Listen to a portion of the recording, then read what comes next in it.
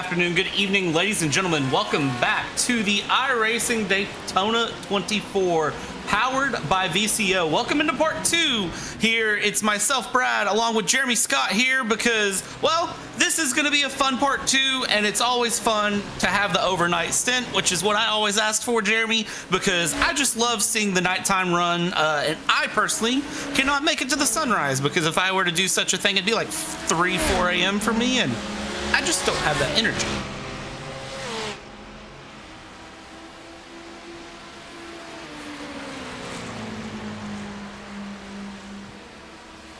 All right, and we're getting everything switched over. Jeremy, can you hear me?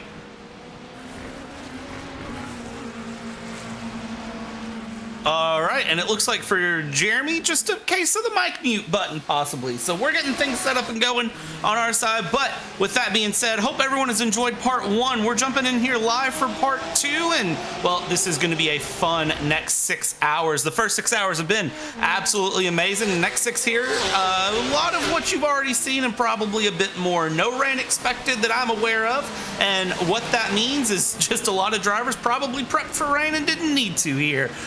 Jeremy, sir, I gotta ask you the $1 million question. Who are you rooting for here?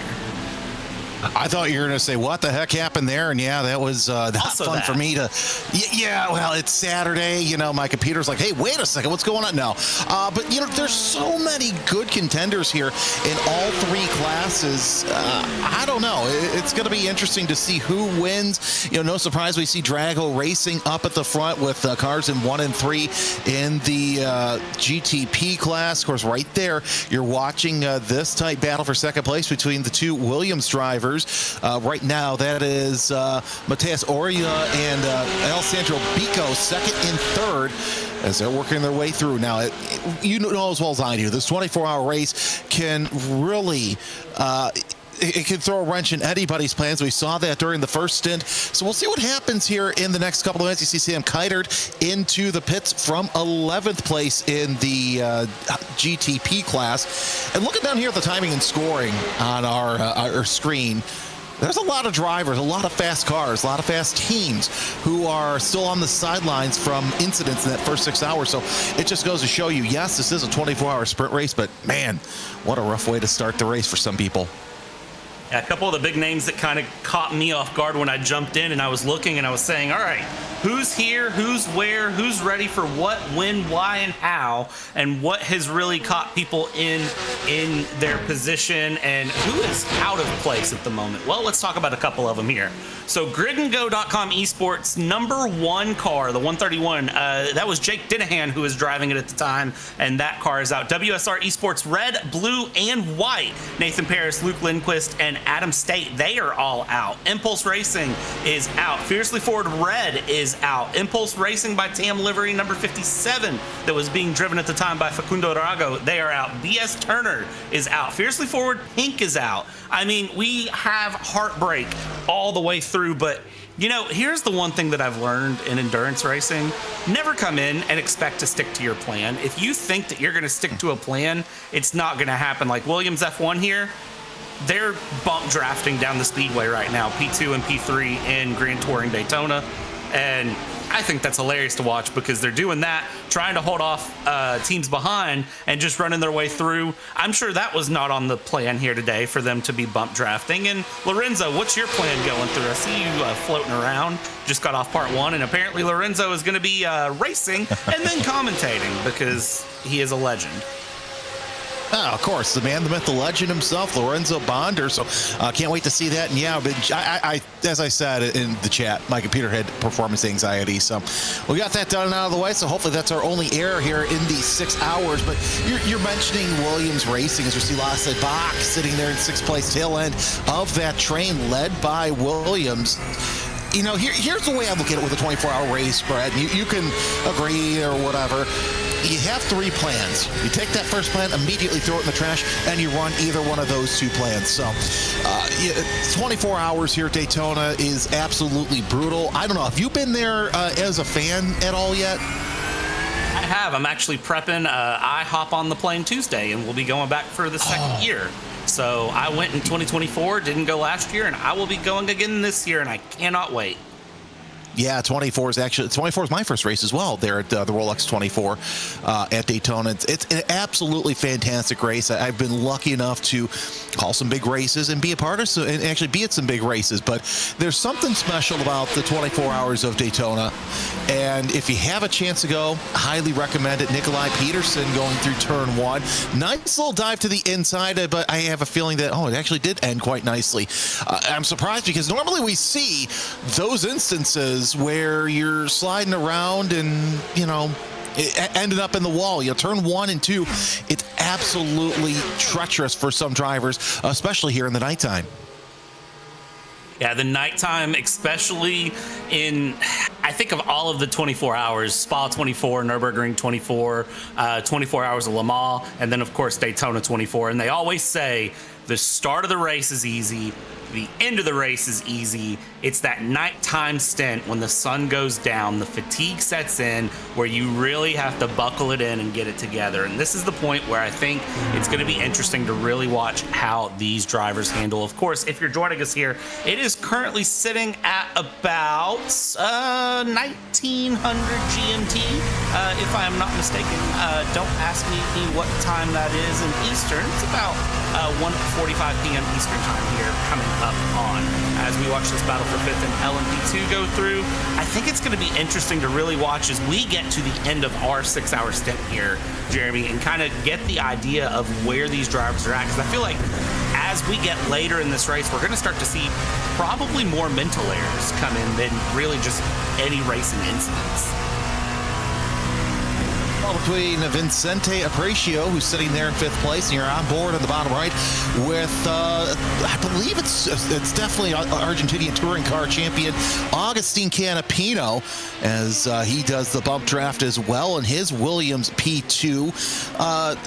Rumors abound that Canapino might be making his return to the Indianapolis 500, and that's something actually the Petmaster TC Esports, and apologize about that, almost looks like a Williams prototype right there, but he's able to make easy work of Aparicio. But going to be interesting to see if Canapino comes to the Indy 500. His past couple attempts, I thought he did pretty well in spite of one of them ending up in the wall. We were actually right in front of where it happened. Oddly enough, the first time my wife actually heard any kind of Indy car or vehicle hit the safer barrier, I warned her when we first started dating. We sat by some safer barriers. I'm like, it's going to sound a little loud. Eduardo Leo coming out of the pits, and it's going to sound like a thong. She goes, oh, no, that's not what it's going to sound like. Sure enough, I think it was either him or Pato O'Ward who hit the wall. She goes, thong. She goes, oh, my God, you're right. Watching BMW M-Team Redline come out of the pits here, I was waiting to see something come up going through, is trying to work through and around as we're going to dial up a good shot here of it, and it looks like nothing too crazy going on for BMW Team Redline. And I will say my favorite spot that I sat at Daytona was the West Horseshoe during the MX5 Cup Race 1 in 2024. That was a lot of fun, and if you've never seen the reaction of someone who did not know about a certain MX5 number 95 that's painted, you need to show them. And if you don't know what I'm talking about, you should go Google it, because it's absolutely amazing to look at. That's all I'm going to say. That's all I'm going to allude to as we watch this battle for 5th in GTD Blue Mercury Esport against Team Alta here.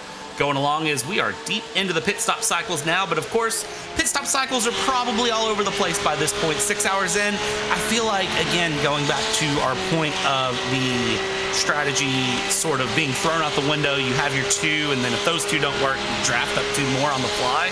That's the fun of this being a team event and having groups. You kind of get into a point where it's, the strategy is all over the place, and we don't really know how it's going to turn out until the very end. Now, of course, here it might be a little bit closer than you would think, but for those of you who are running this with your teams and probably jumping in just to hang out, see what the top split's up to, I know that my guys over at Elbows Out Racing are running. We've got 3 teams that are running across different splits, and so looking at them, I know the strategy's been thrown out the window 5 times already for 2 of the teams. Yeah, several of my buddies running different splits. So I'm getting texts left and right of, oh, this happened, or I did this, or this happened. I know one of my best friends, a couple of my best friends, they're running a prototype with some other friends, and I got a text about 15 minutes before we went to air. Well, we got taken out by a GTD car. So it's just, that just happens. And thankfully, they only had 15 minutes worth of repairs, but you see Porsche Coanda on the screen. That's Dane Warren behind the wheel with the spin coming off of turn 6. And you're going to see that a lot, not necessarily coming down for the banking and onto the apron. That could cause a problem a little bit later on in the race for that Porsche. But either way, turn 6, I think, is one of the most treacherous spots here on this race circuit. You talk about MX5 Cup racing, and I always tell people, if you're going to do anything, absolutely anything, before the Rolex 24, watch an MX5 Cup race. I've had the opportunity to call some at Road America, at the Audubon Country Club. Yes, I'm dating myself there. The first ever race there in 2009. And it is an absolute spectacle to watch 30 MX5s run nose to tail in a pack. Yeah, it's amazing, and it really does give you a sense of the speed and the run that you can get here at Daytona. And it's, thinking about the Roar Before the 24 as well, which is going on, of course, in real life this weekend. The Roar Before the 24, which is meant as sort of a testing session for all the cars. They do that, they make their tweaks, they run into the practices and get ready, of course, for the real Rolex next weekend. And then you have some drivers that are, of course, running the iRacing Daytona 24, and then other famous names that we've already seen in part 1, who I will not re-elaborate, but everyone already knows who they are, that are going to be sitting there and doing, some coaching and some seeing and just checking in on their teams that they sponsor and go through as we go along. And LMP2s are now starting pit stops here, as we have a pit in for the number 90 in 4th place going through. And I gotta wonder, strategy-wise, I've seen some debate here, Jeremy. Some guys I've talked to have talked about double stinting tires, have talked about, trying to stretch it out and whether it's worth it to just take tires when you pit, or if you should double stint tires, if that's saving time. I gotta wonder, for a lot of these teams, how do they really decide that? Is it just driver preference at the end of the day? Yeah, I'm thinking it might be driver preference at the end of the day, because if you take a look at the Rolex 24 in real life, you have I lost my train of thought for a second. During the sun hours, you double stint your tires, but you can get away with triple stinting your tires through the nighttime hours. So that's something to think about as well. Look at this battle for 5th place with Effect Simulations and MapPerformance.com. It's for 5th place. Benjamin Fergero and Vincente Aprecio are in that battle. So Canapino made his way all the way up to 4th. I know just before we came on, that was the tail end of the LMP2 pit cycle. So we'll see if Canapino's running a little bit of a different cycle. That Betmaster TC Esports looking pretty good so far. 4th place in class, 14th place overall. But I mean, I would not be surprised in these nighttime hours to see triple, and some teams stretching it out and doing quadruple. Saw Sasha Lehman on YouTube saying LMP2 doesn't double stint the tires, so that's a little wrinkle as well. Yeah, so every time you come in, you're getting 4 tires, you're filling up on fuel. And watch the entry into the pits here. That is a area that I have always said, practicing your pit stops, it's one thing to do it, go out and run 3 or 4 laps of practice and come in and simulate a pit stop, right? But it's another thing when you've had 6 hours of the car running, you're on the nighttime end, and you are just absolutely gassed. You are exhausted. The car has been running, again, 6+ hours now, plus usually teams have about a couple hours before the race where they pit in and they get things together and they run some practice stints and some runs and practice driver changes, as we have ME Sports. The bus stop, not ideal. How did another car not get taken out in that? I don't know. That was impressive and also heartbreaking. Yeah, very heartbreaking. And also that they didn't end up with that safer barrier off the super stretch wall. So, and we've seen that since the latest refresh of Daytona. That was Matt Caruana. So Caruana having a rare issue through the bus stop, but really the bus stop knows no person and leaves no trace, because you see how many drivers since the refresh from the bus stop to what is now known as the Le Mans chicane, a lot of drivers have gotten caught out in some very, very fast ones, like we saw Caruana having the issue. And we're in the heat of the LMP2 class. Alex Noe, Jordan Johnson, Daniel Ferguson, all in the pits. So, yeah, the bus stop, you really got to take that quite easily as we see this battle for ninth in GTD really taking place. Well, look at that. Who was that dove down? Was that... I think that was Canapino who decided that he was going to take it. Yeah, it was. He was your class leader in LMP2, but he decided he's just going to get out of this GTD traffic and make his way into the pits. That's another thing that'll influence your pit stop time and strategy point is this traffic. I mean, if you are Canapino who's coming up on a big group of GTDs, I mean, what would be the point of staying out and fighting through for another lap when you just go a lap early and go in? It's not going to hurt you that much in the grand scheme of things. And honestly, that's one of those, give and take as it goes. One of the things that I find interesting right now is that I saw someone ask if this was Porsche Cup or if this was GTDs, and well, here's some Mercedes on the screen for you, and a Lamborghini. I'm just saying, Porsche is a popular car. Mercedes is fun to drive though, and the Lamborghini doesn't get shown nearly enough love in my opinion, but it's a great car. Yeah, no, I totally agree, because there's a series that I do that you know as well as I do that is jokingly called the Mustang Cup because of how many drivers use the Ford Mustang because of the BOP. And really another car that I don't think gets enough love, even though it's starting to get its meteoric rise within the GT ranks, is the Aston Martin. Since the Evo came through here in the service, it's been an absolute workhorse and has caught up to the likes of the Mustang and the Porsche. But then again, you take a look at how many Porsches there are in real life in IMSA, and it's no surprise that you see so many Porsches. It's because they last very well here at Daytona. Real quick housekeeping, Abel Torres now in that number 42. So Augustine Canapino taking his time off, and Nikolai Peterson holding off Jonas Rutten there, turn one, as you see some of the faster traffic not right behind. Also, another car you don't see too much in GT racing these days is the Lamborghini. Right now, that is being occupied by, as I take a look at my map, Dino Filippa. So Filippa in the number 13, sitting in 12th in class. Yeah, great run there for Dino Filippa, 12th in class in the SDR Sim Racing 775 here, going through and having a great time. Number 13 car, number 12 in class. It's almost like they planned that, but I'm sure they didn't. But again, anything can change with 17 hours and 52 minutes to go. We could blink and all of a sudden this Lamborghini could be in first place. You never know with Daytona. I mean, I think back with endurance racing all the way through to the 24 hours of Le Mans and Toyota's heartbreak on the final lap. I know that is something that just kind of proves the race isn't over till it's over. So the one thing I will say is don't give up in an endurance race when it's going through, because you never know how these things are going to turn out. As we look at Drago Racing's number 68 Lamborghini here that has a very nice sharp paint scheme on the front. I feel like everyone's inspired by Rexy anymore and really just tries to emulate that Rexy and Spike look as we have. And again, I say this, AO Racing, give us a hypercar. Come on, we're way behind the times now. I actually know PJ Hyatt. Funny story about that.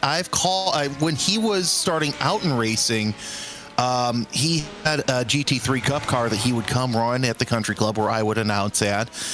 And to watch him start out, and I would say within the first half of a season where he won his first race, I pulled him aside and I go, you're really doing quite well. And I don't normally see this kind of rise throughout the season. And he very humble. He said, "Oh, thanks." And then to watch him go from that to where he's at now and running multiple worldwide programs. I know sometimes I'd run into him in the Radical Cup paddock. And you can't be happy for somebody who is such a great person. And Eduardo Leo, who just came out of the pits about a couple minutes ago, pulls off at the International Horseshoe. Not sure what's going on there, and slowly gets back. So I think some problems for the Team Redline BMW prototype, and yeah, they're having some big issues. But either way, Leo with the power reset and back underway. Yeah, I'm really happy for PJ Hyatt to see all the success, and get a little tired also of the Redditors with the cease and desist joke. I mean, look, I understand. And I see both sides of the coin when it comes to this whole Rexy cease and desist, but come on, let's all have a nice little breath here. I mean, we're all wound up. Let's just take this sport for what it is, and if somebody gets the toe out of line, whatever. Yeah, I agree with that one, going through and around. Checking back in here in the Grand Touring Daytona category, the GTD category, and I'll tell you what, I've been trying to work on saying GTD and not GT3 here over the past couple of weeks. So if I say GT3, just know I'm talking about GTDs. Virtually the same car, slight differences in terms of the runs and specs here, but not enough that you're ever going to truly notice the difference. It's Dort Esports, Maniti Racing, and SDR Sim Racing running 9th, 10th, and 11th currently as they run through here nose to tail. Not as nose to tail as Williams F1 up in P2 and P3, as they have been bump drafting time and time again with this 9th, 10th, 11th place battle. I mean, this is not teammates bump drafting. This is a genuine racing for position as they go through and continue along here. Coming up out of turn 6 onto the Daytona Super Speedway here through NASCAR turn 1, NASCAR turn 2,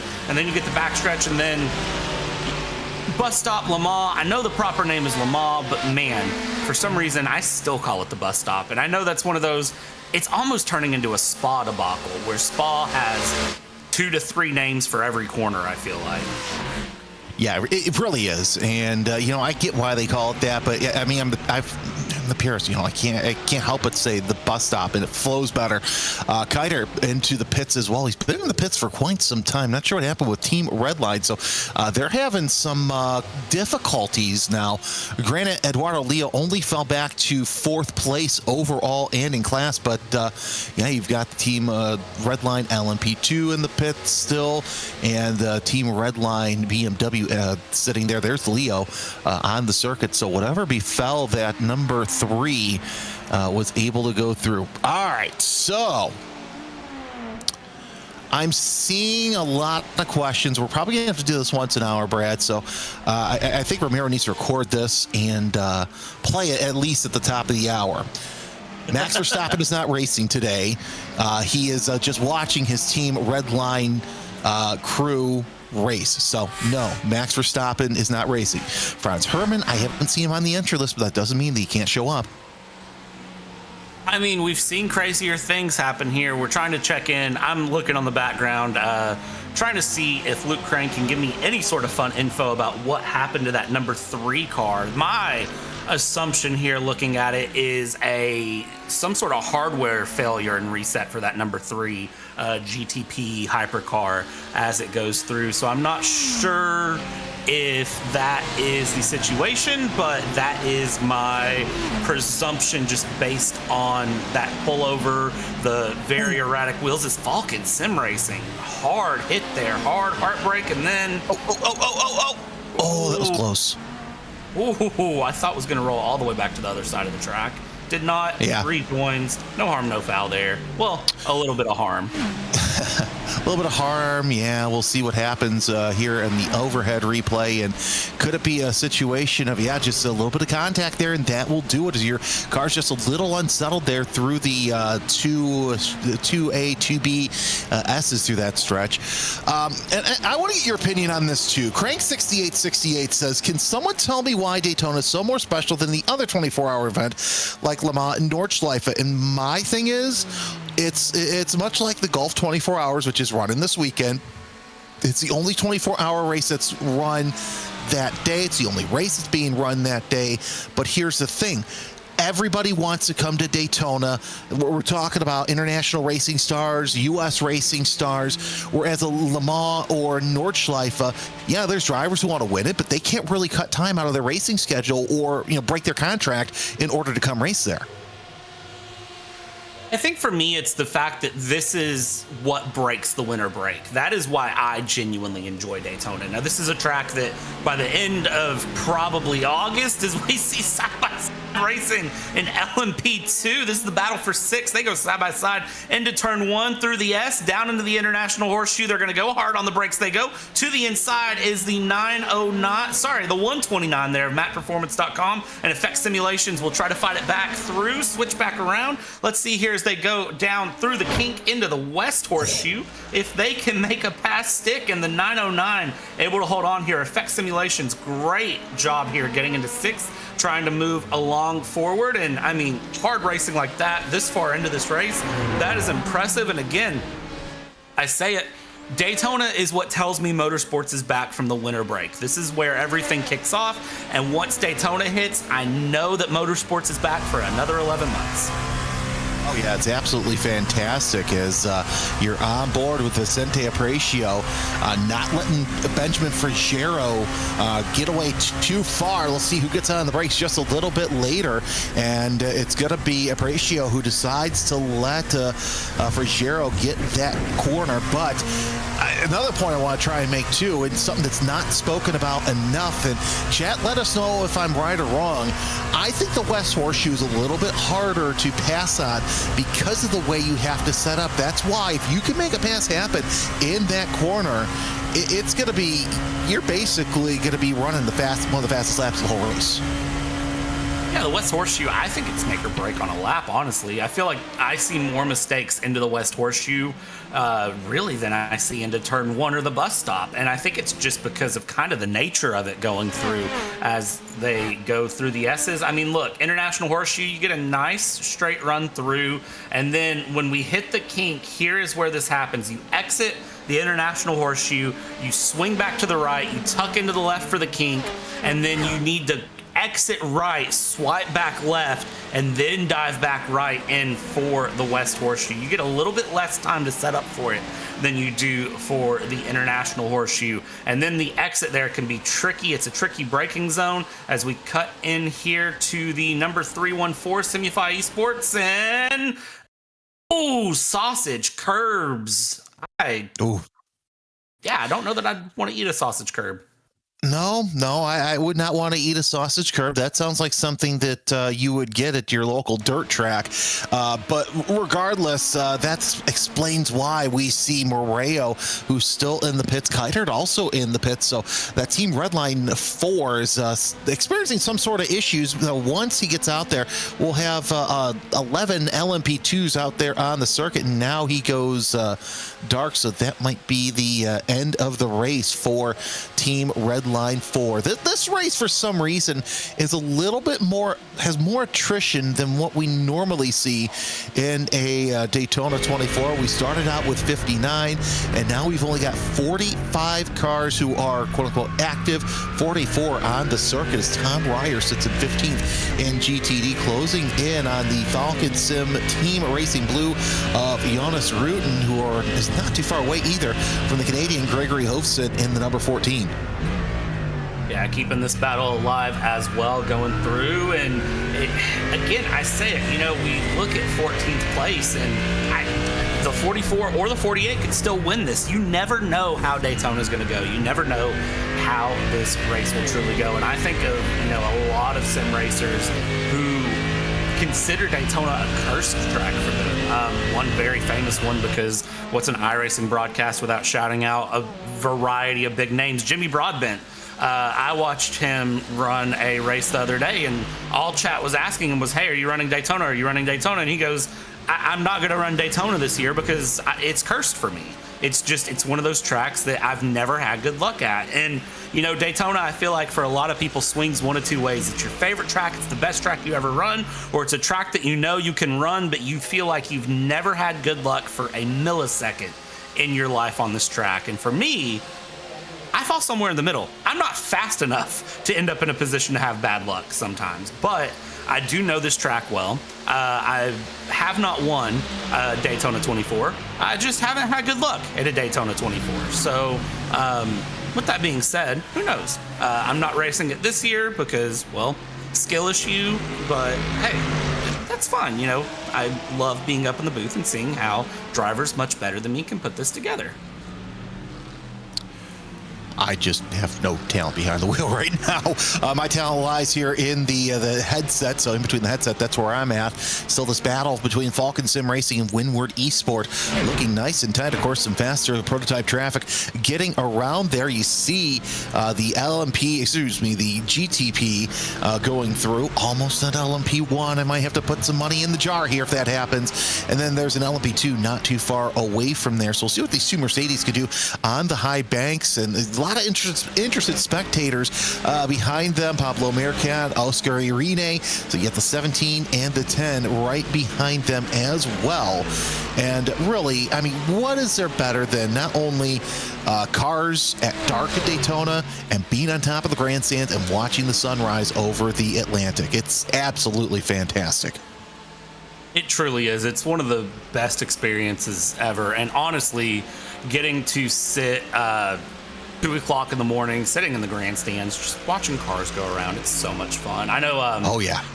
When I was there in 2024, I got to see the fireworks under a pace car, which was absolutely wild to see. And then if you've never gotten to ride that Ferris wheel, definitely worth it. And yes, I am very biased. I love Daytona and genuinely love this track. So it's one of those that I would say if you have an opportunity to go to Daytona, take it. But really, if you can go see any endurance racing, it's just, this is a different style of racing than, say, like NASCAR, Formula One, IndyCar, those sort of events. It's a very different feel, a different environment.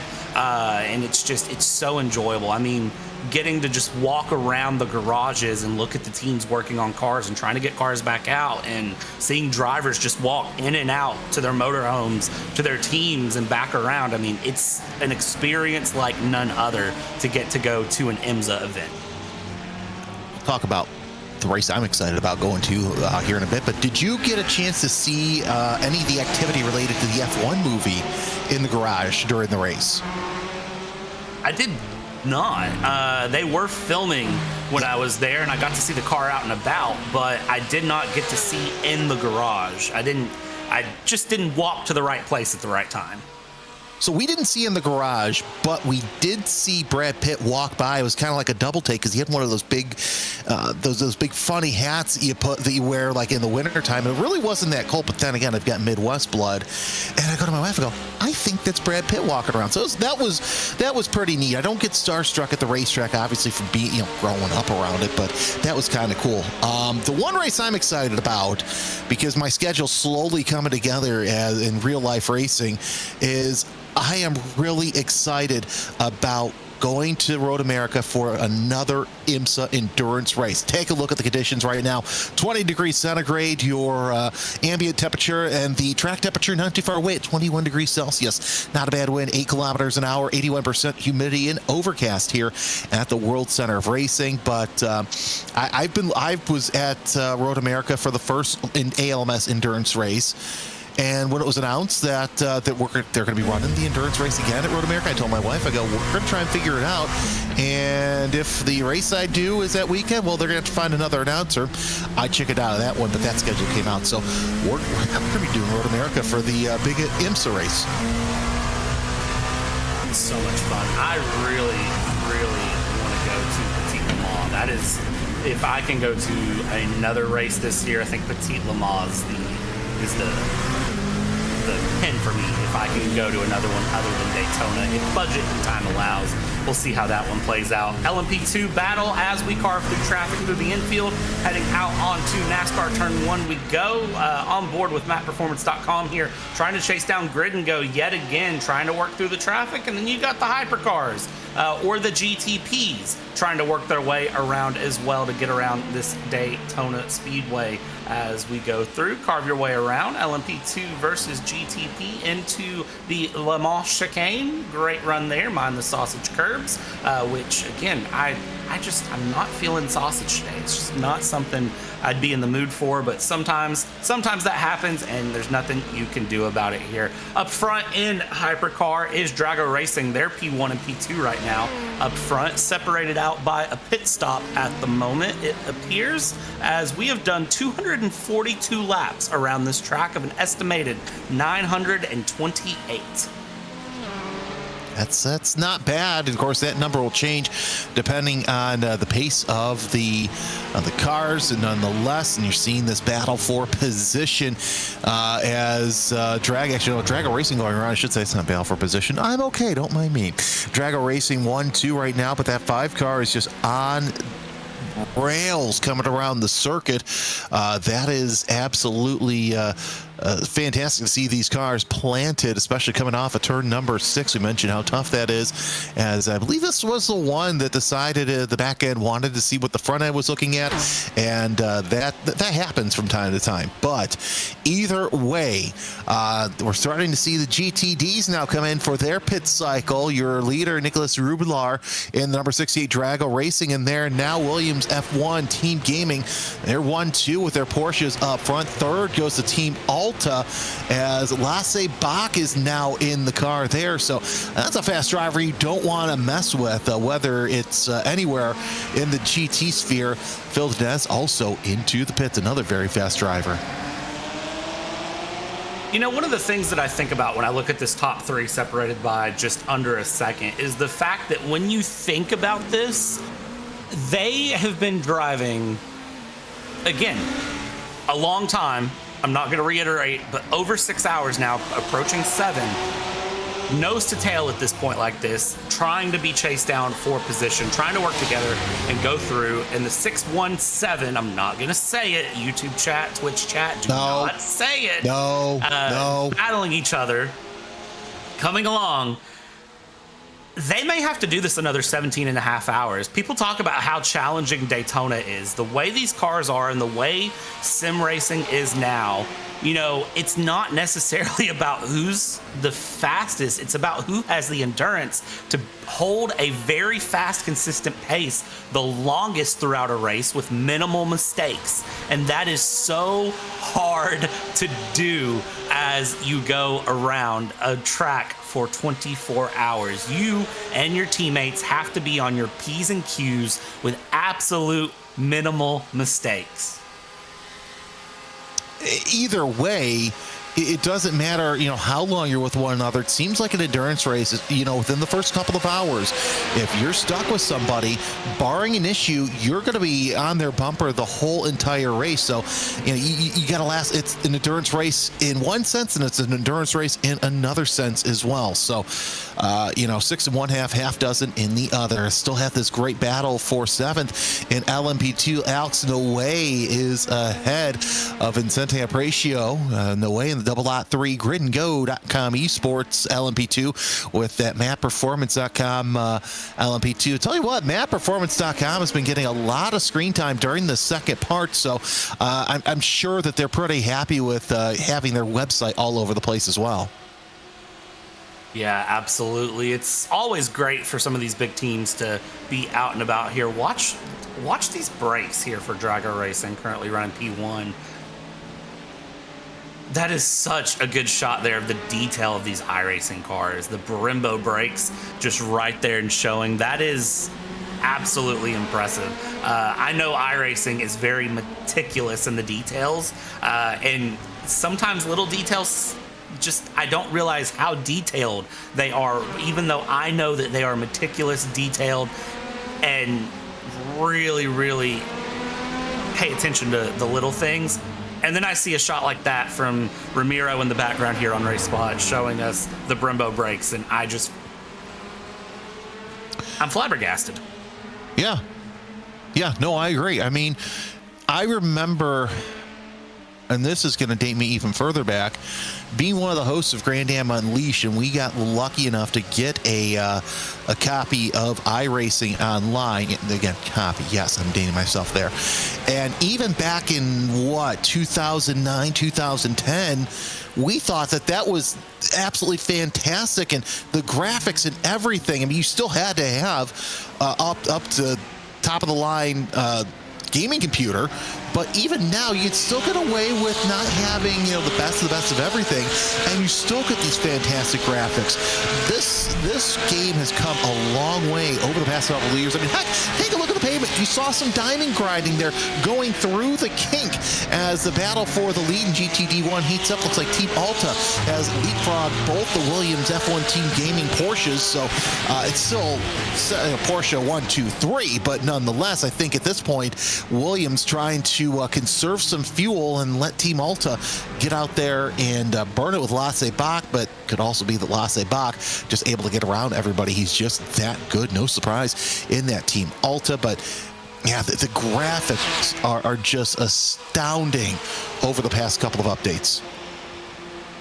Team Alta astoundingly going for a 2-for-1 down into turn 1, which I did not expect. Will Team Williams here return the favor going into turn 1 this lap? Sometimes you see that, sometimes you don't. I'm kind of with you, though. I think for Williams, F1 Team Gaming there, both the 6 and the 1, they're probably thinking, all right, we'll let the 7 go through and not worry about it, and we will just hold our own race. Looking here at the stints they have ran, I mean, they are very well looking into similar stints, but Team Alta has ran 2 laps longer currently than Williams F1 team as we go down into turn 1. Deep dive here for everyone, but they all hold along, and hey, if you can save a little bit of fuel and just run the draft, you know what, do that. They've probably got the crew chiefs in the background and the teammates all crunching the numbers and saying, hey, how much fuel can you save? How long can you stay behind? Because over the course of an endurance race, if you can save a pit stop, you save, a pit stop's worth of time, which is about a minute 15 to a minute 12 here around Daytona. So if you can save a minute in a 24-hour race, that's about a lap of time that you can save here around Daytona, which is very, very impressive. Half a lap to a lap of saving can really go a long way in the end. Oh, that was a nice little block there by the 7 to not let the 2 around. Lasse Bach knows what he's doing. Dries Van Langendank goes around and gets around that GTD traffic, and the Drago Racing number 2 trying to make his way around. He's actually 20 seconds behind his teammate Nicholas Bowe in the number 5. So either way, Drago Racing 1, 2 Coanda Esports sitting in 3rd. And then you've got the 2 BMW M prototypes up ahead with Redline 3 in 4th, BS Competition in 5th. And Brad, you were able to find out what exactly happened with that number 3, and it was something that we've seen more and more these days here in the service.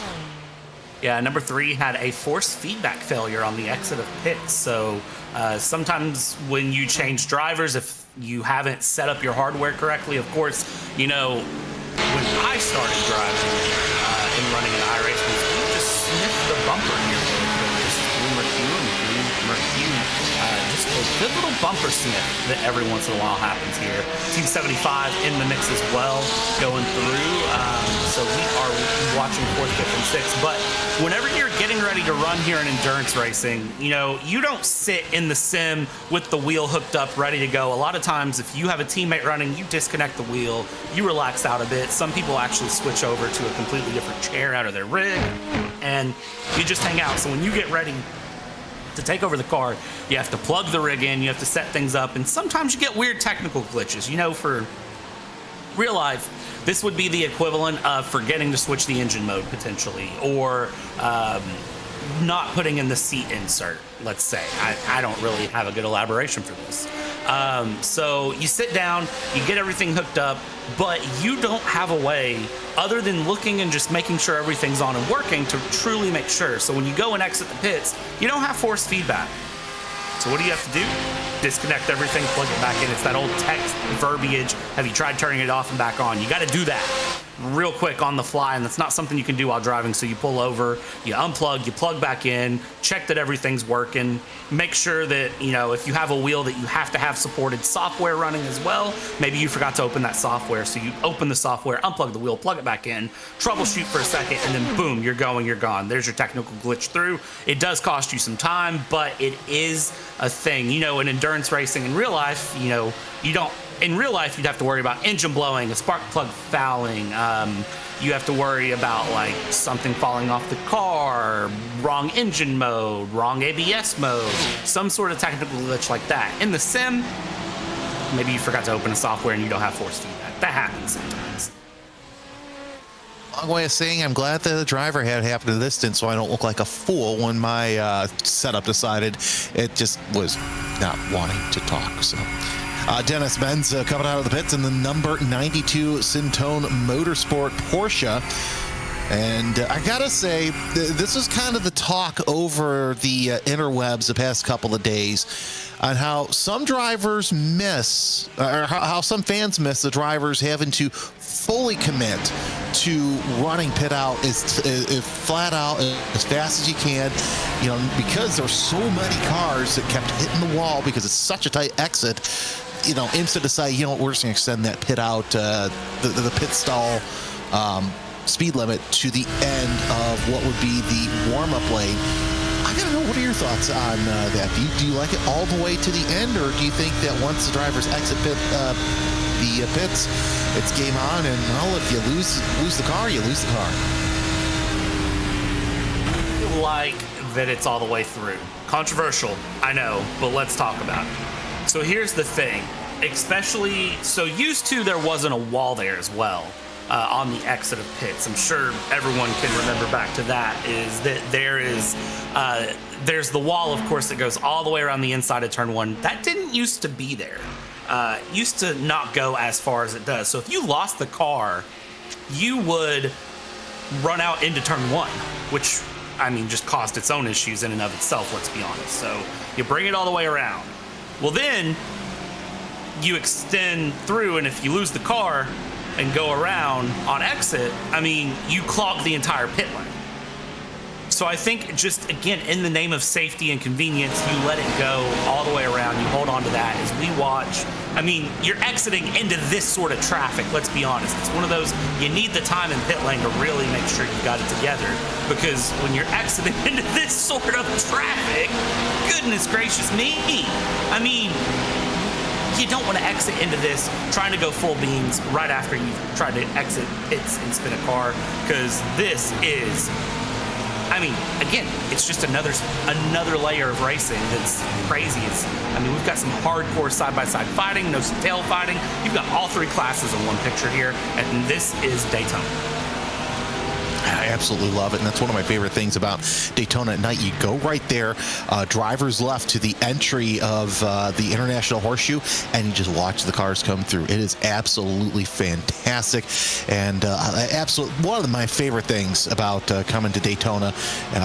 Again, I've only been there once for the Rolex 24, but I've been there multiple times, so you know, it's... Again, if there's one race you need to go to once, it is that race here in the States. Still watching this GTD battle, and now we're starting to see the LMP2s come into the pits. Sven Hasse, you don't normally see the 004 Grid and Go car down near the bottom of the LMP2 class, but that just goes to show you that this part of the race, you know, anything can happen. See Hasse still in that car, Moretto and Bach in for GTD. Patrick Heinrich is now getting into the 004, so some teams are going for some driver changes, others deciding that they're going to double or triple stint their drivers for this race. Of course, you only have, what, 3-4 drivers? So strategy with that comes in. You see the bottom right-hand side of your screen, and those are your deltas. You got 70 seconds. Doesn't matter what kind of car you have, but remember, the GTDs, they can go much longer on a stint than any of the prototypes. Yeah, looking at the pit data down here in the bottom, 24-hour race length, again, looking at about 900 laps, estimate of like 930 right now. We may see that change a bit. 55-mile-an-hour pit road speed is slow compared to 200 miles an hour going around the speedway. Pit road delta of 70-ish seconds, and then, of course, that pit window every so many minutes. We're looking at GTDs about once an hour, GTPs a little under once an hour, and then LMP2s about every 40 minutes. So every so often, you're going to see pit lane get extra busy with all the cars in at the same time, and then every so often you can really just distinct when the classes go. And then of course, if you decide to pit off cycle, I mean, none of that really matters to you. And again, if an incident happens, it throws you off cycle, your goal isn't really to get back in cycle. Your goal is to get to the end of a 24-hour race. And I know we talk about people winning and everything, but I think just finishing this race alone is a testament to itself.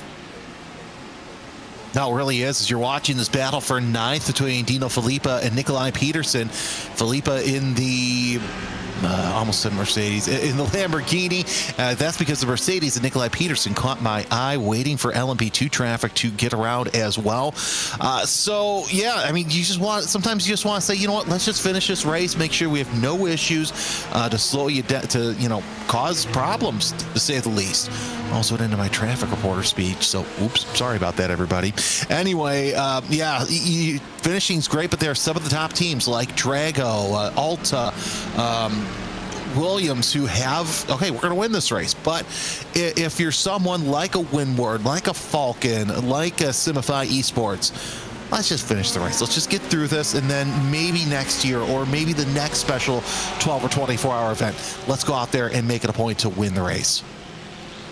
I mean, it's one of those that, you know, it's a long season, and we know that a lot of these teams that we see, we're going to see again and see in nearly every special event that is run. And I mean, there's a lot of special events that are going to be coming through this season, let's be honest. If you haven't looked at that, of course, iRacing.com/special-events, and there are tons of them going through. So I can't wait to really see how they go, because this is just the first special event of the year. Again, Daytona kicks it all off, and then, you know, we go crazy from there. In just a couple weeks, well, not a couple weeks, it's about a month from now, it's of course the Daytona 500, where Daytona takes center stage again. January and February are just Daytona months, and that's just how it is and will be. And then the next big team event is the Bathurst 12, February 20th through 22nd, 12 hours around Mount Panorama, which that's a track that, don't even get me started on. That is a track that I cannot get a clean lap in to save my life. And it's,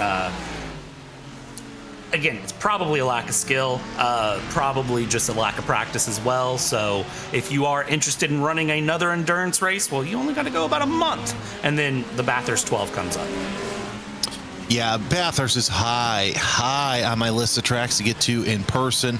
I've been able to notch off a couple. Actually, I'm notching off a bucket list track later on this year, which I'm really excited about. But yeah, Bathurst definitely want to get there, and I think I want to go for the supercars for the 1,000. Not necessarily the 12-hour, but if I end up there for the 12-hour, that's not the end of the world.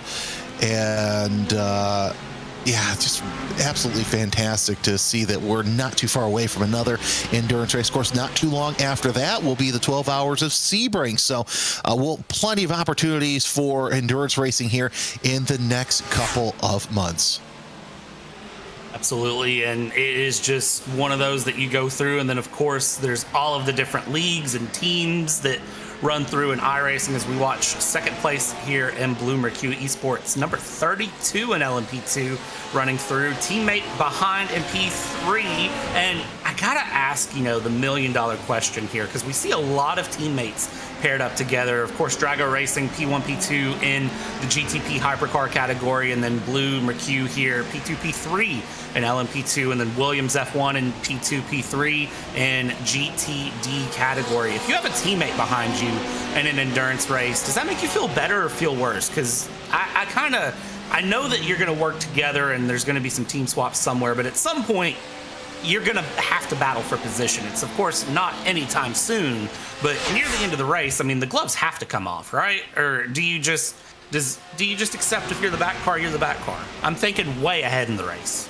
Yeah, way ahead in the race. If you're the back car, you know, that's what's like, you know what, hey, let's just try and get at least one of these cars in, and chances are it's going to be the lead car. But at the same time, if you get to a certain point, I would think that you would say, you know, say discretion's better part of valor. You go ahead and try.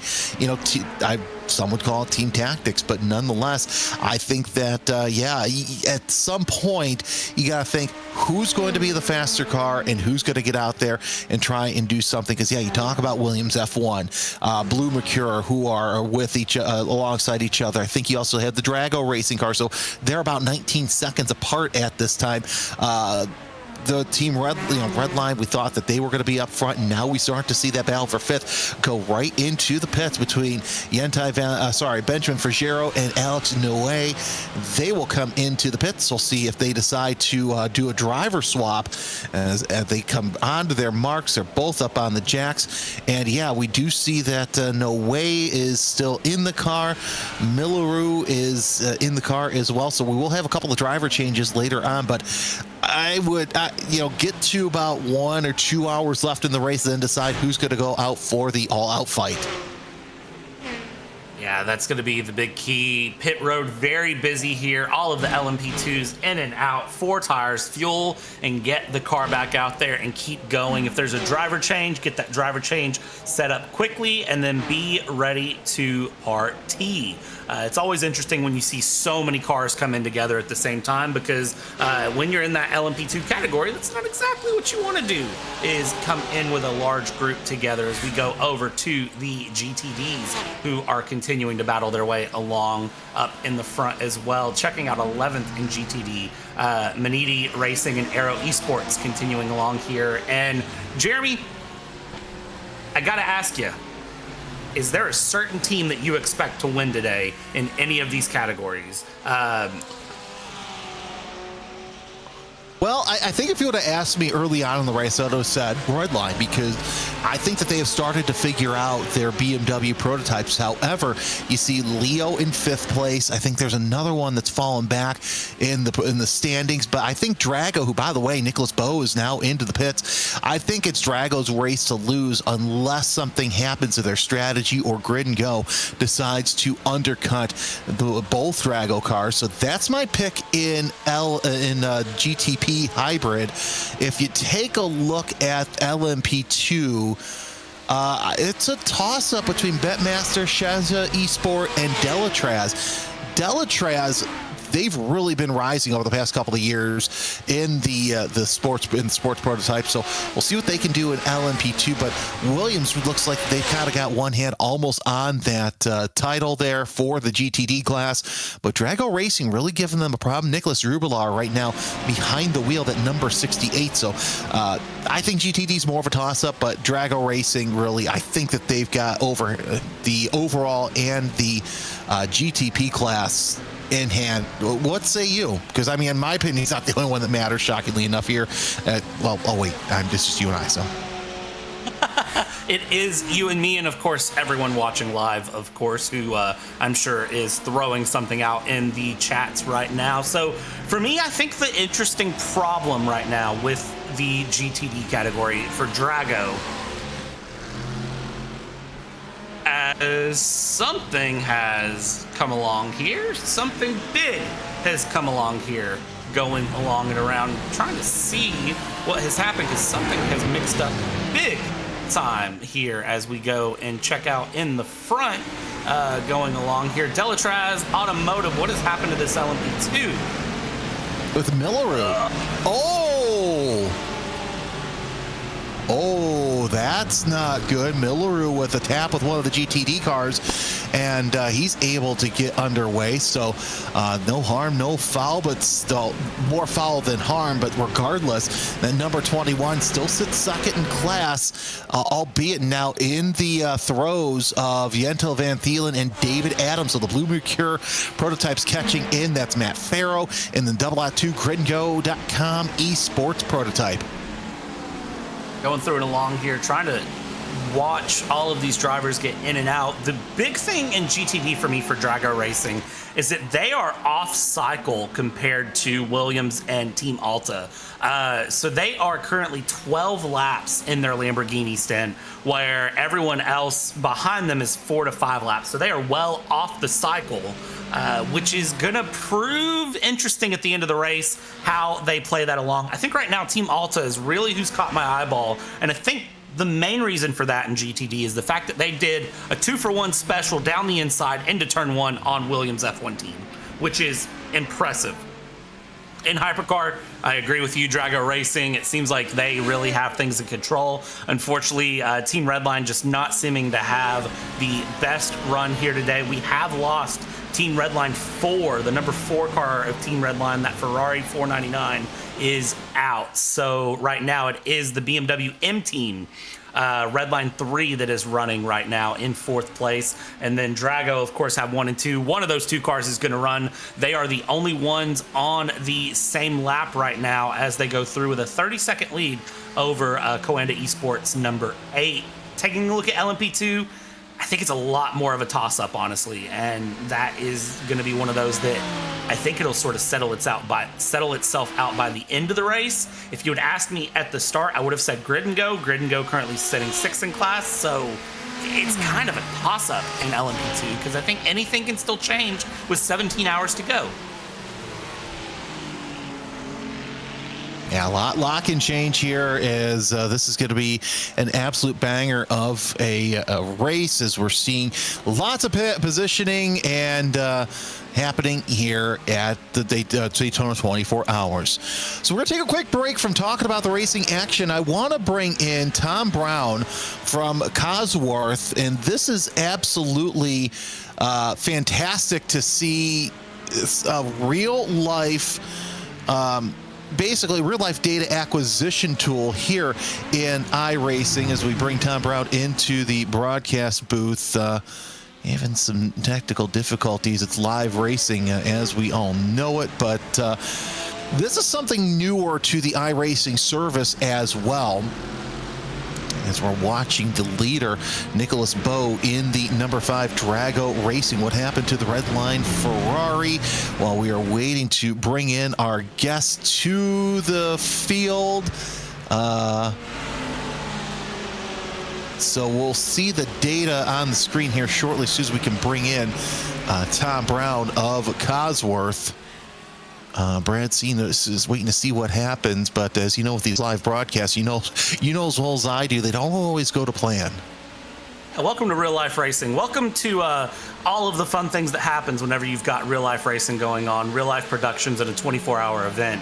So of course, you know, we're not eating chocolate cake here at the booth. Sometimes things get wild here, and of course the fun of RaceSpot is things always go excitingly well here on 24-hour runs. So we keep things buckled in and true along. What happened to the red line Ferrari? Your guess is as good as mine, because I just know that they are not there. And the teams that we've lost, we touched on this earlier, but now we've gotten about an hour under our belts here in the booth and a little bit longer. So we have lost Team Redline 4, the Ferrari. We lost Fiercely Forward Red.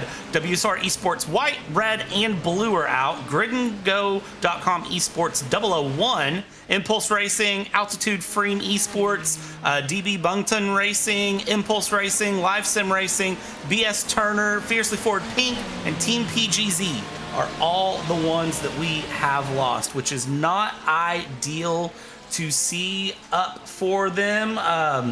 But you know, again, it's the nature of endurance racing. Unfortunately, it doesn't go your way. And, you know, I know with one of the teams that I support, one of my group of guys over, shout out Elbows Out yet again, they tried to run a stint, got taken out lap 1 and absolutely destroyed, and it ruined their race. Thankfully, everyone was available to sign up for the next round, because with the special events with iRacing, they don't just run the one set time slot that they run a few to help accommodate all time zones and all groups and make sure that everyone has a chance to run. Well, it also helps too that they're able to do that because if you remember early on when they really started the special events, it all started at the same time, and there goes the servers, you know. So it's great to see that iRacing has decided to do something like that to kind of make life a little bit easier on everybody else as you're watching this battle for ninth really heat up. Of course, there's some prototype traffic right behind. I do see Abel Torres within the mix there, and I think that Abel Torres is, no, he's 11 seconds, 10 seconds behind and David Adams. That's some out of prototype racing right there, heading into the infield portion of the program. But either way, it's it's great to see that they have different stints and even different weather. I got a text from one of my buddies saying one of the split that they're in, it's the fog's getting thicker over there in Daytona. Yeah, it's very, very interesting to kind of see how the weather works. I know when you prep for Daytona, you're told to expect 4 seasons in a day. And of course, I'm from Kentucky, so we get 4 seasons in 4 hours sometimes here. So that is something very much. But it's so interesting to think that you are in Florida, but it can get cold. It's currently mid 60s there Fahrenheit, which is around 19, 20 degrees Celsius. So if I'm wrong on that, I apologize. I am trying to get better about Celsius. So we are, of course, watching to see where that goes through and how that affects things. It, of course, makes the car handle very different compared to how it will at other tracks and other runs. And of course, you have to handle kind of all weather conditions in a 24-hour time stint. So you need to be able to handle the start of the race when it's 80 degrees and sunny and beautiful. If it starts raining somewhere and it gets windy, you've got to handle that. You got to be able to run through in the nighttime and run when it's nice and cold and dark and the track cools all the way down to match ambient temperature. And then when it starts heating up again, getting through that transition, you got to be able to handle that on the car. And then of course all of the team has to agree on the setup. It's a whole process. Again, I can't undersell how difficult the Daytona 24 truly is. And again, I know that for some people all they hear about is the Daytona 24, and it becomes one of those like, oh, okay, you're just biased. You're a Daytona fan because you live in Daytona or this, that. You've been to the real race, and that's why you think it's the best. No, it is just very, very challenging as we get the SDR Racing Twitch stream up. Look at what they're looking at right now and how it's going for them. Well, and of course, also you have to think about too. When was I think it was the last Grand Am sanctioned 24-hour? Remember, they had a 10-hour red flag for fog because you had the marine layer that came in. The ocean is a lot closer than a lot of people think, so that kind of affects the weather. Oh, look at that 3 wide! Oh boy, that was fun. That was fun. But either way, it we had some they had that red flag. A couple of years where there was a red flag. There was one year during the war where it snowed a little bit down there at Daytona. Imagine that, seeing the snowflakes at that racetrack. So there's such a challenge to winning a 24-hour race here at Daytona. Everybody's like, well, Le Mans is more prestige. Yeah, but Le Mans is spread out over how many hundreds of square miles? Le Mans is a very long track. It is interesting to see how that goes. Watch this dive here. Are we going to get a turn 1 dive to the inside? Not yet. The Mercedes decides to hold position there. We're not going for anything yet here. 13th and 14th in Grand Touring Daytona as they go along, continue along. Lamborghini, of course, the beautiful 5 headlight setup technically, because they have a weird LED light bar in the front, which I kind of enjoy. It gives them a unique look going through. And then, the Mercedes with the big bright Mercedes logo right in the center of the grille.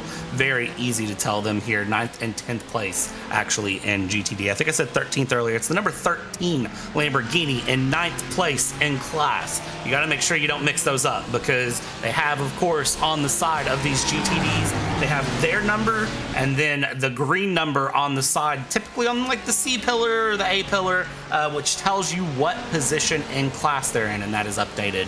So sometimes you can look, and if you just catch a glimpse, you can mix those numbers up. You got to be careful to not do that.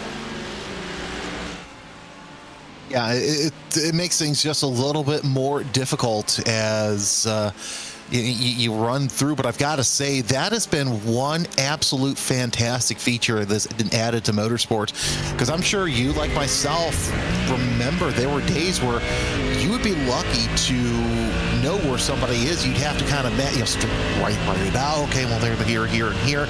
And then ALMS came out with the leader light system, which at the time was just 3 lights. So it's like, okay, you knew who was 1, 2, and 3 in class. You didn't know where anybody else was in class. And then they came out with this digital number board that eventually was in open wheel and sports car racing. Now it's just in sports car racing, but I think these number boards are fantastic, not only for us, the broadcasters, in real life, but it's also fantastic for those who are trackside as fans, because you can kind of see, it's bright enough sometimes where you can kind of see where the driver is in class, but it makes things a little bit more fun. You can kind of see, okay, well, these guys are in battle with one another for the class, position. Oh, this is the battle for the lead. And even if you're trackside enough to see the pits, you get to see how long the pit stop is that's going on as well. Yeah, which is really cool to get to see. It's very much different than what you would expect going through, but it is fun and enjoyable. So, and it gives a better sense of what's going on. That's one of the things that I hear a lot of people say they have an issue with, is when they go watch real life racing, they don't really know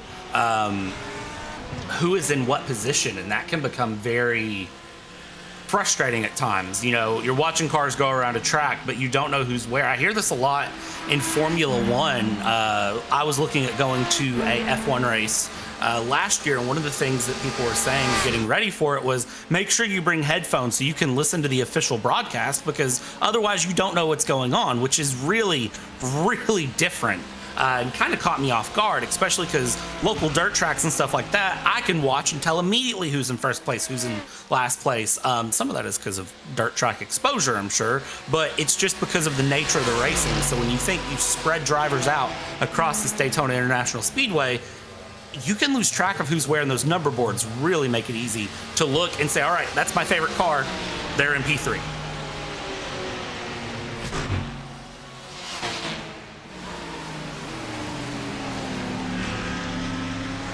Check it in here, under 17 hours to go. We've now hit the 16-hour, 59-minute-ish mark to go here, and well, as it stands, Drago Racing still running P2 in the GTP Hypercar category, with Coenda Esports in third. Back in LMP2, it's Ceza Esports with Delatraz Automotive by Majors Garage, and then Blue Mercue in third. And then, of course, in GTD, it is Drago and then Williams F1 Team P2 and P3. Look at the shot of the bus stop. Ramiro, you are a legend. You do it yet again with the beautiful shot showing just how challenging this Le Mans chicane is to go around, which I called the bus stop yet again because I can't figure out why I keep calling it one name over the other.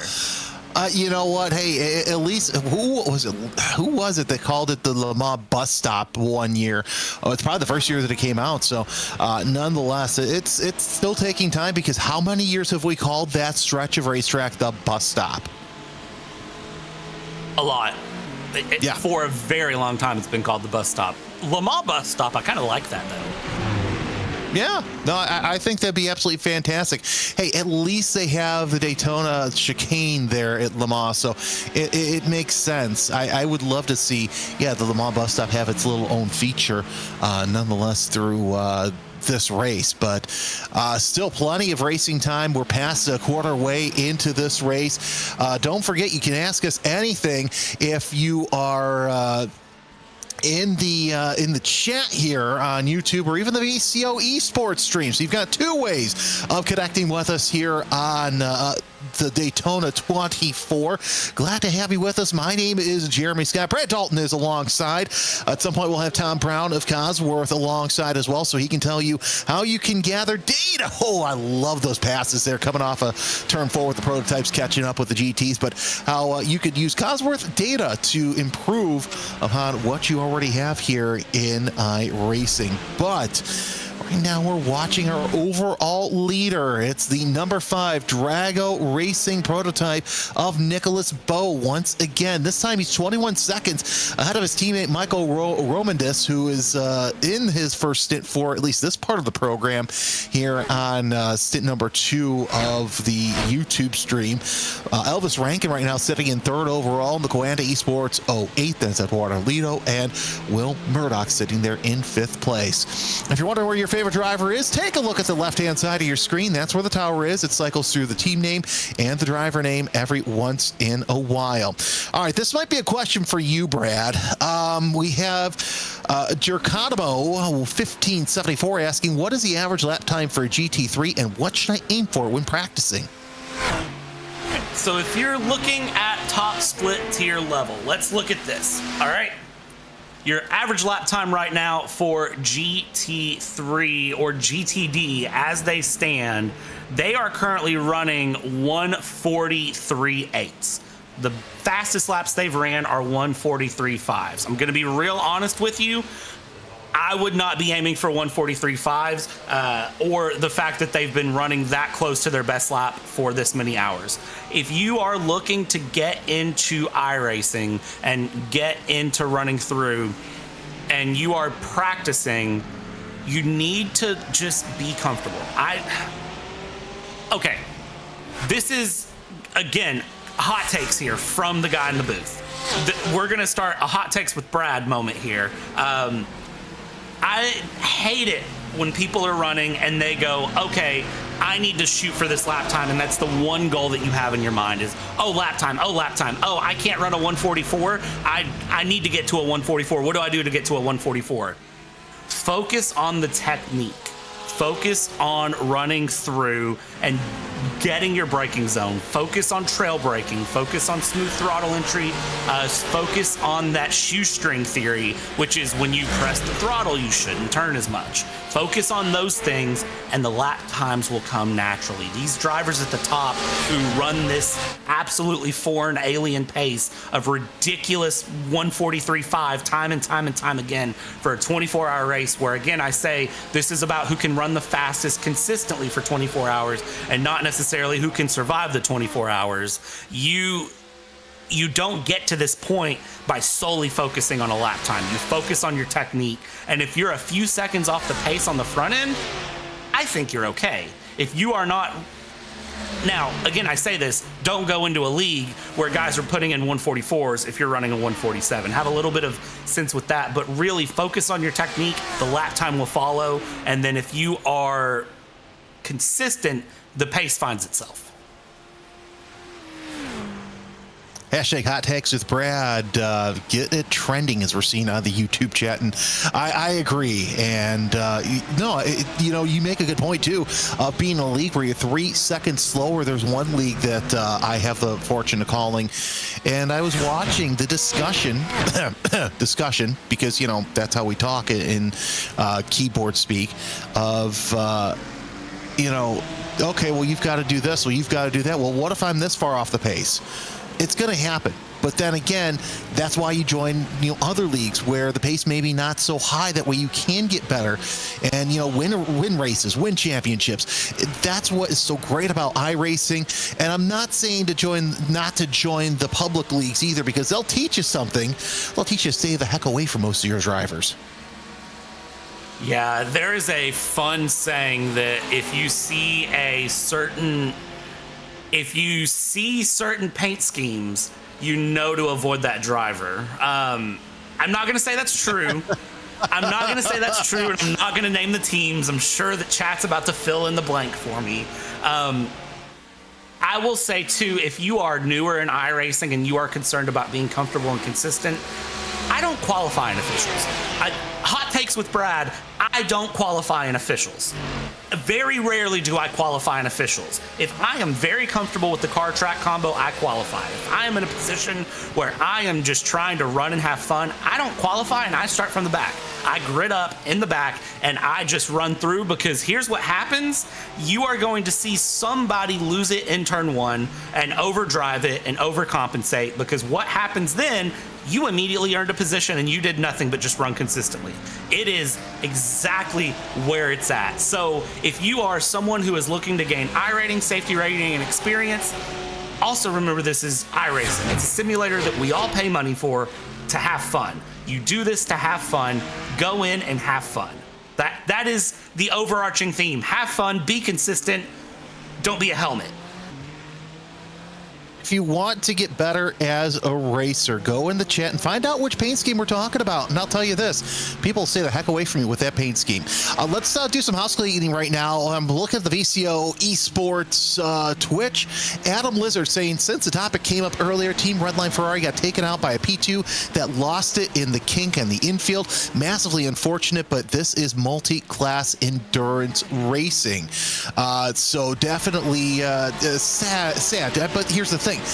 That always happens in the kink because everybody likes to take it 2-3 wide, and sometimes you really can't do that. And we have a saying in one of the series I go to, don't go 3 wide unless you're prepared to stuff it in the fence. That is, yeah. Don't go 3 wide unless you're willing to go 3 wide. Now, if you're running NASCAR, that's not true.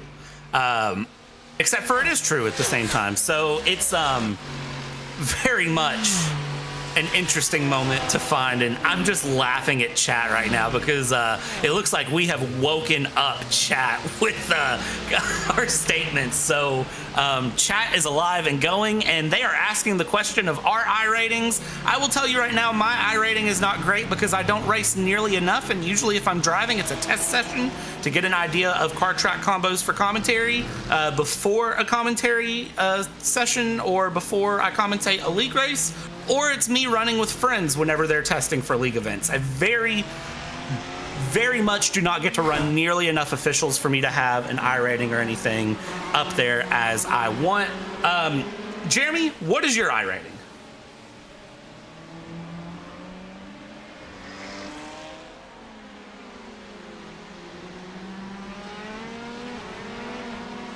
Jeremy's iRating is that. Okay. I love the answer there as we go through watching the battle with Corrington, Millaroo, and David Adam going along here, P2 and LMP2. I have a feeling that, Jeremy, you were looking up your iRating there, if I had to guess, because I believe you are like me and we don't get to race nearly enough anymore. No, we really don't. My rating is so low I had to shake the dust off the bottle. So that's the nature, though. Sometimes we get up in the booth and we get so comfortable and fun in the booth that we don't really get into a position to race near as much. Sometimes we find, at least I do, that the drivers have much higher iRatings than us, 99.99% of the time. So that is just where things land out as we watch here through the bus stop. Delatraz Automotive in second place, trying to work around that 92 Porsche. Gets a good move there, trying to hold off the Bloomer Q Motorsports LMP2 in P3. That is Dennis Menze there of Simstone in P18 in the GTD class, letting traffic work through, going through and along. I thought for a second was going to pit, staying low there. No, just obeying traffic and staying out of the way, trying to be a polite GTD car and stay out of the way of some traffic, which is kind of the nature of that lower class. Make sure you don't end up in an incident with the classes above you, and make sure you run a consistent race here. Weather hasn't changed that much, honestly. No, and that's just the nature of this time of year in Florida. 20 degrees Celsius, your ambient, 21 degrees, your trackside temperature. By the way, look at that humidity. It has gone down as we are going throughout the race. Of course, it is 9:14. Is it me or did we miss the fireworks? I don't think they happen for another 45 minutes, if I'm not mistaken. I think they'll happen with 15 hours to go. It's 10 p.m., I'm thinking it's Central Time. Yeah, it's 10 p.m. You're right. I was thinking Central Time. My bad. Jensel Van Thielen on board here as he is looking pretty good. This gyro cam here on the LMP2, sorry, I get a little itchy about that. I don't think people realize how steep the banking is at Daytona. Again, I say it, if you can go to Daytona with IMSA, you should do it because the grid walk is amazing and you get to walk out on the trioval. Do it because you don't realize how steep this banking is. Yes, no, I totally agree. All right, so now that our guest has stopped hearing the Monty Python hold music, I gave him the intermission music just to keep him occupied because I'm sure watching this and hearing nothing is absolutely ridiculous. Tom Brown of Cosworth joins us, and thanks for joining us. Sorry for the delay. Hopefully you're able to see some of the good racing. Yeah, no problem. But yeah, I've been sitting here watching the stream. It's keeping it exciting, put it that way.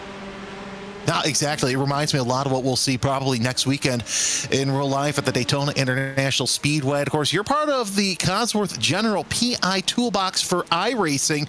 This is a newer function. And of course, if we can go on board with one of the cars, it doesn't matter which one, because I want to kind of show the data that's going on the screen with these cars that are on board. As you see from one of the prototypes right there, the PI box there on the steering wheel. So my question to you is this live? Yeah, so what we're actually seeing is a recording of data. But what we can do throughout with anybody in the race, within your team in a secure manner, so all your data is protected, is you can pick up your team's data or an individual's data as long as you've got access to their IP address and you're on the right VPN with them. You can then watch that data, pull all that information through, and obviously then make decisions. So earlier you guys were talking about fuel strategy and saving and maybe trying to reduce by one extra pit stop at the end of the race. Well, from a strategy standpoint, this is the dream, because you can monitor how much fuel's being used a lap, in a corner, in a straight, how much the driver's coasting. All that information is available to you, and then obviously our tool, PI Toolbox, you can really make full use of that data. Yeah, and let's talk about that. You know, every team has a PI toolbox that uses Cosworth technology. Oh, side-by-side action there for position. A little bit of wiggle. You see that a lot, too, in turns 1 and 2. We'll stay with this battle here, but I've got to ask you, how does the toolbox work with iRacing? Okay, so what we've done is we've taken our real-world tool. So PI Toolbox is something which you'll find every team using IndyCar. It's being used next weekend at Daytona for the real 24-hour. So we've taken that and basically worked with iRacing to build in the ability to read iRacing data format straight into that tool. So you can either run a session and then you can just double click on your IBT file that you get in the telemetry folder and it will open up Toolbox. We've built some very easy to use templates so you don't have to be an expert to get going with it. And then it's up to you as to how far and how deep you take that. And how does this whole program with the PI Toolbox and Cosworth, how does that fit into the landscape of iRacing and their products?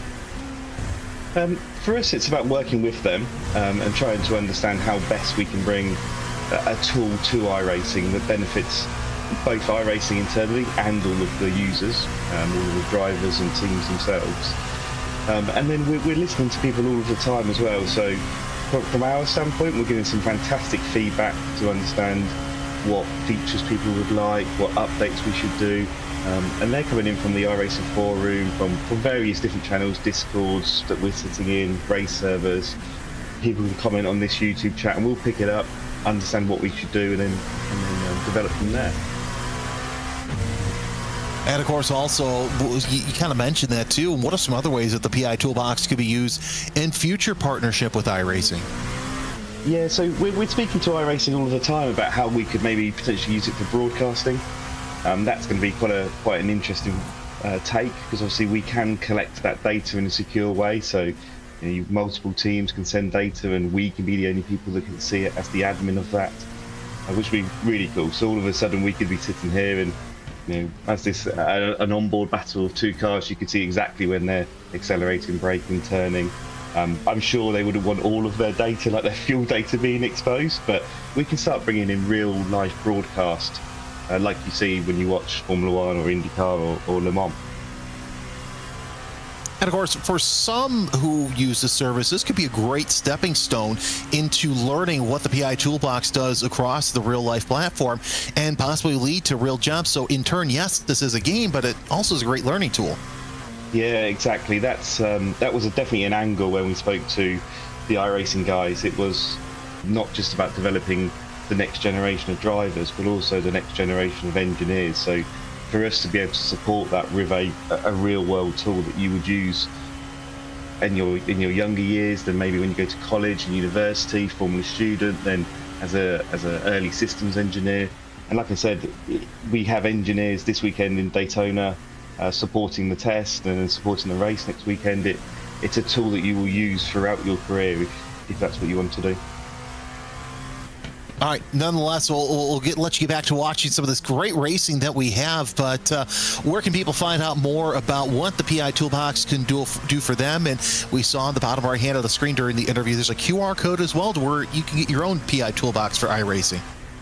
Yeah, exactly. So we have a web page on the iRacing website. So it's iracing.com, then Cosworth PI Toolbox. Or if you go to our Cosworth.com, in the top left-hand corner, there's a login section. You can go in, you sign up, and there's a free version, so you don't need to pay anything at all. Or if you want to unlock a few advanced features, there's a pay-for version as well. It literally is a cup of coffee a month. It's hardly anything, because for us it's more about exposure and getting the right tools into the right hands. Tom Brown, Head of Product and Solutions for Cosworth, thanks for joining us, and what a fantastic product to see that move from real racing here into the sim. Yeah, awesome. Thanks for having me. And Tom, of course, one of the many strategic minds that we have here, who really make this this service so much better with all the technology advances. It's super awesome to get to see how the real life and sim life are starting to integrate. And that's one of those that I know it was talked about in part 1, but I'm going to bring it up again. Think about how many real life drivers also sim race, or how many sim racers now do real life driving. I think about Team Redline specifically. They've started to integrate some of their sim racers into real life. I think about Jimmy Broadbent, who I have personally watched since, really pre-25,000 subscribers for him, who sim raced out of a shed in his mom's garden and now gets to race real life and do all of the fun, amazing things he wants to do. I think about, there's a lot of great stories like that and a lot of great racers that they sim race and real life race, and they talk about the interchangeability that has started to really mend together as the GTDs are now in a pit stop cycle and going along here. This is going to be the exciting part to see really how these pit stop cycles can start cycling through, how things can change. And of course, if you have that Cosworth data, your teammates live during this Rolex 24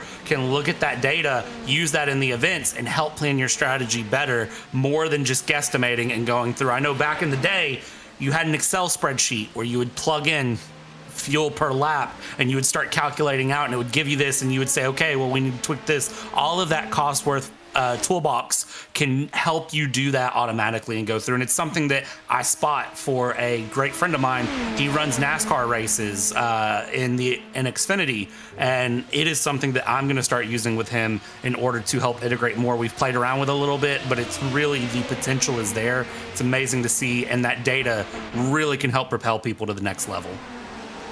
It really can, and it just brings more smart engineers into the fold, because you take a look at up and down, not just the IndyCar paddock, but you take a look at the IMSA paddock, the SRO paddock, as the number 69 Drago Racing Ferrari comes out onto the circuit. They are 20th in class overall, with Daniel Pastor coming out onto the racetrack. But, look, the engineers aren't going to last forever. And, there's got to be a new blood to come in there. And you're seeing a lot of these high schools, they have these STEM programs, and they also have these e-racing programs. So you're seeing the integration now of a lot of this technology to come in. So once the current generation of young sim racers comes in, and if they decide, I don't have the budget to continue my racing career, so I'm going to go to an engineering school, learn how to engineer a race car, and I already have experience with the Pi system. There you go. Win, win, win. So now you have somebody coming in and could be a junior engineer for, a top team, or be an engineer for what we would call a stepping stone team. And now they have all this experience. They know what's going on. So really kudos to Cosworth to bring this Pi system into the hands of these sim racers. Balzas Paya in the Shesha Esports, number 90, into the pits. So LMP2 pit cycle, true in. And again, interesting to see that the GTD and LMP2 cycle is overlapping here. One of the things I am going to say, again, we're going to go back to Hot Takes with Brad for a second. You don't have to be only a race car driver. You don't have to just be a sim racer. You can do the engineering, do the strategy. You can be a crew chief. You can do all these things. You don't have to be a driver to do that. I am not the best behind the wheel, but I can talk about strategy, and I can help, plan a strategy, talk about when to pit, navigating traffic, spotter, all of those things. I'm not the best behind the wheel. That is just how it is. Not everyone is destined to be a top split sim racer. Everyone loves sim racing. Yes, we're all here for the love of the game. Let's be real. But not everyone is destined to be top split. Everyone can practice and get there, but some people will find more fun and enjoyment out of the engineering and out of the crew chiefing and doing everything behind the scenes, spotting. For me, I genuinely enjoy spotting and crew chiefing a little bit more than I do driving at times. Getting to hang out with my friends and help them succeed, that is something I enjoy. So again, this system being there and being integrated is just amazing to see. No, it really is. And it's great to see, and what I love about it is just the human aspect of all this. Yes, you're behind a steering wheel. Yes, you might be behind a keyboard, but we're all human. We're all here because we love the same exact thing. It's motorsports. Oh, look at that. Your top three in LMP2 already coming into the pits. Milleru, Van Thielen, and Adams. So Deltraz, Blue Mercure 2 and 3 all in the pits. We'll see if they decide to go for a driver change. We're watching the Deltraz LMP, and so far, Miller is going to do another stint, and that gives the number 42 Betmaster TC Esports of Abel Torres a chance to come in and actually take the lead as more prototypes are coming in for their pit stop.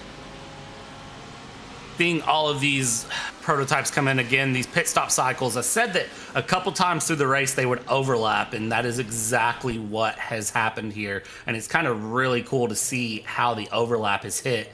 I am very, very interested in this, going through and seeing how that overlap plays together and comes through, because it can mix up traffic in ways that you just don't expect and make things really, really exciting.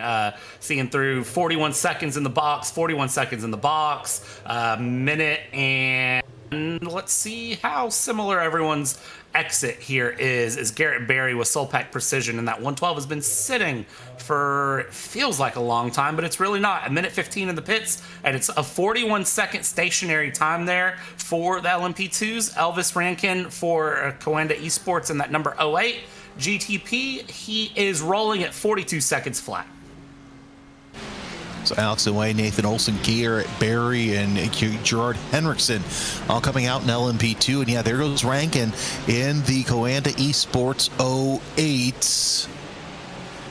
As thought we had a little bit of a stoppage there, but then again, that could have been my feed just jumping decide. Of course, we are moments away from your top four coming into the pits. That's Nicholas Bowe, Michael Romandis, and the Durago Racing prototypes. And you've got the BMW M Team BS competition and the Grid and Go Double Out 2, who all need to answer the call to pit. So still plenty of time left to see who decides to run a different strategy.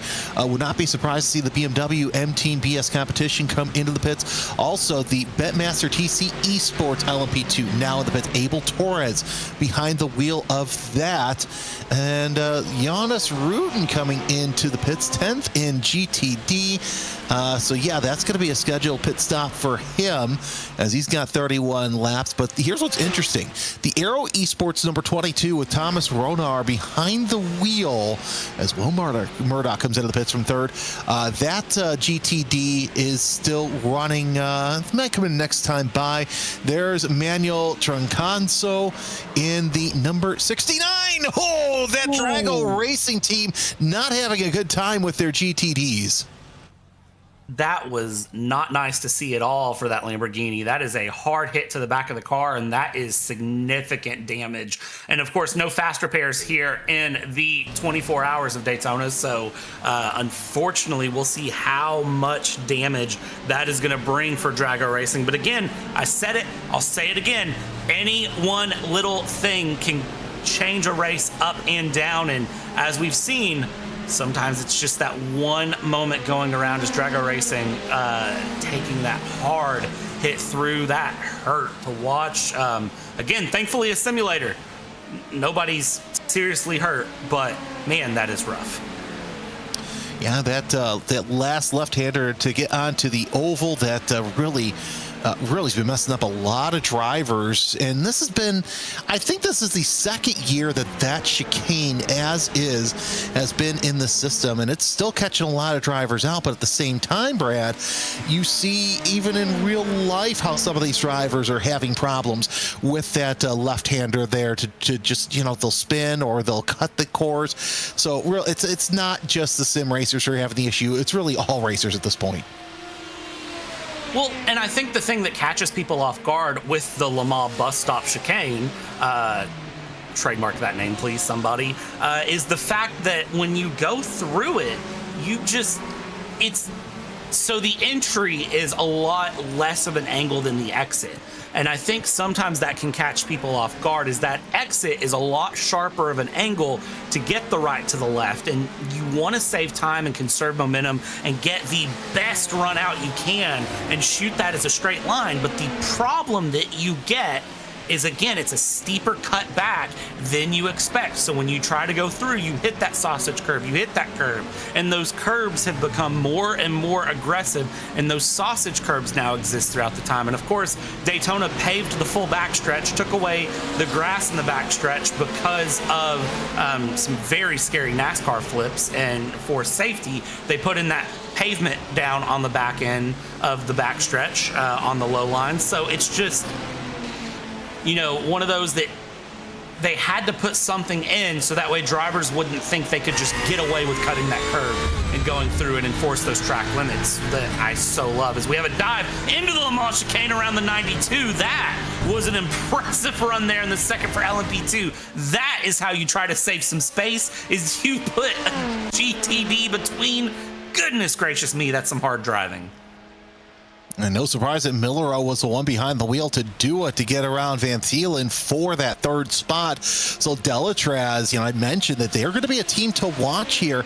However, you take a look at who is in that number 90, your LMP2 leader. It's Daniel Olan, the Sheza Esport number 90.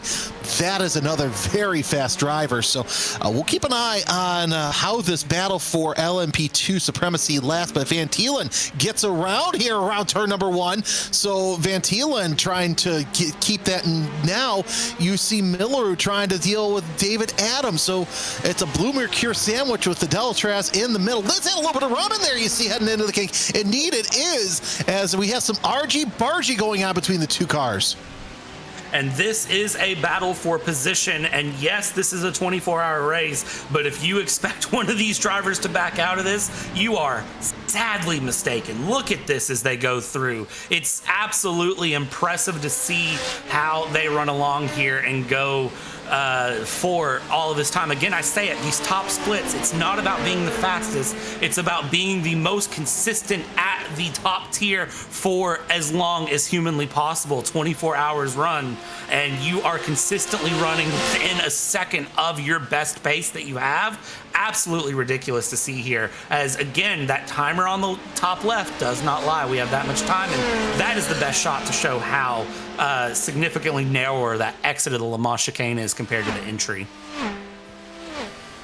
It really is, and now you're starting to see Drago Racing, the second Drago Racing prototype, Grid and Go Esports Double-2 into the pits. Ate Competent is your new driver in the 5, so we'll see if Romadis stays in. Same with Farrow in the Grid and Go Esports 002. That battle for second has really opened up just a little bit as the field working their way around. Still plenty of pit stops left to go. You've got your leaders in GTD, which we're expecting, I would say, within the next 3 to 4 laps as they're running near the end of their stint life. And the number 4 with Matt Farrow still sitting there in the pit.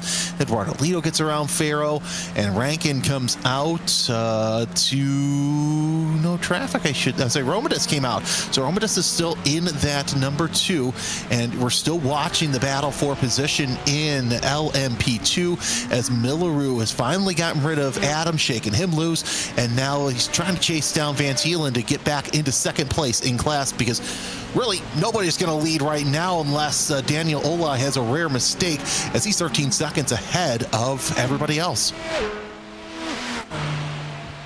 It's really interesting to see these gaps right now. And I saw something in YouTube chat and Twitch chat earlier where someone asked about, why I think Drago Racing has this wrapped and they only have less than a 30-second lead and there's 16 and a half hours to go.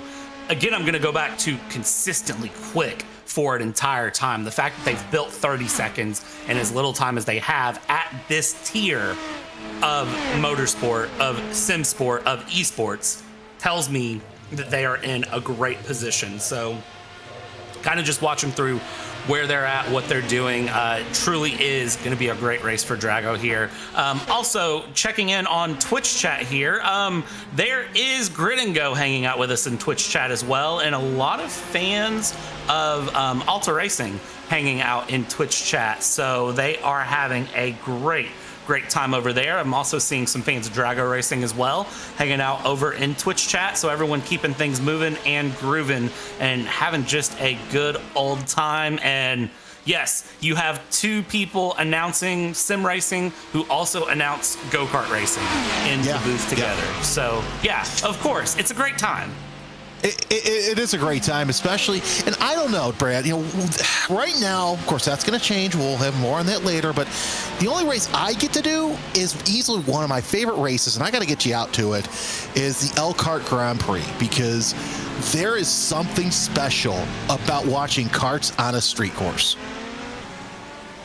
That is one of those that I've never gotten to see, and you have very much piqued my interest. So I'm going to ask you to send me some more info about that, because I'm very interested. I know some of what I'll be commentating this year. I know what I've kind of signed up for. So I know that there is the Florida Karting Championship coming in. So I know that I will get to be involved in the commentary of that Florida Karting Championship that is starting out here in 2026. So I'm excited to see how that goes through. Other stuff I don't know yet, but I can at least say that with certainty. But again, the sim racing commentary is so much fun. I can never get away. Well, that's something my wife and I talked about when I was starting to talk to series. Of course, it's January, so obviously I'm still talking to series. But it's always good to have that consistent, well, you're going to be doing at least one race live. So that's always that race. August 7th through the 8th in Elkhart, Indiana. And look, it's free. It is an absolute blast of a time. It's some of my favorite racing. It's a lot of 4-cycle karts. You see 1 or 2 classes of the 2-cycle karts, but still, it is fantastic to be a part of, fantastic to watch. So I'm really excited to watch it happen. But anyway, my wife and I were talking about this, and I said, okay, well, I'm talking to this series. I'm waiting on the date for Elkhart at the time. And she looks at me, she goes, okay, but if that falls through, are you going to quit doing sim racing? I look at her and go, no, it's the easiest job I can do, because all I have to do is walk up to my studio, throw a headset on, and I'm already there. And I'm like, besides, I have a feeling that sim racing in and of itself is going to blow up here in the next couple of years. And I want to be, holding the bag. Unlike Fabricio Donoso, who decides, wow, actually he saved it, just whacked the wall just a little bit coming off of the chicane. Thankfully did not take anybody else with him. But, still, I'm technically, quote unquote, young in some eyes. So I still got plenty of time to, maybe end up where I want to be, but I'm going to take what I can get at this point. And let's see, Viper 03X99 saying, I'm just excited for the IMSA Endurance Race at Road America this year. I can't wait to be back. I am absolutely in heaven that Road America gets their endurance race back. Road America is one of those tracks that deserves an endurance race, and that is one that I will stick through. That Porsche, I don't know how they didn't hit the BMW GTP as they came back off the wall.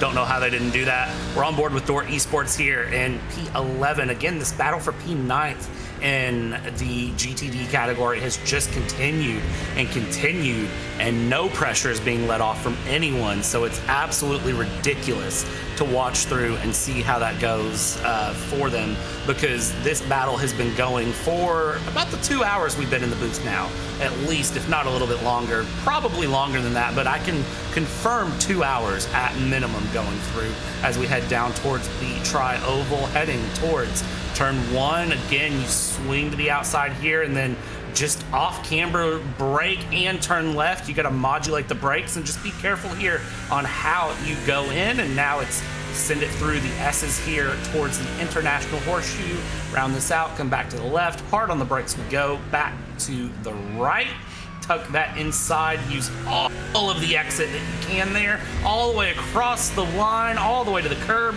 and now kick it back out for the kink into the West Horseshoe. But check your mirrors at all times, because traffic comes from nowhere.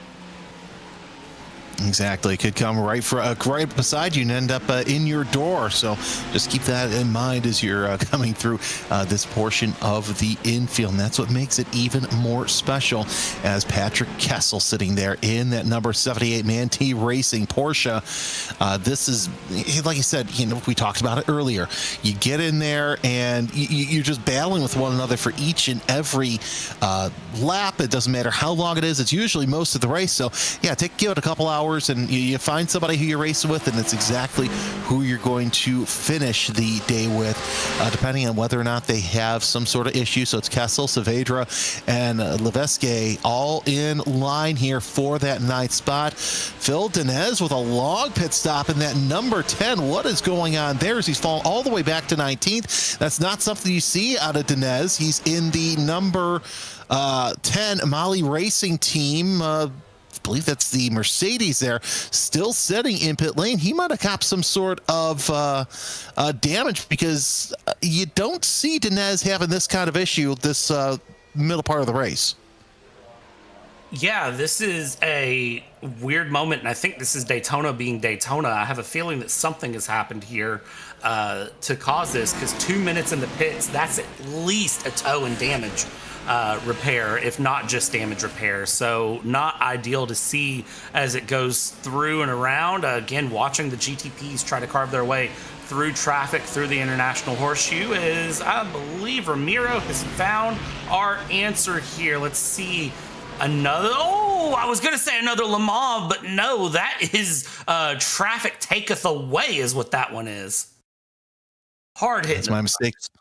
And that's my mistake. That's the Mali BMW. And that's going to be a naughty for some prototype, just being a little too impatient. So we'll see how long it takes the number 10 crew to get Dinez back out there. Well, Brad, you asked the question, so let's give the people what they want. Ramiro, can we take a look at the current conditions right now in and around the Daytona International Speedway? It is 20 degrees Celsius, 21 degrees Celsius, track temperature, 74% humidity with overcast skies. I'm curious to see if we have any chance of rain at this time, because that's what the people want too. They want it to be wet. I mean, everyone loves a good top split rain chaos run. So can you really blame them as we go through and along, trying to get an idea of where things are at? Now, I know the wind is not really coming through in a way that would make sense. Humidity about 74%. This almost seems like just a perfect Daytona night at this point here, as we're approaching 10 p.m. in sim time, virtual standard time, as we like to call it. So let's see here as we have a great dive here. That number 13 Lamborghini again looking to make a move. This is going to be on Patrick Kessel with Maniti Racing, trying to make a move into turn 1. Couldn't make it stick. Coming through the International Horseshoe, not able to make a move stick here either. So now we just settle in and go through, because you have a Mercedes behind you that's also going to be hungry, sitting about half an hour away. So we'll see how it goes. Some splits are reporting rain right now, I will say. So it looks like some of these 24-hour splits have gotten rain, and it looks like, from what I'm seeing, possibly rain not in our split, but possibly in stint 3. The third stint of this race, the third set of 6 hours. It looks like there might be some rain coming, Jeremy. Yeah, and actually that's going to be in the hands as we look ahead to that third stint. That's going to be in the hands of Joe Peak, Justin Prince, and Taylor Burris. So can't think of a better team to be calling that. Oh, wait, that could be us. Hey, something to think about, too, for throughout this race is the winner of the GTP and GTD here in this broadcast split will earn invites to the 2026 IMSA esports season. So it's not just glory. It's not just, fame of I won the iRacing Daytona 24 broadcast split. You also get a chance to race with some of the best racers in the IMSA iRacing sphere for next season. So that's another little bit of crinkle into what you could win here as a winner of the iRacing Daytona 24 special event. So plenty to play for here, plenty of time to see what happens, and you're watching plenty of great battles here on the iRacing channel, whether you're watching it on YouTube or Twitch or even the VCO eSports Twitch as well. Still, this battle in GTD really looking pretty good. I'm taking a look at the screen. I see 8 seconds separating Drago Racing from Williams, both of the Williams Porsches, which at that point, it's like, oh, ho, hum, it's 8 seconds. But 8 seconds here at Daytona, 24 hours, it means nothing. It means nothing until you remember the fact that these drivers are running consistent laps. I'm looking right now at the lap times for Drago Racing, Nicholas Bowe up in the front in that number 5 GTP hypercar. Best lap 132.679. Do you want to guess what the last lap was for Nicholas in that number 5 GTP? 37.6. Way off. It's a 132.958. Oh, Jesus. Again, I repeat, a 132.679 is the best lap. And a 132.598 or 958 was the last lap. So when you're running within 3/10 of your best lap with over 8 hours into a 24-hour race, I just kind of is shocking, I'm not going to lie. And that's across all drivers. That's across all drivers, too. The best lap is not just for the driver in the car. That's for the car itself. No, it really is. It just goes to show you the level of talent here. You take a look at the left-hand side of your screen. There's your fastest lap in the GTP hybrid class. Fiercely Forward Red and Grid and Go Esports not showing their last lap by, but Coanda Esports running purple, 32.671 so far. All right, Brad, might as well break up some of the monotony of this race. Here is a certified dad joke. You ready for it? Hit me. What do you call a blind chicken? A blind chicken? A blind chicken. I don't know. What do you call a blind chicken? Hiking, because it can't see.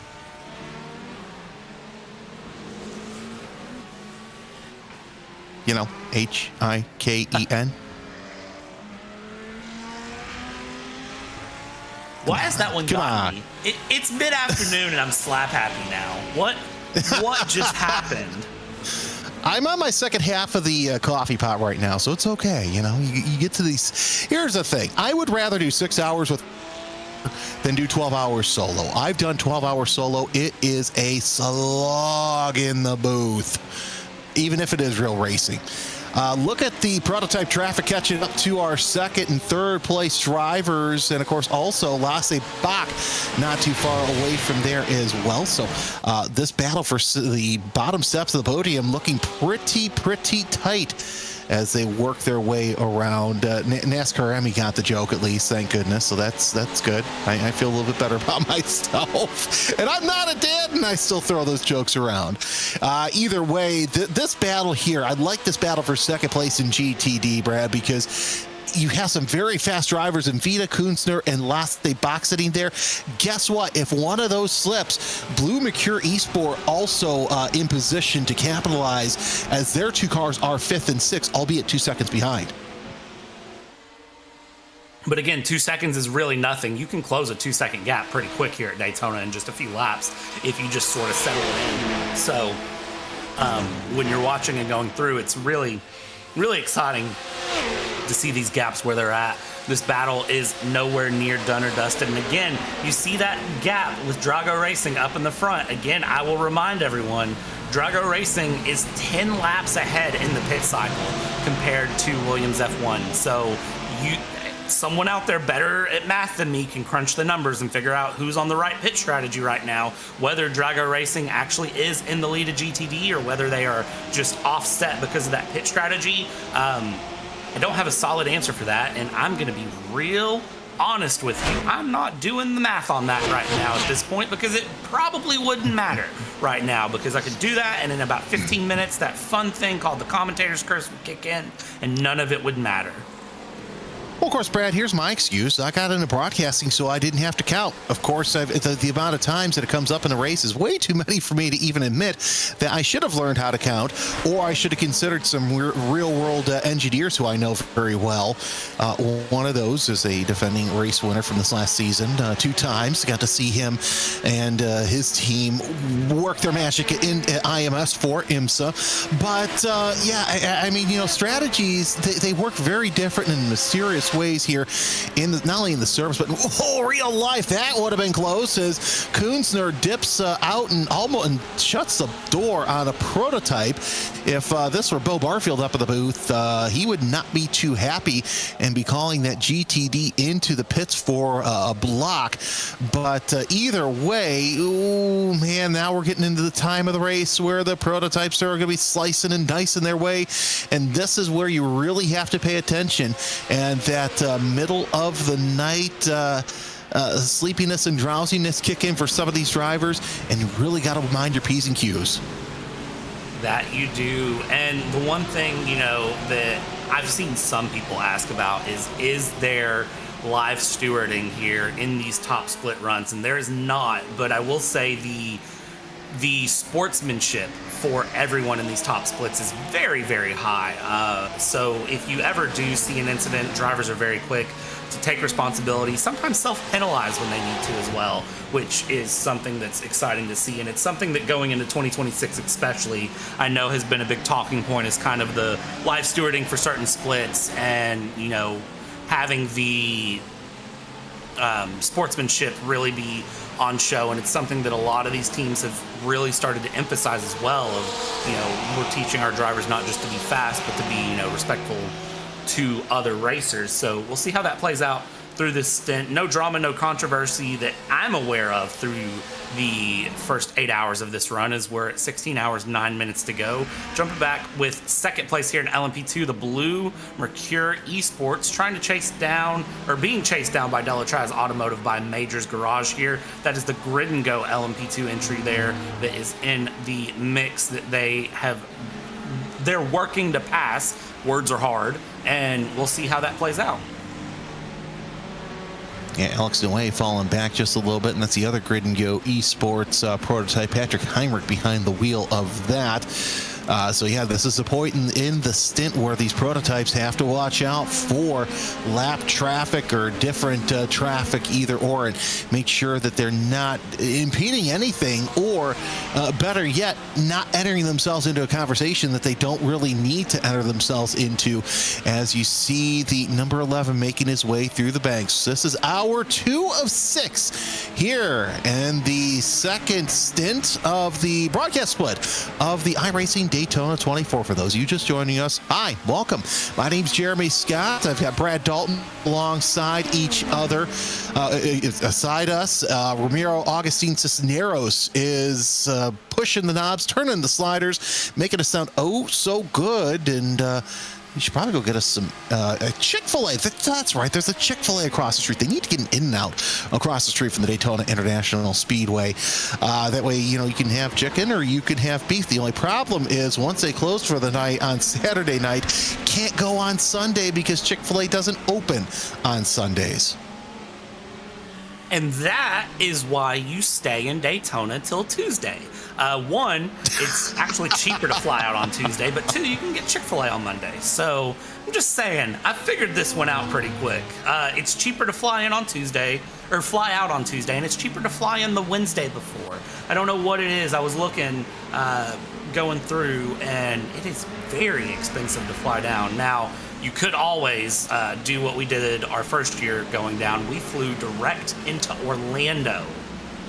And, well, yeah, it's Orlando. And for those of you who may be saying, well, what's wrong with Orlando?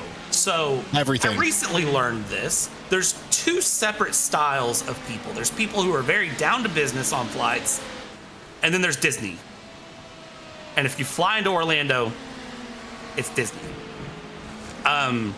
So you get all of the fun things with Disney for flying into Orlando versus this year, I'm doing a layover in Atlanta, which should be interesting, and then flying directly into Daytona the Wednesday before the race and flying directly out of Daytona the Tuesday after the race. What is the benefit of that? Oh. No MCO. Well, no Orlando. The downside is that I have to leave at 4 a.m. from my house because my flight is at 6 a.m., but I will be in Daytona by 10 a.m., and I will be home before 11 a.m. the Tuesday after. Okay, that's not so bad. That's not so bad. I've got to say this. So if you've never flown to Orlando, I'm going to put it to you like this. It's like riding in a clown car with a bunch of clowns. It's on fire, and it's driving at 100 miles an hour, going up to 120. Boom, done. That's all you need to know. The only good thing about that airport, I kid you not, outside of the social media, which they have been on fire recently, speaking of fires, the only good thing about that airport, the second that my plane reaches the terminal, I can go onto my phone, order Starbucks, get my caffeine that I so desirably need after being stuck in an airplane with a bunch of people, grab my drink, and go get my luggage. Done. Other than that, the airport can just, do whatever, because it's the only airport I've been to where security has told you two different things, two different lines, and good luck trying to find out which one you heard. Yep, that's accurate. I will also say to the perk of flying out of my local airport is I don't have to take my shoes off. I don't have to take my shoes off and electronics out of the bag. I just have to walk through. So I don't know what it is. Their TSA must have something better, but it's absolutely amazing to just get to kind of walk through and stick my luggage through and be just okay and fine going through. Someone asked earlier about what the iRacing, what the producer is running. Ramiro has given me the behind the scenes that he is running 3 PCs, 7 monitors, and iRacing is running on a 4080 Super. For those of you who are asking. And then has 1 PC handling production and 2 PCs running iRacing. So for those of you asking about that, yeah, much better PC than my setup. Yeah, and I'm lucky enough to where, so not only do I do iRacing on this computer, I do certain other, real life races on this computer. I also do live radio and television in one of the major markets in the Midwest from this computer. And my stuff's not even that good. I need to get on board with Ramiro for that. By the way, there's some fans who are asking about the action. If you've watched it. Endurance broadcast, that sometimes you stray from the conversation, and in spite of the racing being so good, ask about Martin Haven at Le Mans, and you'll find out that yes, we commentators do like to stray sometimes and say some off the color things. Brad and I won't, because we enjoy our jobs in more ways than one. This is the battle for ninth in GTD between Patrick Hessel, Marco Saavedra, and Guy Levesque. That's the 78 Manti Racing Porsche you see there. That's the door Esport by SX number 20 AMG. I gotta say, there's nothing more special than hearing an AMG out there in anger. And of course there's a Lamborghini, something also fantastic about a V12. I'm absolutely jealous you still get to hear the Mustang out there, because there's something special about hearing that 2 a.m. There is something wild 2 a.m. about the Mustang and the Cadillac GTP. Those 2 cars have such distinct sounds that I cannot explain. And I don't know why, as here goes moves. I thought the 13 was going to pull to the outside, down the inside goes the Mercedes. Let's see here, can we lock into a pass? Side by side we go on the exit through the S, heading down towards the International Horseshoe, and there is a change for position. That's been setting up for a while there for 9th and GTD. That Door Esports by SX, number 20 Mercedes, with a beautiful move there on Maniti Racing, and SDR Sim Racing dropping down the order, but Door up into 9th place now. Now can they run away with it? The answer is probably not. And Stiggy reminded me that yes, the Huracan is a V10 as well. So I'm thinking of the V. Have you seen? By the way, speaking of awesome race cars, have you seen the Aston Martin prototype in person? Not. My first chance is going to be Daytona. You were going to love it. I've seen it twice. I saw it once. I saw it the first time at Sebring. Saw it coming around the Sunset Bend, and I look at my wife, and she goes, "Oh yeah, it is a special race car." And then hearing it reverberate off the grandstands at the Indianapolis Motor Speedway, it is something spectacular. Got a little bit of prototype action, making it almost too wide there going into the Le Mans bus stop. But I've got to say this, if you're Guy Levesque, you jump in two cars for two positions, absolutely fantastic. That's also given, James Boomey, is that you back there? You lovely, lovely beast, James Boomey. There's a driver who, if you don't know already, you should know in the terms of the GTD class. Yeah, that is the number 14 AMG Falcon.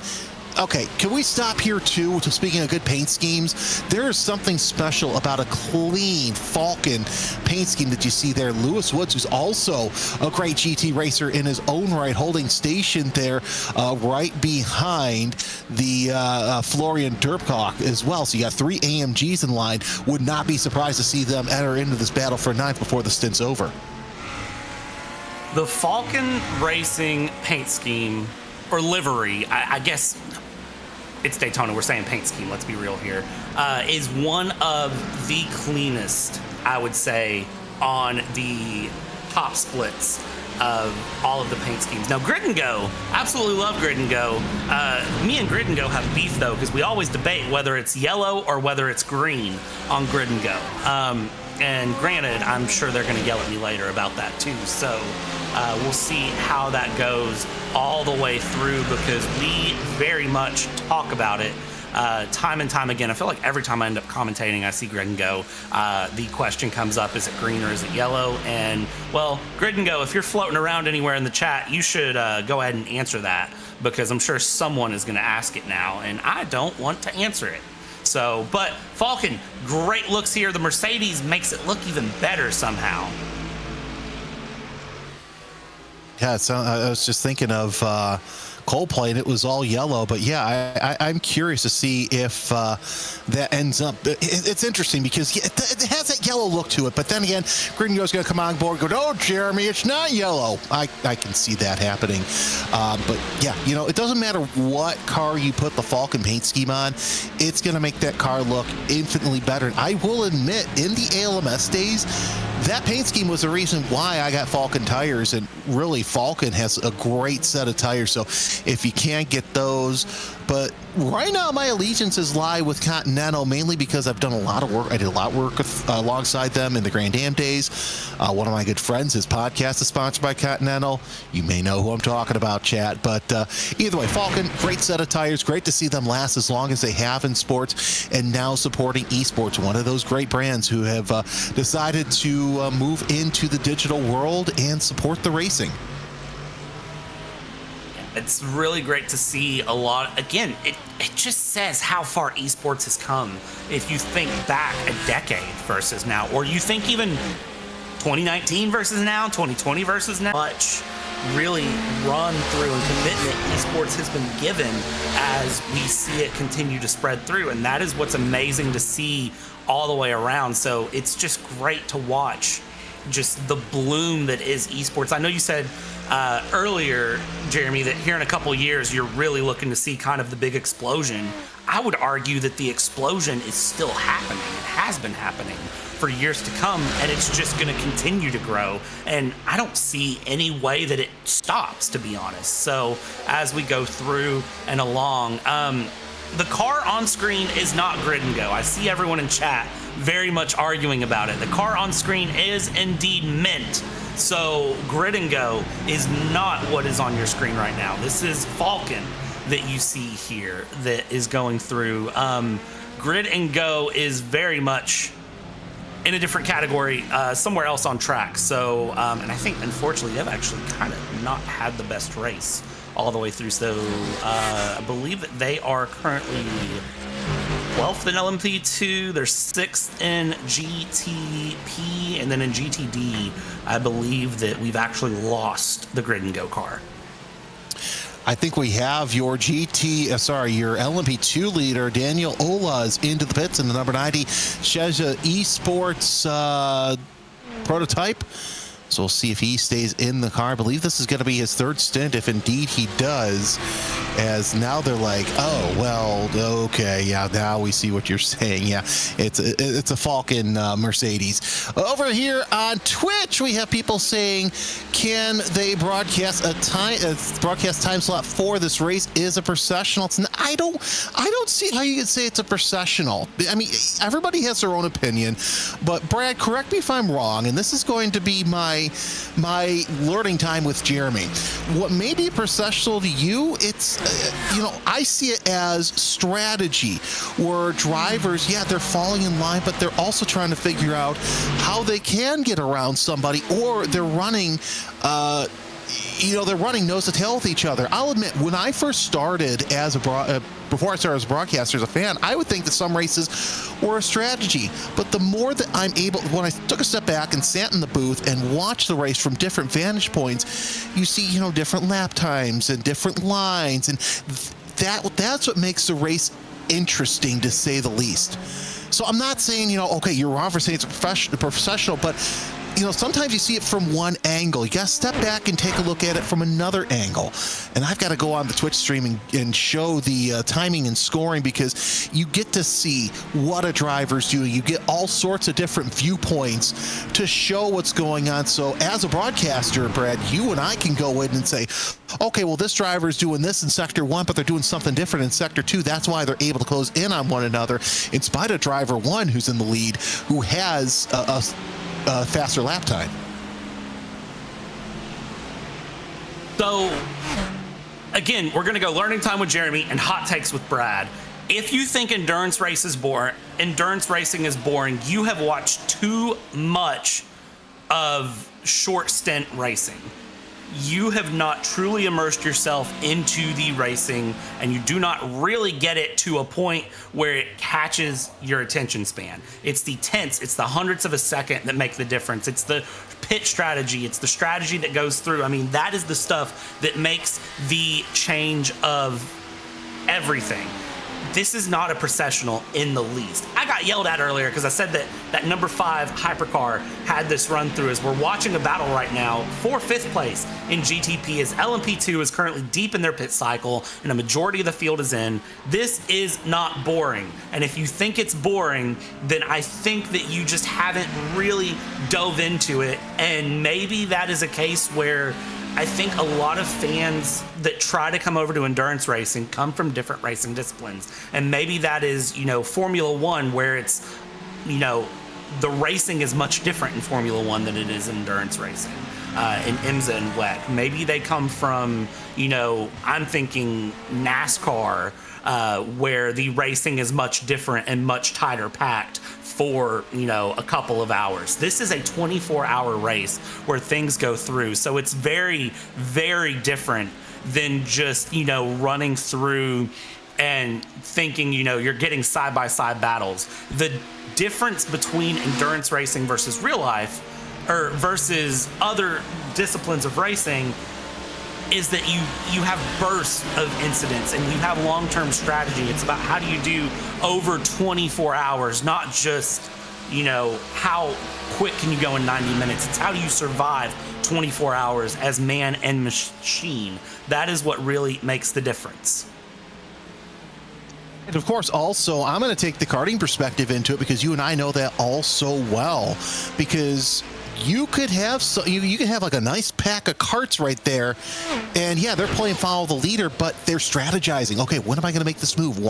This car is slower than me in this part, so maybe that's where I should capitalize. So on and so forth. Here you have the extra element of the different classes, as now we see Augustine Canapino back in the 42 car. He is in and out of the pit, so we'll see what the former IndyCar, the touring car champion, can do here. And hold on. That faint cheer you hear in the background is our producer Ramiro celebrating that Canapino's back out there on the circuit. Oh, Ramiro, I am not surprised by that at all. So that is, the case. We all have our favorite drivers, our favorite teams. I have a bias towards Team Redline. Always have, always will. I really do enjoy Grid and Go as well. They've been great, and they're fun to banter back and forth with. So, we all have our teams that we go back and forth with. Is Grid and Go. They are still on track here. Get a pass done through the West Horseshoe for P5 and LMP2. So that is what's absolutely amazing to see going through. And Jeremy, we've been in the booth for a hot minute. Yeah, so you know what? We're going to take a quick break, rest our voices, and let's go ahead and show you some sights around the track. You enjoy the sights and sounds of the Daytona International Speedway. Brad and I are going to take a quick bathroom break, maybe get something to eat. You can go into the grandstands and grab some coffee. Brad, I bet you didn't know that they have free coffee that they break out after midnight there. I actually didn't, because I didn't stay after midnight, but it's not after midnight in Sim either, so I think I'm just going to walk to my kitchen and get a bottle of water. There you go. We'll be right back here on iRacing and RaceSpot.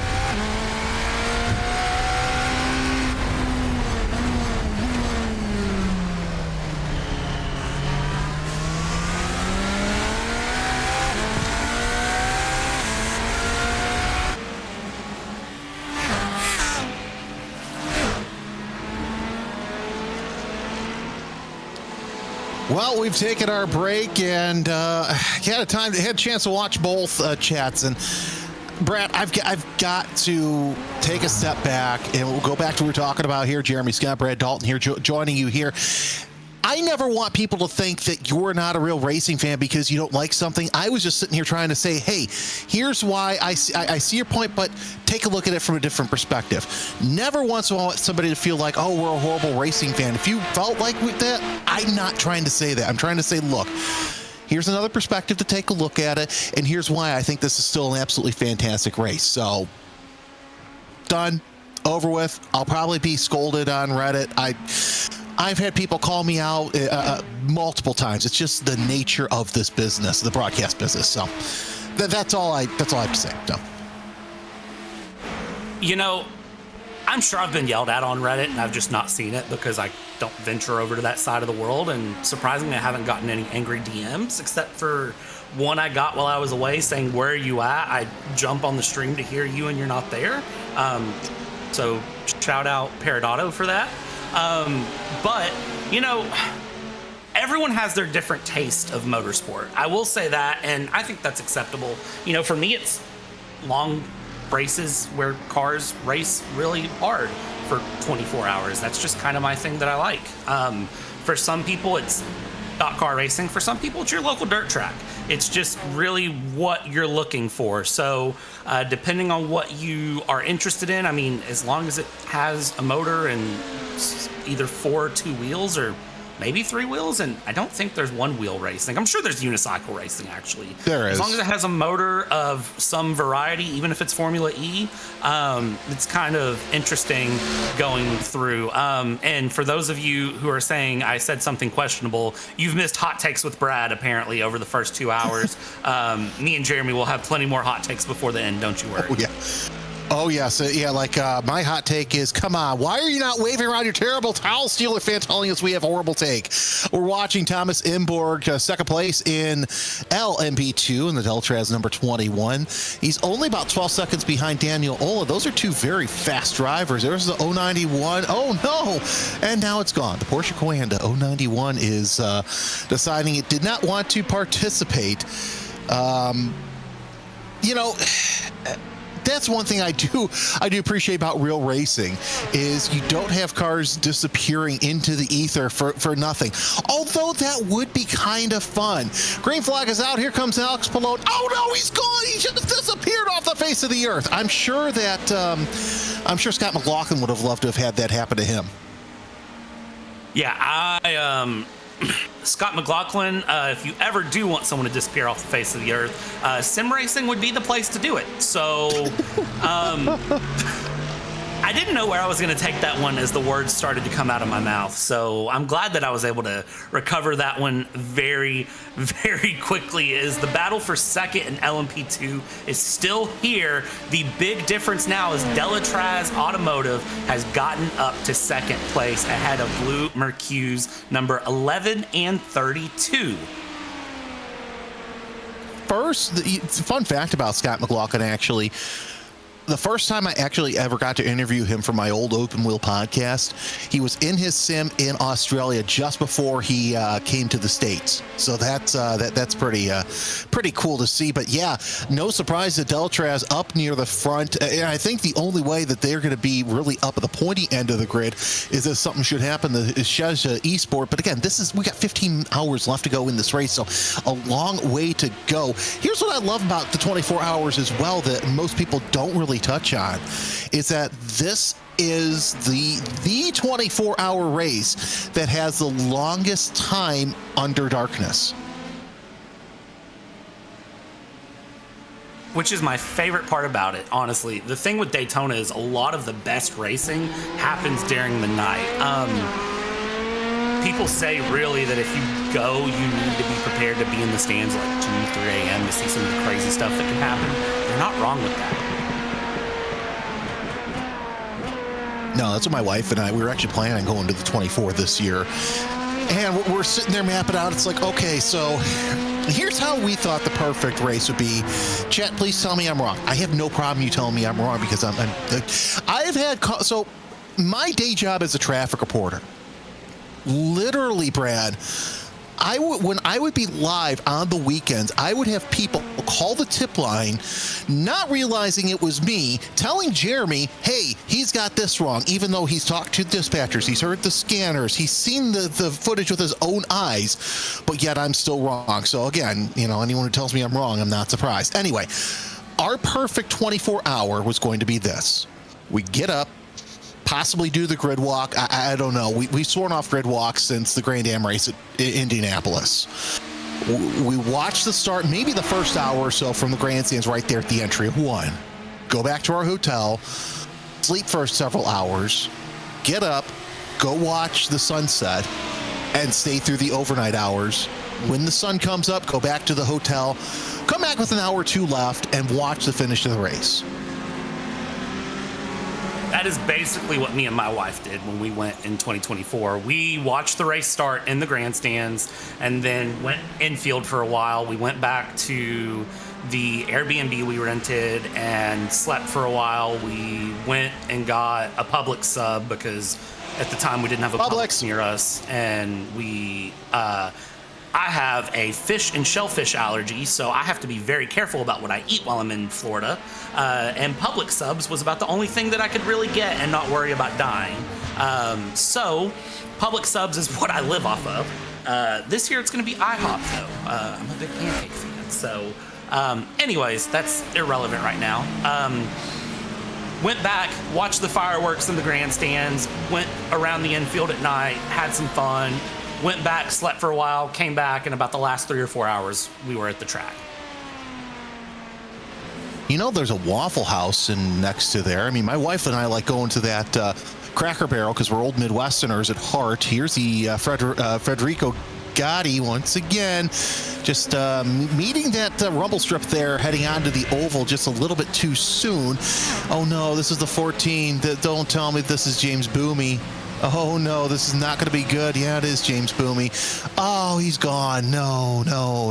Boomey decides to go bye-bye. But yeah, there's a lot of good places to eat food. Anyway, so I want the YouTube chat to chime in on this because the Twitch chat, Crown Raptor says this. You know what would be fun? And I think this is a great idea too. Harkens back to the days of innovation with not only sports car racing, but open wheel racing as well. The teams actually having to build their own car in the sim. This would result in some innovative designs that could be applied to real racing. That is a really good idea, actually. That's one of those that I haven't... It would demand a lot, and it would really kind of put a toll, or I'm not going to say put a toll. It would put a pressure on the service and on the simulator that I don't think it's seen before. I think it would be really exciting to see how it handles that and what teams could come up with. Now, that would be so exciting. I would love to see like the X2010 in iRacing. I think that would be a good one to see here as Jürgen Frank is exiting the pits here, number 18, currently in P8 in GTD. So we're back to another round of pit stop cycles, I believe. Or actually, no, that's off cycle for Team 75.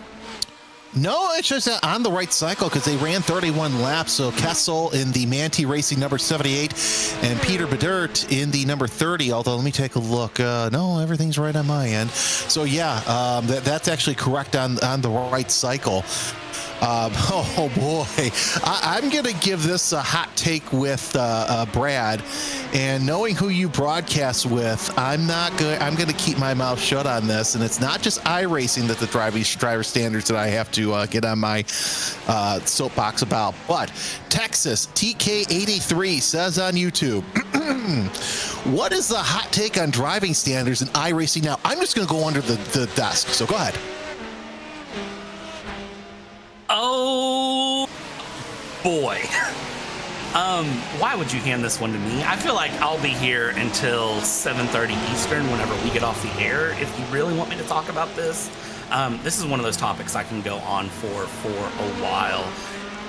Here is the problem with everything. Also, Williams F1 team in first and second right now. The teammates still running together. It's amazing to see as we watch Blue Mercure LMP2 carving its way through traffic here, trying to find its way forward.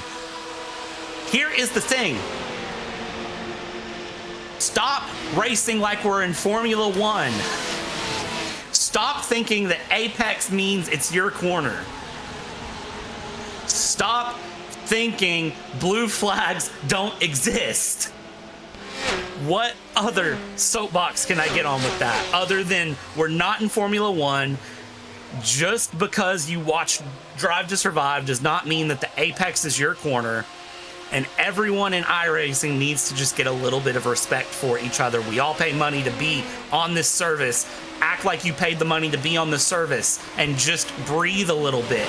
You are more than likely not Max Verstappen. There is a 1 in 1 million chance that Max Verstappen is the Max Verstappen. You are not him. Please stop driving like you are him. And that is where I'm going to leave this soapbox before I get myself fired, because we have a 5-car battle for first place in the GTD right now. Oh, we really do. And we talked about early on how if the Blue Mercure eSport drivers, how they need to catch up to this battle. Once they do, it's going to be absolutely fantastic. As the head of the train is Matteo Kunzner with Benedict Vita, Lasse Bach, Emanuele Valeri, and Andrea Briso. 1, 2, 3, 4, 5. And look at that. Are those Grid and Go prototypes I see behind them? I think so. As they work their way off of turn number 6, we'll see them go high, wide, and handsome around NASCAR 1 and 2, but now things are getting just a little bit spicy as we work into 15 and a half hours left to go in this race. I think what's interesting to watch right now is just how close all of the teammates are to each other. So Williams F1 team, number 6 and number 1 are right there together. Then you have number 7 of Team Alta in the mix. As I say that, the 2 Grid and Go LMP2s pass each other right there behind each other using the slipstream around the speedway. And then all the way through in the back behind that is Blue Mercure Esports running 4th and 5th. The teammates are working with each other really well right now. And it's very interesting to see how they're going. Is again, the beautiful shot here. Ramiro, your camera work is immaculate for the slow-mo here into the entry of the bus stop. And again, just it's such a different run here, but the teammates working with each other. And I know some people are asking somewhere, well, why are they not passing? Why is the car not passing the car? They're teammates in a 24-hour race. They're not worried about getting a pass done right now. They are worried about making it to the end of 24 hours. If this was an hour 30 to go, you'd probably see someone try to rip past someone. Like Team Alta just ripped past both of the Williams F1. We've seen this dance time and time again, right? We've seen this dance where the 7 gets past the 6. Instead of it being 6-7, it's 7-6. So now we have to watch and see how they play that together and what the Williams F1 team gaming do together as they go through, because now they have Blue Mercure in 4th and 5th who are going to be putting some pressure on as well. Well, Lasse Bach is, no surprise here that he decided to just go ahead and go around the Williams team and get out front. We've seen this time and time out again out of him in this segment that you and I have done. So Bach trying to show his might, but look, there's no other Team Alta driver around him that can really help him out, because as I take a look up and down the field, there's only one Team Alta Porsche out there. So it's like, yeah, he's got a bunch of Porsches around him, but he still has to find somebody to play with. That's the whole goal when you get into this final stanza of the race. The goal is to get to the final end of the race. I think that's the one thing that everyone has to remember, is you have to get to the end of the race. You don't win the race turn 1, lap 1. You don't win the race with 15 and a half hours to go. You win the race after 24 hours. So right now, if you can get yourself in a good position, that's great, but I don't think you should be unmotivated right now and continuing along, because it's just, a point of get to the end.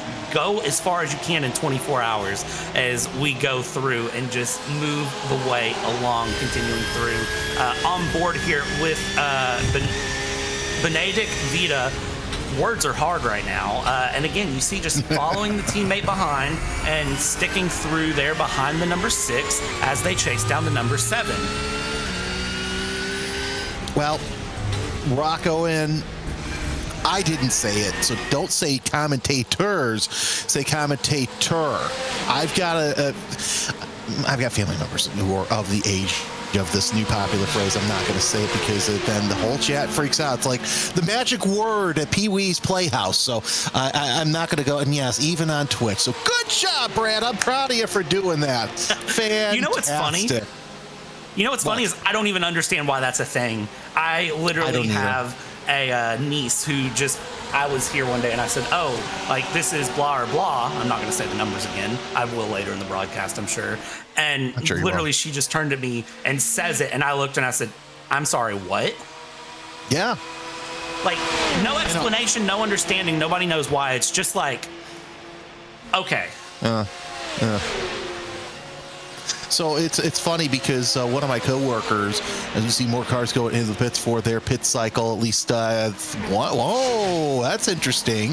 Half of the Williams F1 team gaming crew decided to go in. Kunzner was the one who didn't go in. So it's Oliveri, Vita, and Briso who are in for GTD. Anyway, so I've got another dad joke. This one came from a kid. So one of my coworkers, I was filled in for him in the chopper. Every once in a while I get to fly in a chopper, even though I'm in my studio, and he sent me why I had to fill in for him, and it was his kid's talent show. And the kid had a joke that said, teachers, don't make fun of us for saying ahem, because you grew up saying what's up. What's up? See? There you go. See? There you go. So, yep. A little race off pit road between the 1 and the 8 Vita and Ballestiotis, who is new in the number 8 Blue Mercure Esports. Jimmy Tunis also in the number 9. And I think we're going to see one of the top 3, all 3 of the top 3 is Drago Racing. Yeah, well, here's the thing. The number 68 Drago Racing is off sequence, but remember, that was one of the ones that had the issue early on in the race. So they're trying some sort of different strategy here. They're 10 laps into their stint compared to 32 and 31 by Lasse Bach and Matteo Kunzner. Sven Hasse into the pits. It seems like that Grid and Go Esports double out for LMP2 has been running a separate strategy in here. So it's interesting. The battle for first in GTD are coming in. Oh, was that possibly too fast entering for Kunzner as well? We'll definitely find out here in a second, see how long they are held in the box. We know 42 seconds is how long the GTD should be in the box. So let's see how long they're there, and that will answer our question. But it certainly looked like a quick jam of the brakes trying to get things together, and it does look like the GTDs might be double stinting tires here as the jacks went up. They come back down now. Actually, no, they're not double stinting tires, at least for that number 7 as they go along here. Matteo Kunzner, let's see when Matteo exits the box. 40.9 for Bach, 41.4 for Kunzner, so not too fast entering, thankfully. Yeah, that was luck because, as we mentioned earlier on in the show, it's one of those things that you really got to practice off and on, and now that battle, which was earlier for the lead, has turned into a battle for fourth between the 1 and the 8. Some of the things that I go through Discord, which we do use a lot here in sim racing. Our boss man Hugo says greetings from Maastricht, where he's watching us from the fridge. It's amazing what technology can do these days. Wait, watching us from a fridge? Yeah, go on the RaceSpot Discord. You'll see it. It's quite amusing. It's not the first time I've seen somebody do it this week even. I know some friends who are down there at the Roar who are part of a team, and they were watching a race. I don't know which one, but they were watching it from a fridge. That has caught me off guard in a way that I can't explain. Like, watching us from a fridge? Wait, yes. Wait. Fridges have screens that can stream YouTube? Ladies and gentlemen, Brad Dalton is finding out that the technology has gone to the fridges. Have you not seen commercials over the past several years here in the States? No, I have not. I watch YouTube. I don't watch commercials. Brad, there are fridges that can now tell you when you're out of something. We have gotten to that point where the robots are making our grocery list. Lord help us all. What? Yes. There are fridges that tell you when you're out of milk. Ladies and gentlemen, this is the future, but guess what? You're never going to replace us announcers, because would AI announcers be talking about watching iRacing on fridges? Actually, probably they would. That's ridiculous. That's actually ridiculous in a way that I can't explain. Okay, well, that caught me off guard. Okay. Excuse me. Wow. While let's reset. While Brad resets, let's talk more about this battle for GTD that we've been watching all race long. And it is, let's see here. Is that the battle? Yeah, that's the battle for second place. The battle for fourth place now between Vita, Velocitus, and Tunis. Oh, look at that. One of the LMP2s. That's the number 21, Thomas Imborg, taking a wheel off exit of turn 5. You don't want to do that, and he's darn lucky that it didn't suck him right back into the guardrail. Now he's got to bob and weave his way around this GTD traffic, as it looks like Vita goes a little bit low to try and make a little bit of defense, but he is back in position. And great move to get back in position there, but how long can they stay there? That's going to be the bigger question here. SDR Sim Racing, another spin for that number 13 Lamborghini going around through the bus stop. Let's take a quick look here. That's a weird one. That seems like just trying to get a wiggle to find a position to go. And then I think just the car lost a bit. And that is the worst place possible to be stopped. Right there on the turn-in for the bus stop. David Toth, let's see what happens here in that Sheza Esport Lamborghini. And yeah, just hits those rumble strips a little too hard. Bump. Ooh, that's got to hurt, and brings the rear clip with him, so he'll have to come in and make those repairs, because you definitely need that rear wing, especially on the oval portion of the program. So yeah, that explains why Marco Saavedra still in the pits to make his way around. Let's see here. There was something that I saw that I got a chuckle out of. Oh yeah, Chriser9668 says, one day people will play iRacing from their fridge. Don't give them any ideas. Please don't give them any ideas. Plug your wheel in the fridge, it won't overheat. That's actually a good, you know what? That's a good statement. Direct drive wheels can get very warm. So, okay, you know what? That's a good one. Wow. Also, for those of you wondering, welcome to Endurance Racing Commentary in the nighttime. This is where things get a little bit crazy and a little bit fun. We eat some chocolate cake. I am drinking a Mountain Dew Zero Sugar Baja Blast, and we just have some fun here. I just have a big thing of sparkling water, flavored sparkling water, so I'm good. I got through my pot of coffee. We're all looking pretty good. And the Toth, is he going to have more problems in the pits as he comes to a stop? Let's see. He's on the jack, so no, he's going to be in the pits for quite some time. Finally made it around that number 26 Lamborghini. Okay, here's a good one. Austin Bessler, who are your underdogs to keep an eye out for each class? I'm going to let you start off with this one. So I think my underdog to keep an eye on right now is honestly Team Alta. Team Alta is the one that I'm really keeping my eye out on in GTD because they're up there swinging at the front. I also do think SDR Sim Racing is in a mix as well. So that's for GTD. For LMP2, I think for that, I think Grid and Go can come back and find something. They are in a unique position right now, but I think for Grid and Go in LMP2, they can find their way back forward.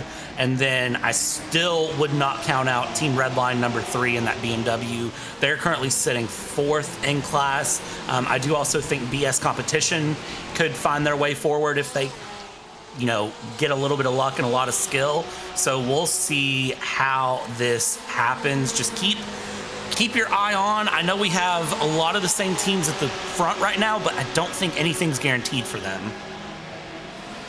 I'm reading through the chat and I realized that, yes, you had cake, but it's better than the alternative at this time of the day.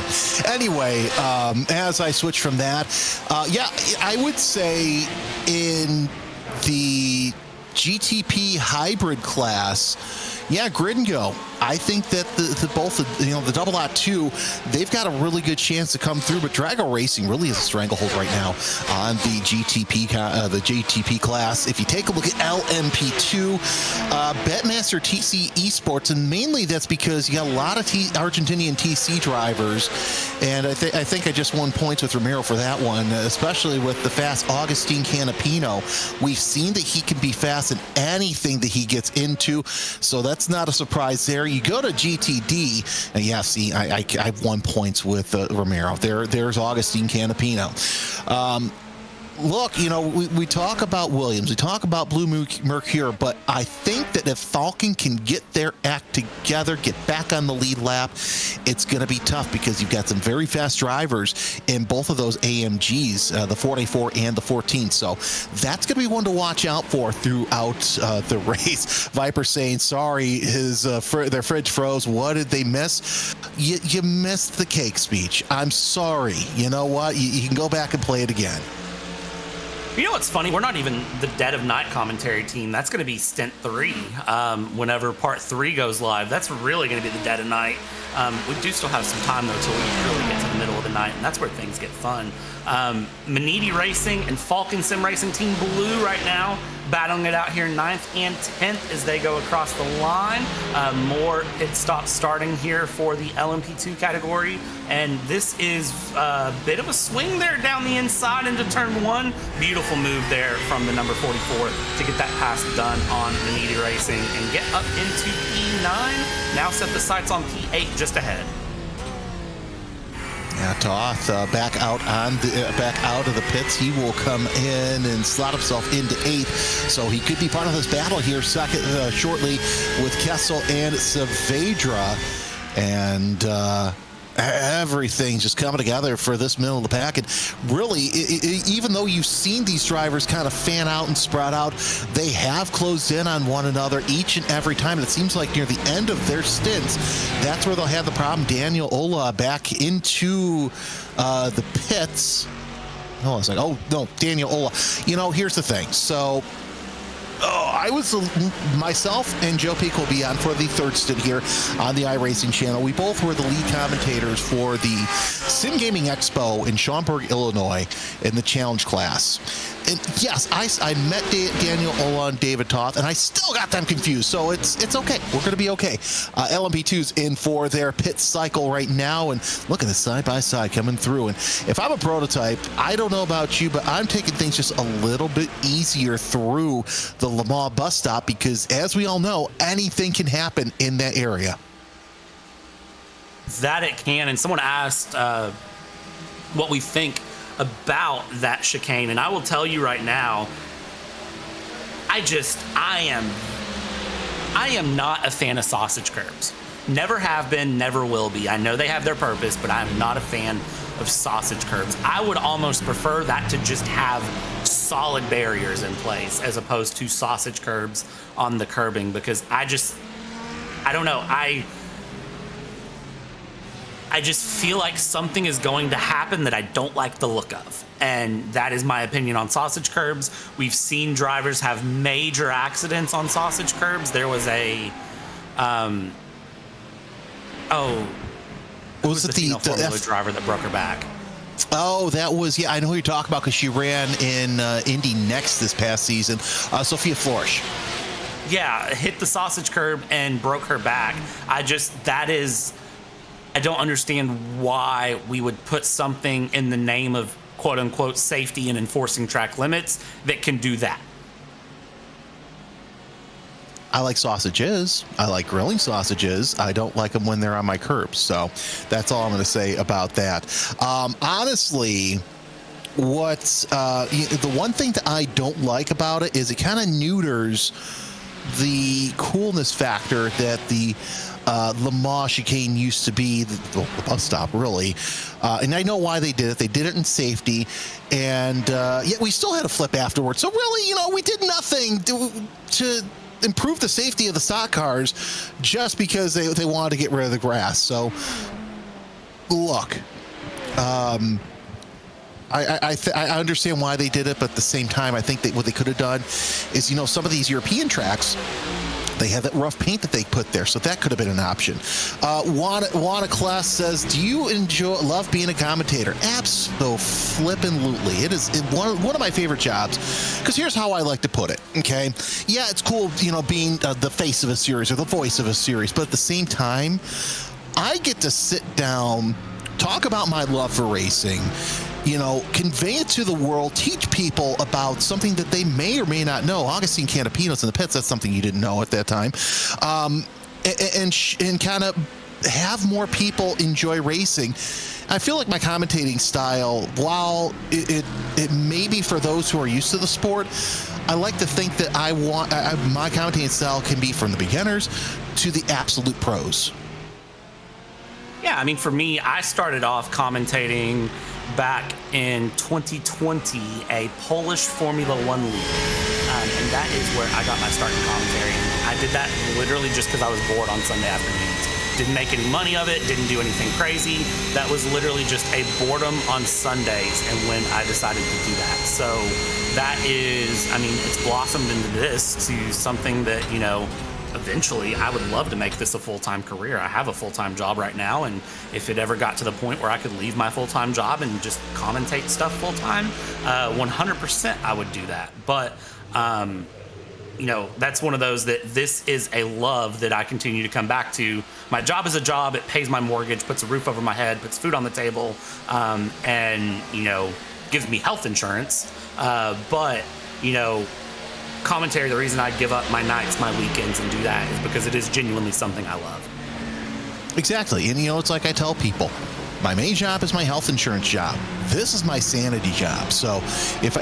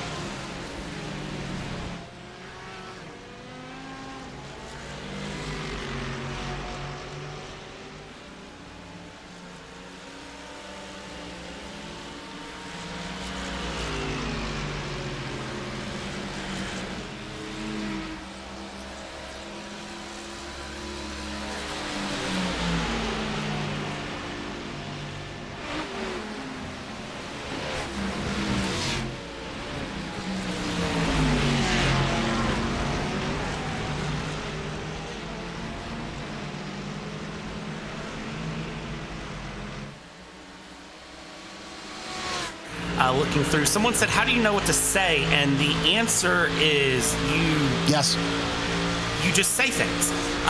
The big key is you don't want to say things that you know are obviously wrong. You want to make sure that you're saying things that are right, and you don't want to kind of speak outside of your knowledge.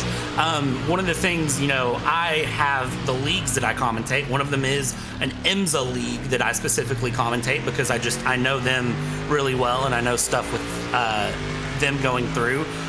But a lot of times with iRacing, I tend to do the overnight stints on special events because I don't necessarily have to know everything like the back of my hand. Now, granted, I know the drivers, I know the teams, I know some of the history, but I'm not as well versed as some of the other race spot commentators as just looking at names. Justin Prince has great history of knowledge. Joe Peak has a great knowledge of drivers and history and who's went to what team and who's went where for what. There are drivers that are, or commentators that are a lot more versed into all of that than I am. So I enjoy getting to kind of banter and ramble. It's the same thing again. I go back to Jimmy Broadbent. If you've watched Jimmy Broadbent for a long time, you get Radio Bacho and Overnight. I like to think that I give Radio Brad, and that's what I enjoy doing. Joe brought me into sim racing because I worked with Joe in Porsche Sprint Challenge, and the first thing I asked him, because ask him next time you talk to him, Brad, how prepared I am for a real race. I kid you not. Heck, even for the Sim Gaming Expo. So the track that we had was VIR. So I had my laptop and I had my iPad up. I had the timing and I brought the track map up, and he looks at me, he goes, Jeremy, you've done VIR for so many years, you know the track. And I look at him and I go, but yeah, there's going to be some times where I'm going to be sitting there and I'm just going to lose my mind and I need to know what corner I'm at. I'd like to be over prepared. So the first thing I asked Joe is, I'm like, look, I don't know hardly any of these drivers. And he goes to me, he goes, that's okay. You don't need to prepare too much for this. The more you do it, the better you're going to get. And it's true. I mean, there are some series where I still do prepare, like case in point, I do a series for Kelly Moss Racing on a separate channel on Wednesday evenings.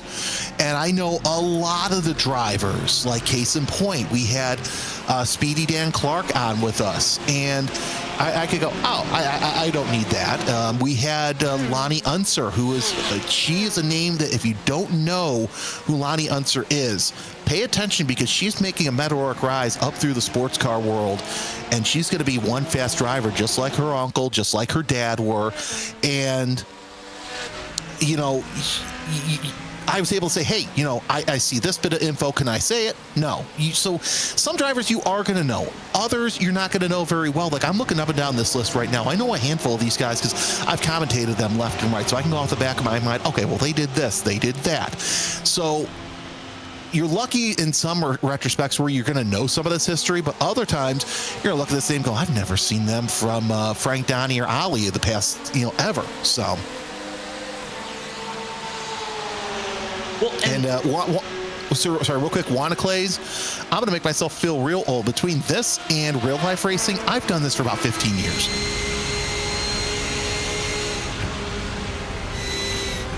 Yeah, I've done this.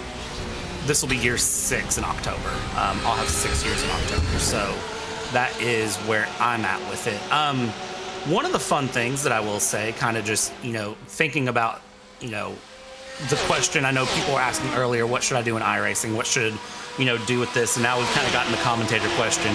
The biggest thing you can do is just start. There are so many, small-time broadcasters that are broadcasting different things. You don't necessarily, I went for 5 years before I got connected with RaceSpot, and I've been fortunate enough to be involved with RaceSpot in special events and filling in here and there as I can, as time allows, and as I am fortunate enough for them to let me. So, it's one of those that you just, reach out, find somewhere to start. That's exactly what I did, and then, I just happened to meet friends that kind of got me in a position that got me, up to here. So, that's the big thing with it. And then maybe don't do that and spin Delatraz Automotive on the exit of the West Horseshoe. That is Aero Esports Thomas Ronhar, who managed to do that. I don't think that was planned, but I also don't think a GTD would anticipate getting a better exit than a prototype. No, and that's just my commentator's curse with Delatraz. They've fallen back to 6 in LMP2. But yeah, to bring your point home, basically, I do stuff here with RaceSpot. I do stuff all across the sim. So chances are, if you've watched a sim in the past couple of months, you come on, Lorenzo, you want to take my vacation spot. Oh, yeah, that is very rare that that's happening, and. Yeah. So, yeah. 21 with a spin and go. And Brad, did your computer decide to have some performance anxiety too?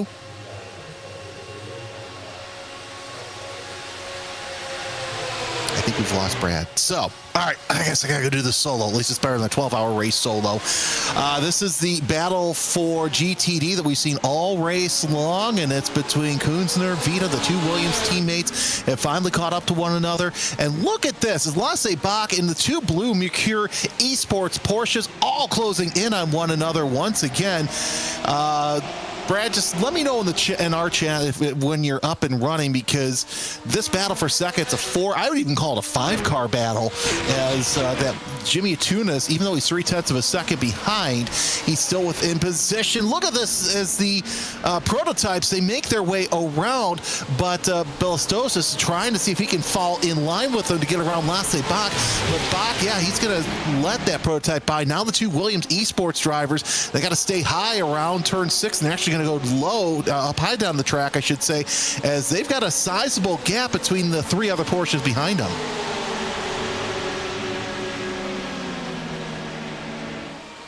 So Brad's having some technical difficulties. We'll watch us all throughout, and still nose to tail the Williams drivers have been, and they've been like this all race long, in spite of them two splitting pit strategy, which is quite interesting. Still wide open so far, as Space Boy calls it the Porsche Stampede. That's exactly what it is, and we mentioned it earlier on in the stint that the Porsches, they're very venerable here around Daytona, but that 5, look at that, there's 6 Porsches in line, as it's not Jürgen Frank, that's a Porsche that's 1 lap or more down right behind him. Keep an eye on this through turn 1 as the grid and go prototypes squeezing their way around the outside of turn number 1, as Marcus Saavedra still sits in the pits. Will Murdoch comes in, so that starts off the GTP class. And Brad, I've got to say, we talked about the magnet theory, where if you're caught up to somebody else, you're still going to keep up with them most of the race. And it sounds like that your performance anxiety with your computer is gone now. Yeah, my fridge decided to take over my computer's duties for a second. Everything went black, and now everything is back. So I don't know what that was. It's kind of weird that happened, but I think we're good and going and alive for at least another moment here. I have a feeling that it was a certain software that is used on my PC, because it has been causing me some issues here and there. I've been troubleshooting the past couple weeks. Welcome to technology, ladies and gentlemen. That's how that works. So with that being said, great battles all the way through, going around and just kind of watching how these drivers handle what they can do. I'm sure I missed something in the couple of minutes that I was fighting my computer, but I think we're okay and we're back. Yeah, no, you didn't miss too much. Once again, this battle for second place in GTD really heating up to Kunzner, Vita, Bach, Belostis, and Tunis as they work their way around that 6 Porsche back there. That is not a battle for position, as Jürgen Frank is about 34 seconds behind. You're looking out of the front of Lasse Bach, and we see that Agustin Canapinos' team or fan club is out in full force today. Oh, Bach tried to look to the outside there in turn number 1. A quick look to see where Canapino is. Ramiro, do not go to Canapino. Keep on this battle. He's 5th right now in LMP2, but look at Bach. He's trying to close in on these Williams teammates. And here's the thing, if he's not getting it done in turn 1, he's not going to get the pass done at all, because that's the past couple of places where that number 7 Porsche has made that pounce on. Yeah, and it's really exciting to see the fact that West Horseshoe is such a successful passing zone, because I know we discussed this at the top of the broadcast when we jumped in, or the top of the part 2 when we jumped in, but that is a very difficult area to get passes done. And it's one of those that when you go through, if you can nail that, it just feels good and it sets you up really well for the Speedway. And the other part that's really impressed me there is the fact that they have been able to defend passes on the Speedway section. Usually you can get a run out of turn 4 down towards the Tri-Oval and Daytona turn 1. Nobody's been able to pass back, or Williams just hasn't chosen to pass back. That's also a very valid option. Well, and of course, also you saw back there how Vito was able to duck back and kind of back into Bach. See what I did there? Play on words. So that gave Bach a chance to really not get up there as we see more GTPs going into the pits for their pit stop.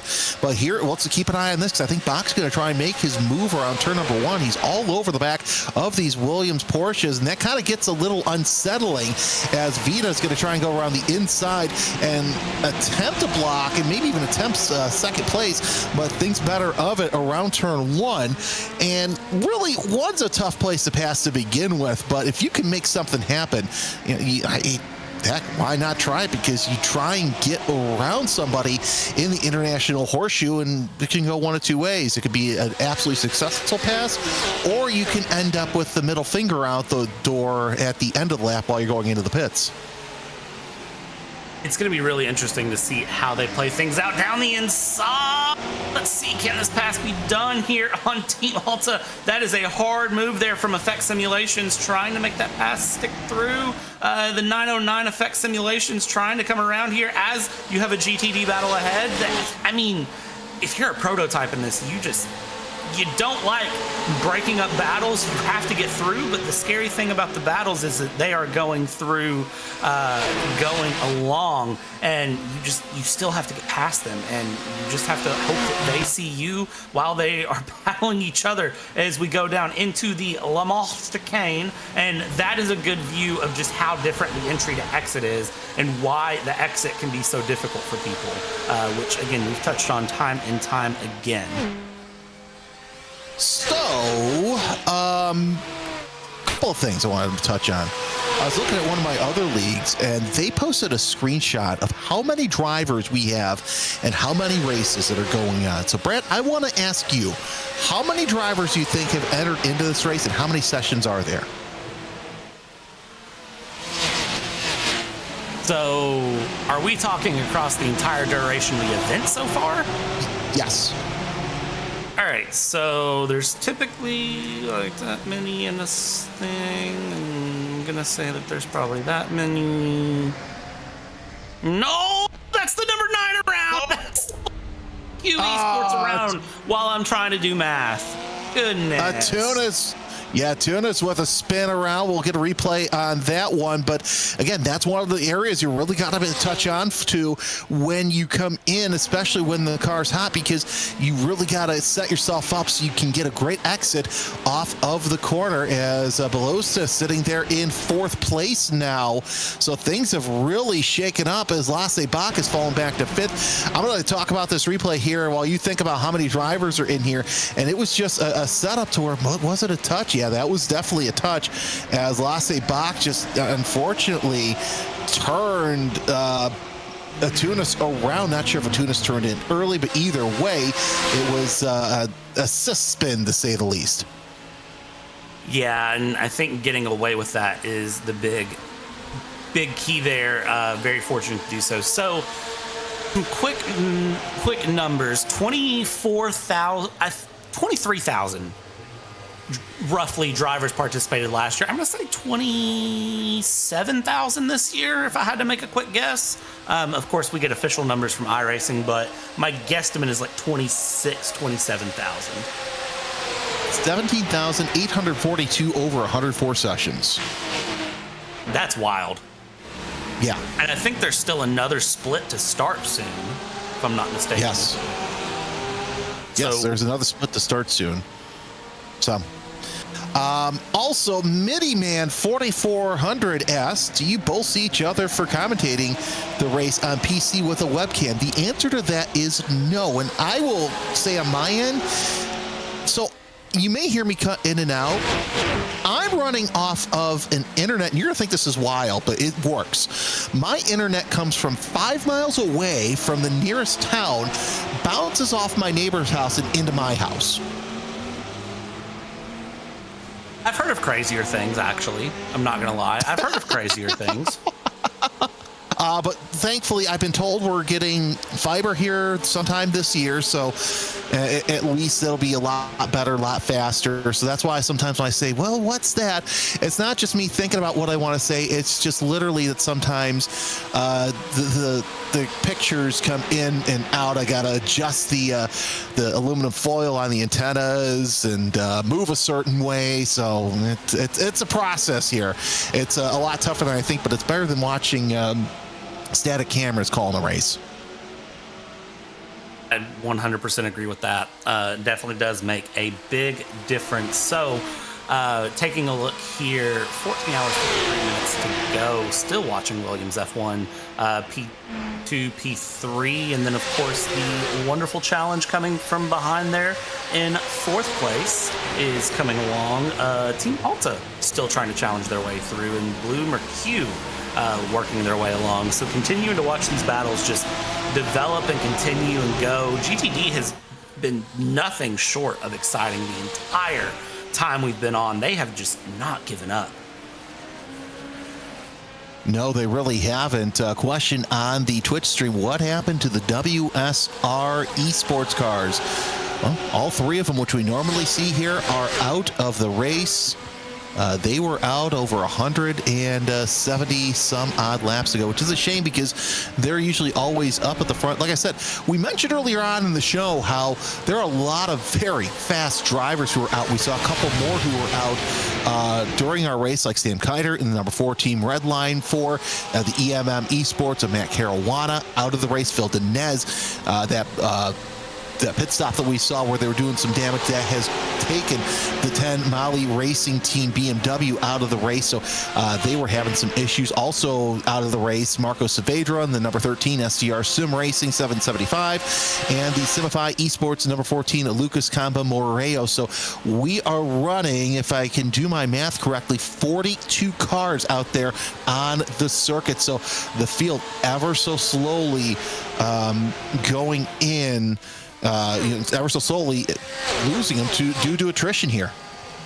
Yeah, and that's the nature of a 24-hour race, though. Not everyone will survive to the end. So it's just as much about the survival of the race as it is about winning the race. Just the case that you made it all the way to the end of the race should be celebrated in and of itself as we go through. And Team Williams still not making any decisions here on changing cars. They are holding steady, which is exactly what they need to continue to do. But man, they got to do it for a very long time here as we check in with inboard here. Delatraz Automotive by Majors Garage, P6 and LMP2 here, cruising around in that number 21, trying to keep that car alive as well. Gaining some time here on to 5th place in the class and continuing along. Betmaster TC Sports slowly gaining some time. There's a little bit of a gap there to be found. About second to close up. Doing so, getting around the Falcon GTD and closing that gap up to traffic. Luby Placky, a bunch of 2s on the Twitch stream asks, where are you from? I'm from the northern Midwest, so I look outside, and in spite of it being cold, I wish that there was snow on the ground because, yeah, up here in the upper Midwest, it's been one of those winters, to say the least. You keep saying you're from the Northeast. Yeah, okay, fine. I will mention where I'm from, the Chicagoland area. Fine. There, you happy? The city of big shoulders. At least I don't say I'm from Chicago and live in Naperville. Chicago. Have you what's your opinion on Chicago dogs? Why do you need so much crap on your hot dogs? Seriously. And this is gonna probably set off everybody in the chat. Ketchup can go on a hot dog. This is the United States of America. Be free on how you live. But I've got to say this. More places need celery salt for their hot dogs, as Johan Harth is into the pits. See, for me, it's chili cheese, mustard, onion. Just a great chili cheese coney. That's all I need in my life. I don't need all the other stuff. I'm from Kentucky, by the way. I think that's been said. But that's right, Kentucky. Kentucky, not the Northeast, the South. Thank you. Sorry. That's a controversial one as well. Some people in Kentucky say they're from the North. Some say they're from the South. Yeah. I'm right on that borderline where I'm like dead center of the bluegrass state. So depending on who you meet, they might say that Kentucky is in the South. They might say it's in the North. It doesn't make a difference. We all eat soup, beans, and cornbread. We all love Appalachia, and go Cats. So you are so you root for the team that just fired the brother of the greatest coach of Oklahoma history. So anyway, Travis Kidd, a bad streamer take. Ketchup is for quitters. Look, I'm sorry. I grew up loving ketchup. What can I say? And yes, I put it on my hot dogs, Travis. It is what it is. This is why I don't show my face. You only hear my voice, because if you knew my face, you'd come out and find me. And I've got to ask you this, Brad. Where's the closest Buc-ee's to you? I live, how far is that drive? 9 minutes from Buc-ee's. What? Just doxed myself. I just doxed myself. I am 9 minutes from Buc-ee's. Wait, which one? The one in Richmond or the one where the Corvettes are made? The one in Richmond. I am 9 minutes from that Buc-ee's.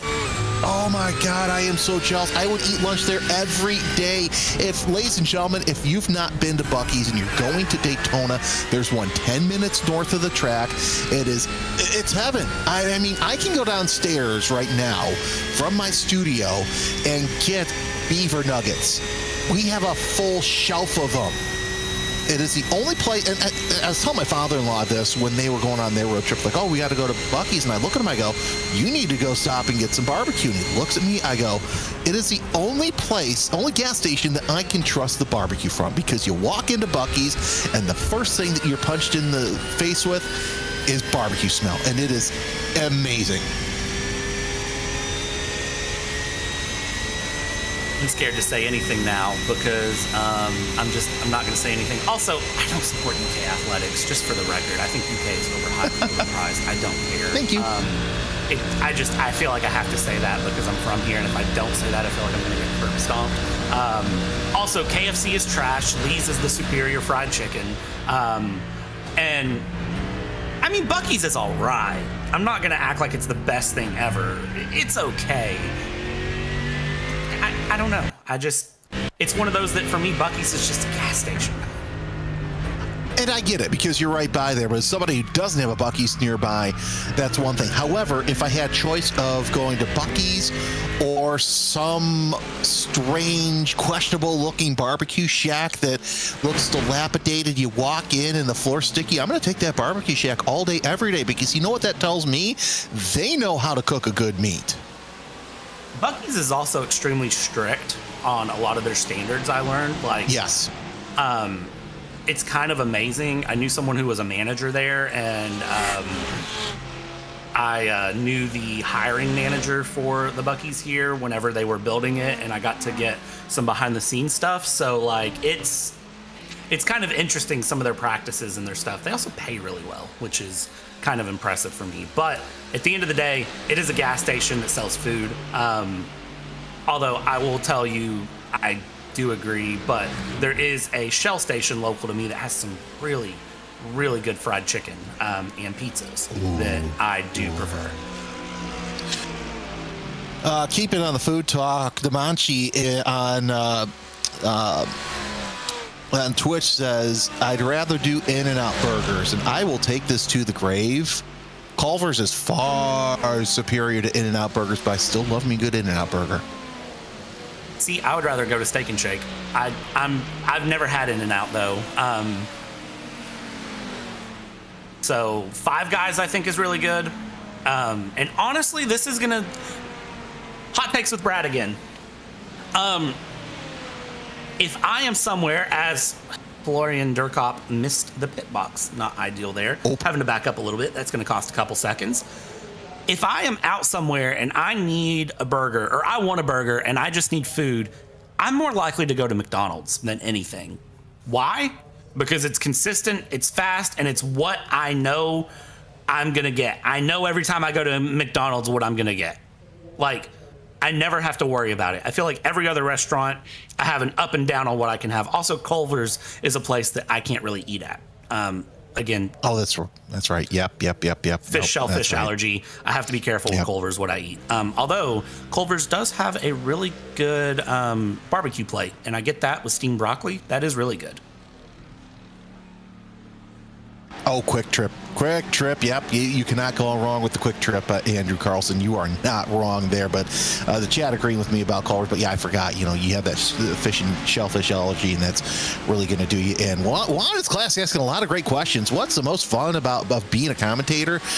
Honestly, it's rubbing elbows with some of the greatest, with some of the legends in sport. Like literally, I can look at my phone. And I can call on almost any legend of the sport, and I get to know some of the coolest people around that people don't know. One of my favorite things, though, is when I was, when I was doing the Autobahn stuff, the pro races. It's about the time when they were filming Transformers.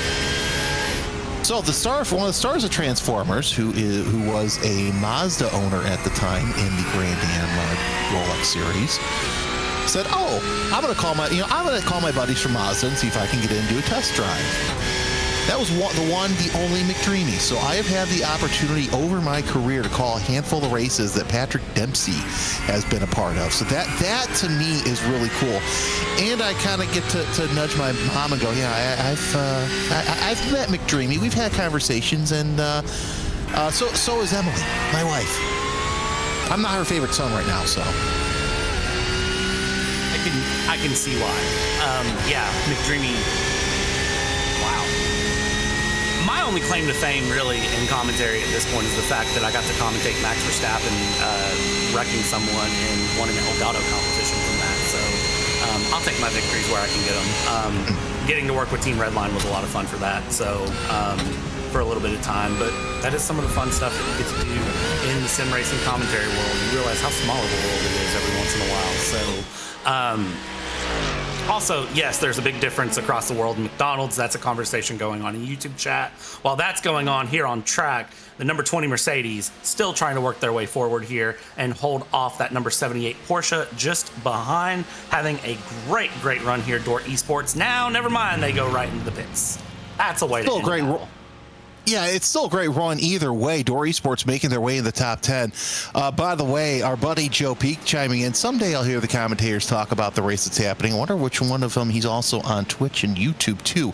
That's talking about this. And yeah, we've got a lot of great races, as you know. But at the same time, you know what? I'm not gonna apologize for the great Joe Peak about doing that. I'm sure I'll hear about it later. Here goes your battle for third place between Elliot Noren and Jesse Tekala, the Blue Mercure Esport 11 and the 003 GridandGo.com Esports LMP2, bouncing their way around the bus stop chicane as they work their way through. And it still amazes me the commitment that you see with these LMP2s. But here's the thing too. We mentioned how yes, that it is tougher for some of these cars, but at the same time, I've noticed in the past couple seasons since the refresh, and correct me if I'm wrong, has a little bump there, bump, and to the inside goes Tekala in that number 003, and he gets that position for third place. But anyway, back to what I was saying, because we're talking about the race here.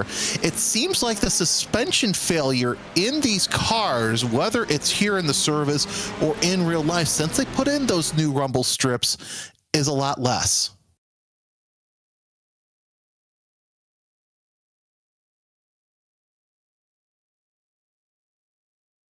And I think we've lost Brad again. So we'll talk more about that as the race goes on when we get Brad, because I know he's been having some technical difficulties throughout. But Tekala still trying to hold off The number 11 of Elliot Nuren, of course, 6.8 seconds behind again, Augustine Canapino. So these two better sort it out before the Argentinian closes in. And now GTDs are fully within their pit cycle, or at least Sebastian in and out in 45 seconds as he works his way out. Now here comes Noren, going to back off just a little bit heading into the Le Mans chicane and work their way around.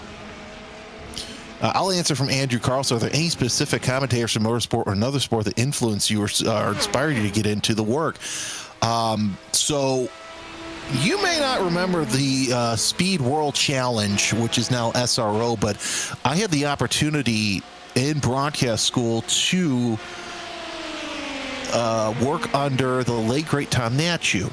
I also got to work with Greg Creamer, who I consider an inspiration and a mentor, as well as Paul Page. So, I've been able to work with them. I've Chuck Swirsky in Chicago. He's somebody I lean on as well when it comes to sports. So those three, I'm lucky and blessed to be able to talk to them and kind of lean on them as broadcasters, and that's kind of how my style goes, is something like that. But still, Tekla and Noren fighting the battle for third place. Let's see what else we have around the circuit. Let's go to that battle for the lead in GTD with Benedict Vita leading on that train of Porsches, top four. We'll be somewhere around the track. I'll see, there they are, as once again, I've got to say this. I know that the Williams esports team has been trying to get away from one another, but Lasse Bach's just so good as he closes. He just tries to stay within these two Williams cars, and I think that if Lasse Bach was not there, this Williams team would be able to open up a bigger gap than they already have. We've seen Bach get very fruity here in terms of getting up there and battling with these two drivers. He's made some great moves in turn one. I don't think he's going to do it again, but at the same time, I get why they're doing this, but I would think that Kunzner would maybe think about getting up there and going ahead, because I think he's got a little bit more pace than Vita right now. So that's something to think about later on in this race if Williams decides to do the swap here and lets Kunzner or that 6 team go up through there as well. The only thing I can think of for the Williams F1 team as my PC is, I guess, deciding it's going to work now for a while, is team orders coming into play, and just hold position. Let's get further into this race and we'll talk about it later. That is the only thing I can think of when I look at it, is that is just what's coming through, is they think that they're going to be better off long term to sit and hold on than they are to pass each other. So I disagree with it personally, but I am not on the team to make the call. So, and the drivers are of course going to do what the team says. So if the team says hold position, they're going to hold position. We're not going to have a situation where they decide to go for a pass anyways when they've been told not to. And yeah, it's, again, I'm a commentator. I'm not a race strategist, but if I was in that pit box, I would consider seeing, okay, what can the 6 car do now? Because that's the cork in the bottle right now, is that one car. Nothing wrong with that, but they're running a quick pace, to say the least. I'm watching the pace. A couple of purples there. We'll see what happens. But yeah, now we see the Williams team going around, and I think this is Peter Beidert, I should say, the Stin One Motorsport. We haven't talked much about them, so clean race out of the 92 as they come down into the pits. LMP2's also coming in for their compulsory pit stop. Daniel Ola on the Sheza Esport number 90 coming down. Let's see if we do have a driver change in that. So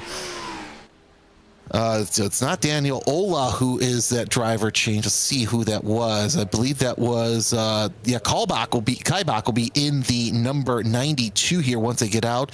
Nicholas Last about ready to launch as well from the number 78. He's out of the pits. Look at how dirty that number 90 is, and that's why I'm not a fan of white cars, but it is what it is.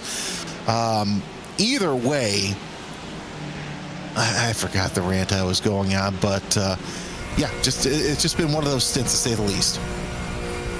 Yeah, it's been interesting to watch through and see how it goes. Here we go on the exit of the pit lane. Again, you got to stay on the limiter until you get past the green cones, and now you floor it and go through, exit out of S, and then down into turn 1. We jump in with Team Alta here, who I know has tons of fans over on the Twitch chat, having a great time going through as they go, and they are still stuck in this battle for GTD. They're in P3. Now, we've seen them do a 2-for-1 special dive into turn 1 several times now. My question is, are they going to do it again? What's going to be the thought process for them as they go through, as they go and go GTP goes past on the high line. Now we go into turn 1. No pass yet, but this is kind of one of those things, you know it's there, you know it's coming. It's just a matter of when, not if it can happen as we go along and continue to follow through. LMP2s are thick in the pit cycle here with 14 and a half hours to go. Man, I tell you what, words are hard. English is a hard language, I'll say that. And what I've found interesting, and I've noticed this over the past couple of laps, okay? That second Williams car has been playing defensive block, going into pass zones where we have seen we've seen the passes made by Lasse Bach. So that's actually quite an interesting strategy. And like we talked about the team orders, yeah, they're great to have, fine, whatever. But I'm curious why we're more concerned about the Lasse Bach attack and not getting Kunzner out front, because I think that once he gets out front, he'll be able to help open up that gap to third place. Yeah, I think this is a case too of put the faster car ahead. Like, why are we hesitating on that? Put the faster car ahead, let them stretch their legs, but also you have that faster car behind that can help push that other car through it. I mean, the pace is there. I genuinely think that number 6 would be faster than the 1, but the 6 is guarding from the 7 here, and that is where we find ourselves. So it's just a case of what do you do here? And there we go, the number 1 Williams into the pits. That puts the 6 and the 7, P1 and P2, and now they'll go and probably pit next lap if I had to make a very educated guess. And that's what it seems like it's been these past couple of pit cycles, is now Vita's coming out of the car, and it looks like it's going to be Beckham Jassier who's in the car. That's it's a fast American there in that number 1, so we'll see what he can do. Augustine Canapino into the pits, so he looks like he will most likely triple stint unless the car disappears on us in about 5, 4, nope, car's off the jack, so Canapino triple stinting, of course, with him being on kind of the same time zone that Brad and I are. It makes sense to have him out there in the middle of what we consider the middle of the night here in the sim to get out there and run those fast laps. So we'll see what he can do. And honestly, I cannot wait to see if he comes back to the Rolex 24 here and see what he can do in a LMP2. I think it'll be awesome to really see how that plays out and goes along. I'm excited to see how that runs through and moves forward. I'm kind of just watching GTDs go in and out right now as they go, and I'm really trying to just keep an eye on what that number 7 does versus the number 6, whether they pit in or stay out another lap. It's going to be, they stay out another lap here, so all right, something has switched up here in Williams. They've decided to move around, but now it's on Mateo Kunzner to get away in that number 6 car. Into the pits he comes though, so Mateo into the pits, and the number 7 Team Alta will stay out another lap. And see, that's wild because they both pitted around the same time, the last pit stop. So 31 laps is about the time when you see some of these cars come in and out. Kunzner is out of the car. Who pops in? It's Parker White. So another quick American into the Williams F1 team gaming, as we'll see what he can do here. So Kunzner, honestly, I think Kunzner did his job. Now he's got to set up and see if he can catch up to his teammate of Beckham Jassier there in the 1 car. He's in 6th place. So we're starting to see a lot of movement in and around the pits.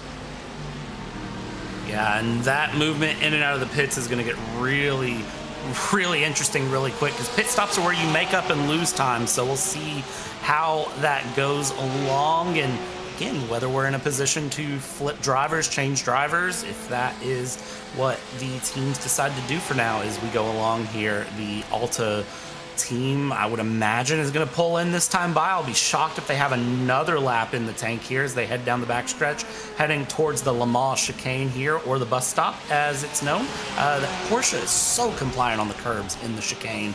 It's very impressive to really see how that Porsche handles.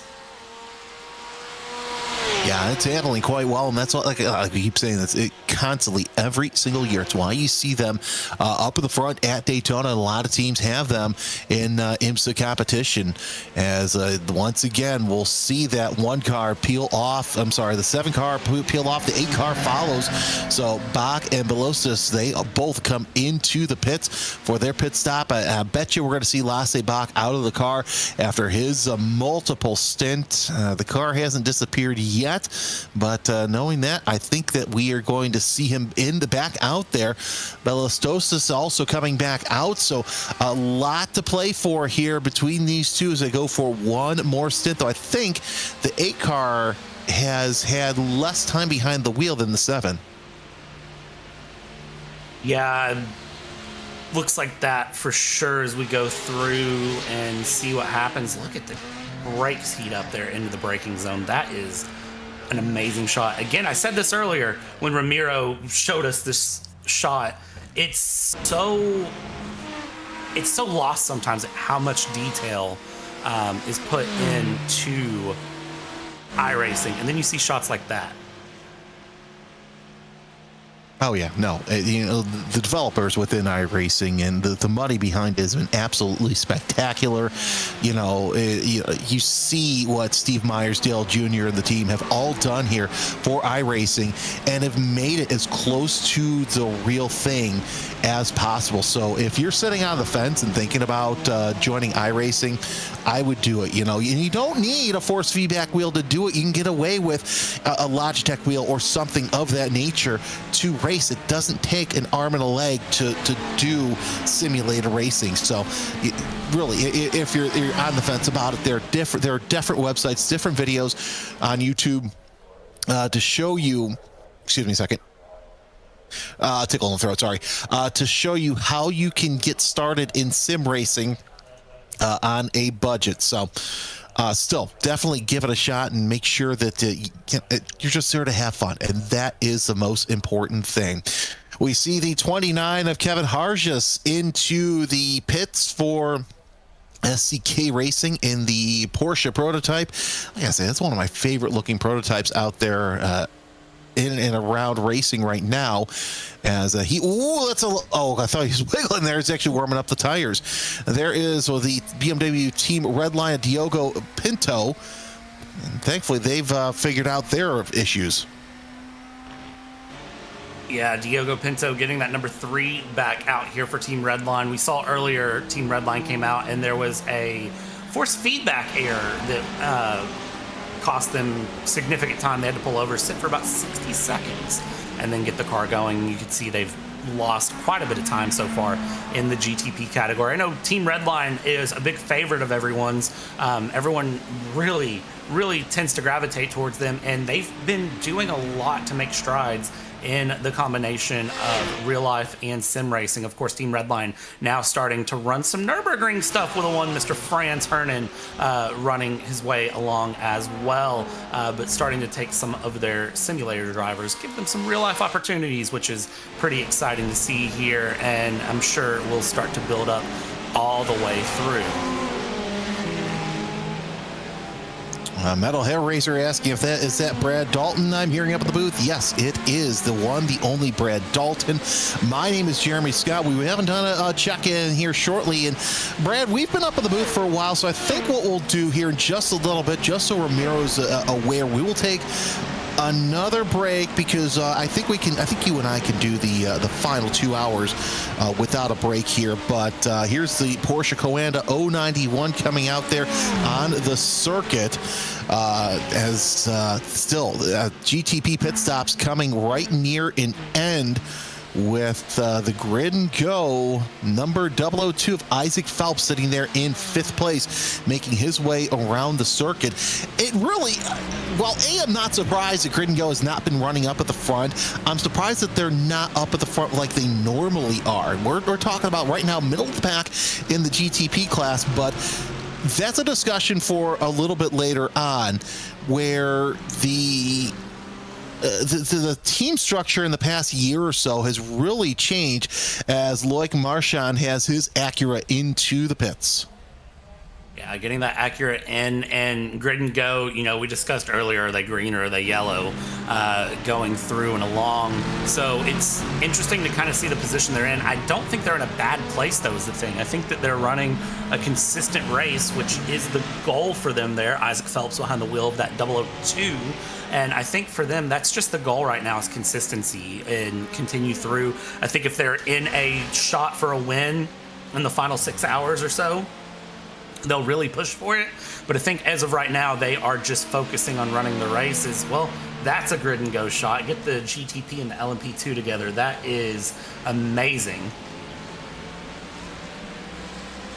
No, it really is. And of course, that grid and go scheme in and of itself is absolutely spectacular as they make their way through the high bankings. There's the 2 Falcon AMGs in position. Take a look at timing and scoring here. Yeah, they're now in position. Damon Woods in the 494 and 10th. 11th in the GTD class is Kobe Deeth in the number 14. We're going to give you the sights and sounds of the Daytona International Speedway as Brad and I step aside for just a little bit.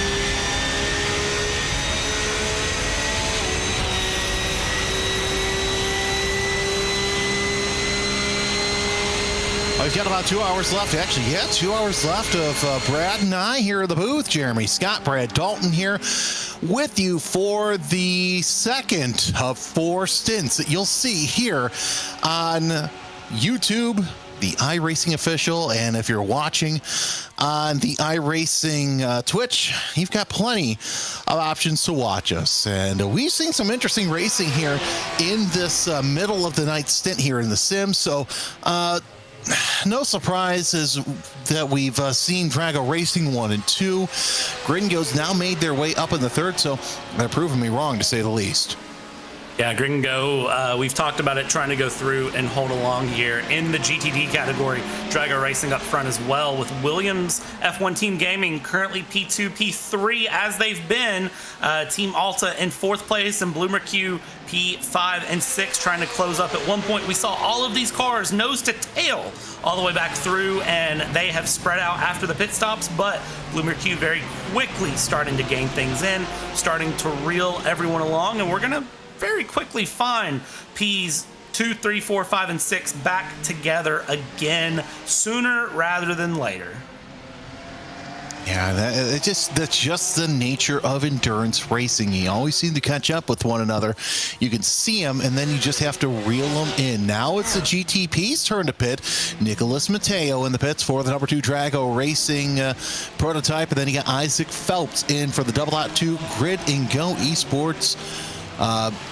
Sitting there as well, falling 2 spots already. So still a lot to play for here, as we mentioned. You're probably saying, Jeremy, why you keep saying it? Because it's a 24-hour race here at Daytona. Anything can happen, and it always does. You see some of the strangest things in these long endurance races. Doesn't matter if it's the real deal or if it's a simulated deal. It can get crazy and pretty hairy real fast. That it can. That's the beauty of 24 hours. You never know it's over till it's over. We've seen that happen in real life. Think of Toyota Le Mans. 23 hours and 59 minutes wasn't enough. Maybe if they were at Daytona it would have been, but at Le Mans it was not. So they lost it on the final lap. Big heartbreak there for them. You can see that happen in simulators, so you just have to watch and see what happens here. Effect Simulations and Delatraz Automotive by Majors Garage. Battle for P6 and LMP2, that continues to develop its way forward and along. They are going to be swinging for the fences here soon, I'm sure, and trying to go for the pass. Half a second the gap right now, closing up as they go down the backstretch, as they head towards the Le Mans chicane here. We'll see where it goes as they exit out of the Le Mans chicane. Now down towards NASCAR 3 and 4 we go, heading towards turn 1, and that gap again will continue to close. Slipstream does help a little bit and can be pretty powerful here around Daytona. That is the fun of the super speedway, is that it can produce slipstream. It really does, of course. We're a couple laps off of the pit stops that happened for the LMP2's. Thomas Imborg behind the wheel of that Delatraz Automotive number 21. 7th place, Benjamin Frigero in the Effects 909 as well. So still plenty of warm-ups for these guys. Just looking at the laps that everybody's on about 13, 14, so would not be surprised. I would say within the next 5 to 6 laps, we start to see some of these LMP2s dive off. Your race leader, Nicholas Bowe, is out of the pits as you see him coming right there, heading into the International Horseshoe. You're taking a look at this battle for position LMP2 as well. So you take a look at Imborg. He's just running a little bit faster than Frigero. Of course, getting around that lap car was a little bit easier than you thought. So now they go on to the banking coming off of turn number 6, and Imborg able to get on that gas just a little bit better.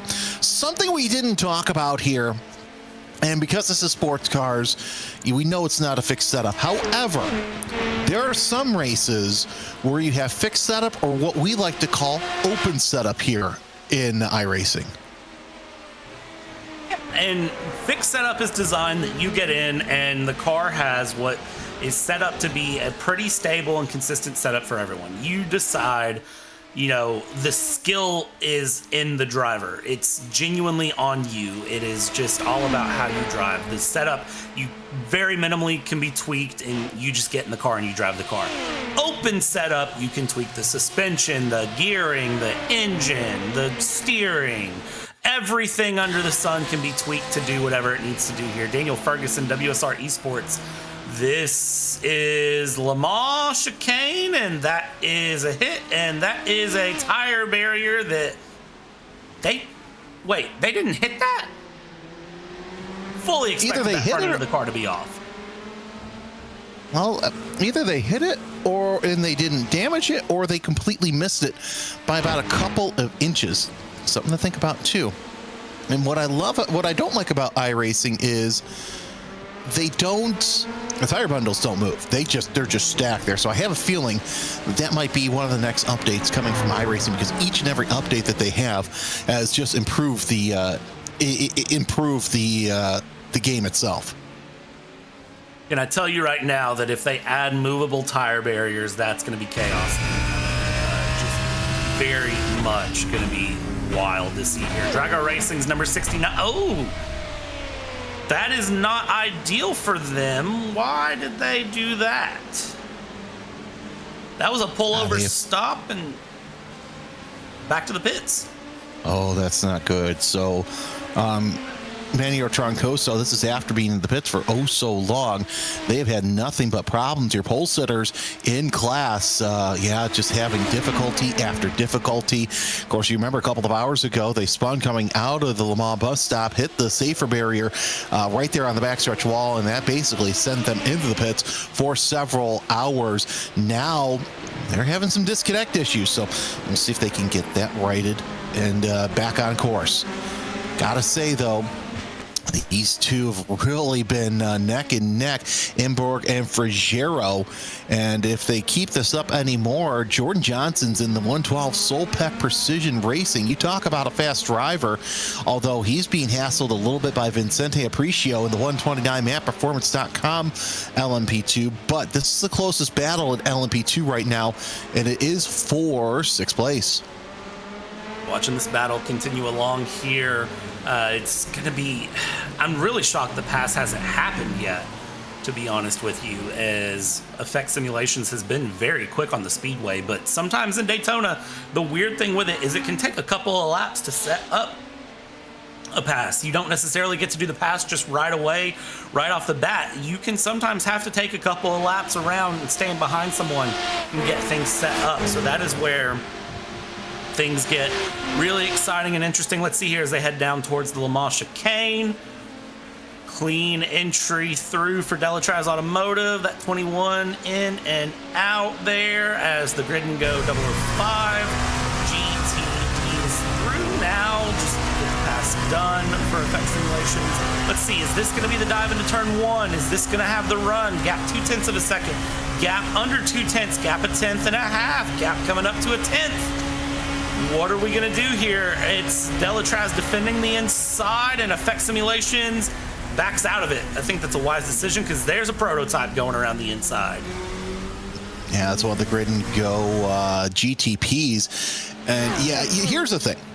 You see that draft close in where the car really closes in on the draft, and if you can't get there by pit in, I don't think you need to make a move, especially if you think you've got the momentum, because the second that you get out there, you're just gonna you're gonna hit a wall of air, and that's gonna hurt your momentum going into turn 1, because turn 1 is such a momentum corner.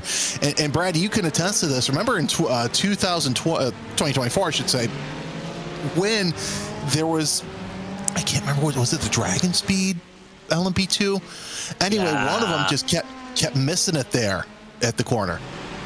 Yeah, that is the problem, is in the draft you're quick, but as soon as you stick out of the draft, you're just pulling into just solid air. It's literally the equivalent of hitting a brick wall almost. So you'll see a lot of people stick in the draft and then be picky about when they decide to pull out here. It's kind of what we're seeing right now with Door Esports, Falcon Sim Racing, Blue and Teal, is that they are deciding that it's quicker just to stay behind, especially here with 14 hours to go. There's no sense in really compromising your race, because passing side by side into turn 1 is doable, but it can be dangerous at times, especially if you misjudge your braking point, trying to get just that little bit extra away to get ahead of someone, and you miss the braking point and take each other out. You just have to be careful and really watch what you're doing here as we go through. Battle for 8th in GTD again is just going to be heating up right on the rear bumper there. Team Blue is, but I gotta wonder, will Falcon Blue try to get the pass on Door Esports into Le Mans, or will they stick around and try to get Falcon Teal to come up behind them as well and hold on and just go for a while? Well, it doesn't help that they're all AMG, so they've each got similar characteristics. But remember what I said earlier when Falcon was in the bottom half of the top 20. If they can get on the lead lap, they're going to be dangerous. They're only 3 cars up from the lead lap. They're 9th and 10th. And again, a lot of that's due to attrition, but at the same time, I'm still a believer that if Falcon Sim racing team gets up on the lead lap, Williams F1 team is going to have a hard time trying to capitalize. Of course, that's granted. They're running just a little bit slower. I'm taking a look at the lap times here, and their fastest lap times are close to each other, but the Williams team really everybody's run about the same lap time still as you take a look at your timing and scoring here on iRacing. As this battle for 8th just continues to just heat up. Yeah, Door Racing just cannot shake Falcon Sim Racing team, either one of those, around positions. Yeah, just holding on there in position. Someone asked how many of the cars are not a Porsche in the GTD category. A lot of Mercedes, a lot of Lamborghini love. I'm kind of shocked not to see as many BMWs as I expected, but a lot of Mercedes, Lamborghini, and a good chunk of Porsche. A lot of that due to just the Porsche has really good handling in the Le Mans chicane and can be comfortable running through, but the Mercedes also very, very good around this circuit. So seeing it get a lot of love as well as we go through. Again, Falcon Sim Racing Team Blue right there on the back of Door Esports, coming through NASCAR 1 and 2 as we go down the backstretch. But what will they do here? Will they go for a pass, or do they stick around and try to hold on with Teal and try to just stick behind? I think right now a lot of their lap time woes are really just because they're staying behind Door Esports. I think they do have a little bit more pace in the tank if they wanted to try to go for a pass. Real Rep Late saying the lack of Corvettes is sad. I think the lack of Mustangs also a little sad, because they've really come onto their own, as we mentioned early on, in GT3, and now we see a prototype going around the outside. There'll be another one going around the outside here shortly. And, Damon Woods really up on that rear wing of Jesse Jones, in spite of them being 2 AMGs. Manufacturer standards don't really apply too much here in iRacing, because you see the you don't have a manufacturer representative going, okay, we need to do this, this, and this. It's more team tactics at play, I should say. I almost said antics. But it's interesting to see the manufacturers still run with one another close together and almost share pit cycles and so on and so forth. Yeah, there's a lot of collaboration here in IMSA, a lot more so than you would think, and it kind of makes things interesting here as we get a look at our track conditions. Again, not much has changed, just that humidity has dropped a little bit. We're down to 66%. I think when we got in the booth, it was around 80% here. The wind has died down a little bit as well, as we've officially struck midnight here, 12:01 a.m. on the 24th of January in virtual sim time as we go through. So this is where we start the run towards 1 p.m. virtual time as we go. Can't believe we've gotten past midnight here, as finally Falcon thought about a move down into the Le Mans chicane, doesn't do so, goes back in behind Door Esports, but now I have a feeling that this time we're going to see a move towards turn 1. I think we will too, and I definitely want to hang on to this. But while we're hanging on to this, I saw a report that Jimmy Tunis may have hit something. I don't want to go to that yet. And looking at the pit time, and indeed he has been in some sort of incident. We'll see what happens. But yeah, looks like Woods is looking to the outside of Jesse Jones. He might make a move happen, but he does not have the line.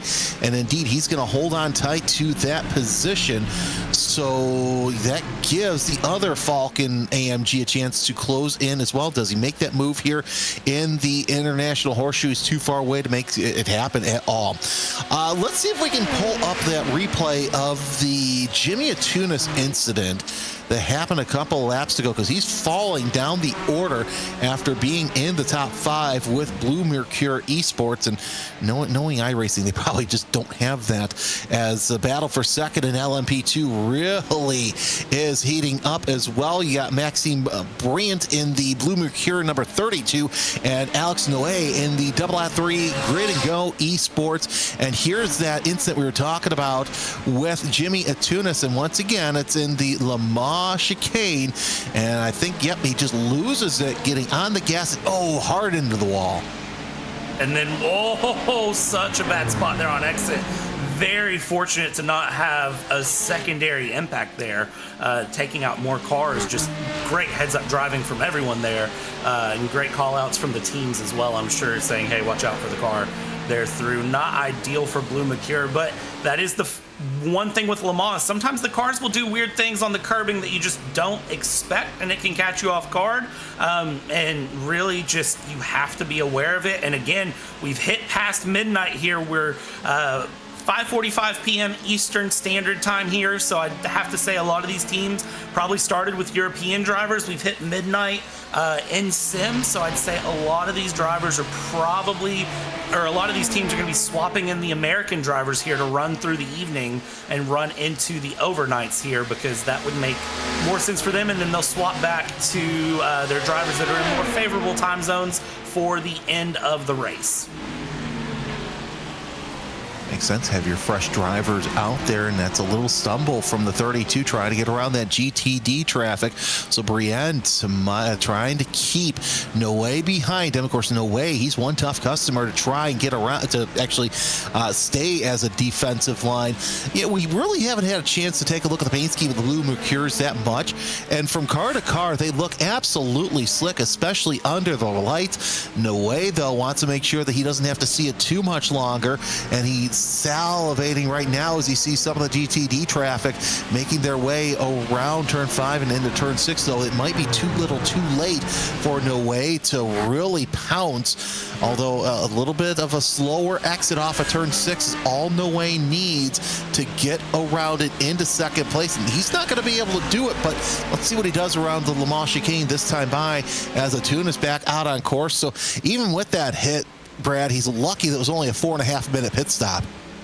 Yeah, very lucky there to not have any more significant damage, and I don't know how he doesn't have more significant damage, as the BMW GTP there in the background I thought was going to go for a dive down the inside of the Le Mans chicane. Does not do such a thing, though. Stays out and out of the way there, and now we'll dive in. And the interesting thing, watch the prototypes when they pass GTDs or when the GTPs pass LMP2s, if they're passing multiple cars in a row, they don't just stay to the outside. They will pull back in between them and get more slipstream. Again, when you pull out there on the speedway, it's like you're hitting a brick wall sometimes, so you have to be careful of that as we go through. Again, Blue Mercure still holding off Grid and Go for now as we go along. Just continue that consistency. Grid and Go looking very quick, though, trying to get that pass done. Looks inside, outside, not able to get past here. Alex Nagu still holding on. Yeah, in a way, look at just all sorts of racy. And that's no surprise that he's sitting there in third in the LMP2 class for GridandGo.com Esports. He's been one of the front runners in that class. By the way, your leader in LMP2 is Daniel Ola. He's got a whole... That gap actually has shrunk. I remember it being pretty high, like around 12 seconds. Well, that's now 7.5 seconds in front that the Seza Esports driver has. Either way, you've got to hand it to this team, as in the past couple of years they've really been getting a great driver roster and really working these endurance races to their advantage. So Daniel Ola making hay while the iron is hot. You go up to the GTP Hyper Car class, and it's all Drago Racing 1-2, where Nicholas Bowe, and now we start to see the LMP2s into the pits. But real quick, Nicholas Bowe, 31 seconds ahead of his teammate Nicholas Matteo. Let's see what Daniel Ola does here in the pits. Would not be surprised to see him swap out. He's been on this broadcast for quite some time. So the car goes up on the jacks. Does it disappear? Indeed it does. Who gets into that number 90? Whoever gets into it's going to be just as quick. It's Mate Varga. All you can do is laugh because Varga, you think Ola is quick. Wait till Varga gets out there on the circuit.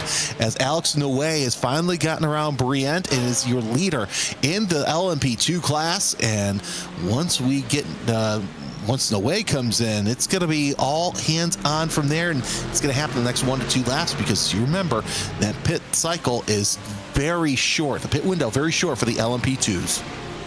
That it is. This is going to be an interesting one to really watch and see how they play it out here. Grid and Go, currently they got past Blue Mercure, and now they just have to try to capitalize. And that traffic, that GTD traffic, I think has given them a little bit of a breather here. That gap has opened up to almost a second already, but now as we run through, that gap is probably going to start to close again. I'd say in the next couple of laps, but again, they got to pit in the next couple of laps, so it almost doesn't make a difference here as we go through. This battle is going to close itself back up naturally or with a pit stop, either way. So we'll see how this goes for them. And I, think the LMP2 category is going to be very, very closely contested here as they go along. And both cars into the pits here. Now we'll see how they go. No mistakes, no errors. That's the key to a clean pit stop. Get stopped in your box and stopped cleanly and quickly. No surprise there. We were mentioning the real life drivers who love to race in these races. We have Augustine Canapino, as Noe is going to stay in for just another stint. Did you see who's entered right now in the number 68 Drago Racing Ferrari?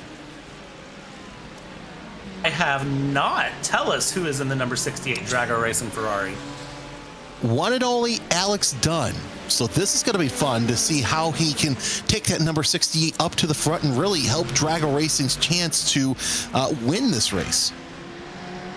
I have a feeling that Drago Racing car is going to get a move on. So keep your eye on the number 68 probably throughout the next 2 to 3 hours. That car is going to get a move on as it goes. So watch how that Lamborghini performs. Yeah, Alex Dunn, who's been splitting his time between open wheel and sim racing, especially here in the past couple of months. I've seen him in a couple of races that I've called, so no surprise to see him behind the wheel. Of course, the McLaren driver looking to improve upon his season last year. And of course, how can you not like how he's been one of those drivers like Max Verstappen, who has really spent a lot of time. It's like they said in the first split, he's a sim racer who happens to have a job as a real racing car driver.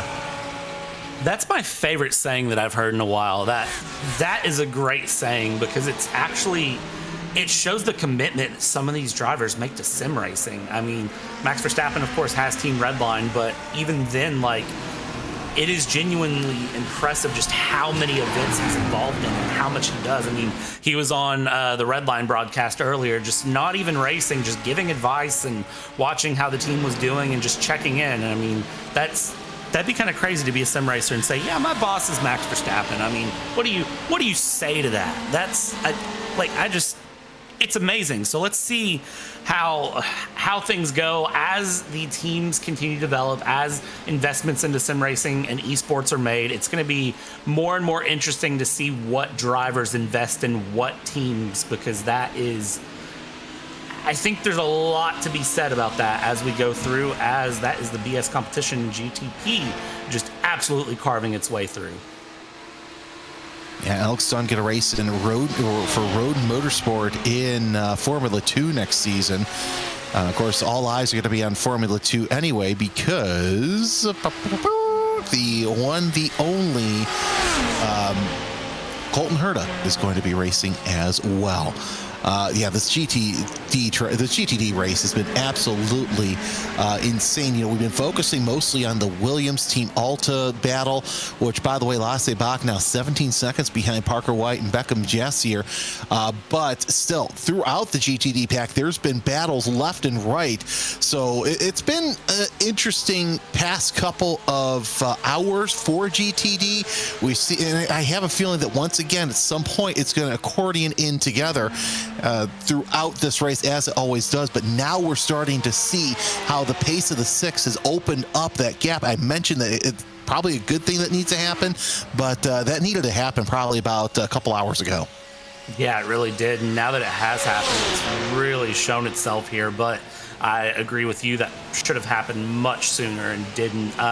Again, whether it's team orders, defending, whatever it might have been, the drivers and the teams had a reason for that. So we'll see where that goes through. For those of you just tuning in, hello.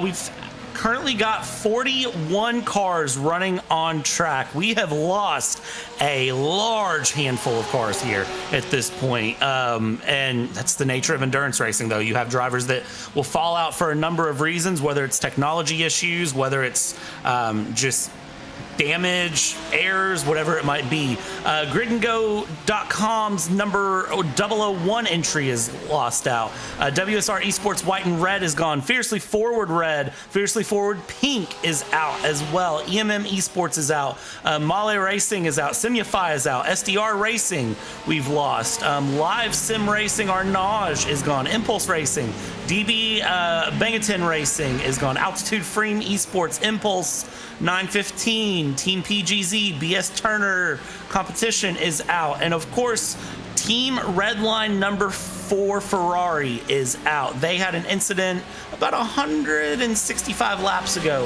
with a LMP2 car, and that unfortunately took them out of the race in the Le Mans chicane. So that has taken them out of the running here, and currently sitting with 41 cars looking to finish the next 13 hours and 48 minutes of racing. Yep, so still, like I said, I keep coming back to a lot to play for, because you see some of the front runners who we expected to do very well in this race. They were out within the first couple of hours. I'm taking a look at our timing and scoring screen, and just the teams that you see that you mentioned that are in gray, which on our screen means they're out of this race. It's absolutely amazing. I mean, it's great that the 69 Drago Racing Ferrari of Manuel Troncoso was able to get back out there. So we have 41 cars running right now, but it's just the attrition. You expect to see it in these 24-hour endurance races, but Brad, I didn't think we'd see it this early. Yeah, it's one of those that usually you see a few cars in the beginning, and then you start to see cars drop through the overnight, and then really like 4, 5, 6 a.m. is where you, well, not 6 a.m., but like 3, 4, 5 a.m. is where you start to see those driver errors slip in that I talked about all the way 5 hours ago when we first got in the booth. And, the idea of drivers getting tired and fatigued, and teams are tired and fatigued, and just one little misbraking point hits a wall, and that ends your race because you end up with an hour of damage. We've seen a lot more here early on in this race than we usually do. I can't think of the last time we were down to 40 cars and not past halfway here in the 24 Hours of Daytona. I genuinely cannot think of the last time that happened. It's weird to see, and I don't know, again, if it's something in the water or if it's just genuinely, as I've said, these drivers have to push so hard, so fast, for so long that it is easier to make a mistake early on. Yeah, plenty of interesting moves here as Cody Deeth and Jesse Jones are into the pits. So the Falcon 14 did get around the 20, but then again, I think that was probably on the pit cycle. That gives Damon Woods, I think Damon Woods had a little bit of an issue because he's now a lap down from the rest of the field. Actually, no, he decided to come in, pull the Williams strategy, and pit on his own. You see this battle between the Blue Mercure Esports teams, and see, they're doing what I thought Williams would do. You go out and lead for a bit. Okay, you know what? Let's go ahead and swap around positions. But then again, this just how it happens. As you see the 32 of Augustin Bernier around. Does he make contact with the GTD? Does he make contact? Just makes contact with the wall. That'll happen. And thankfully, he's able to get that clip magically back on, and then the power of simulation able to get going. By the way, if you want to know when you can race in the next iRacing special event, look at the bottom of your screen, the bottom third. Every once in a while, you'll see the racing events going on. And yeah, thanks to Ramiro, once again, another killer shot, and you see the car spinning. There's a nose, and suddenly it goes, oop, I should be back on the car, and it'll be back on the car within any minute. The good news is it's self-cleaning debris, which you and I both know we all love. Absolutely, we do. In real life, that would be a caution, of course, full safety car and pacing around. So that is the one perk of iRacing special events is there's no, well, at least in the 24-hour races, there are no safety cars, no cautions, no stoppages in order to keep the racing going. Again, one of the things with esports and with sim racing here at the top split, you gotta be able to go full pace for 24 hours with virtually no breaks unless you get out of the car. That is crazy to me to think about here. Going into turn one here, following with Nicholas Bowe in the Drago Racing hypercar, and this thing is scary fast and still running its race here up in the front, having such a great time. Well, Drago Racing, they just seem to have it this year. As they're, like I said, 36 seconds ahead of the nearest competitor, Coanda Esports of Mitchell de Jong. Bowe, though, 33.7 seconds of that goes between Bowe and Mateo. Mateo 3 seconds ahead of Mitchell de Jong for second place. So still, while the GTP class is evened out, you just got to hand it to Drago Racing because they are just on it here throughout this whole entire race. So that's the good news, that they're able to make something happen. As you see at the back, there's one car in the mirror there. There's a couple cars up ahead. So Bowe still running quite well. Dean Warren comes into the pits, and I think that is his pit cycle. So the Porsche Coanda 091 is in the pits. We'll see if he comes in to swap out. But now Bowe has to deal with some lap traffic with two GTDs.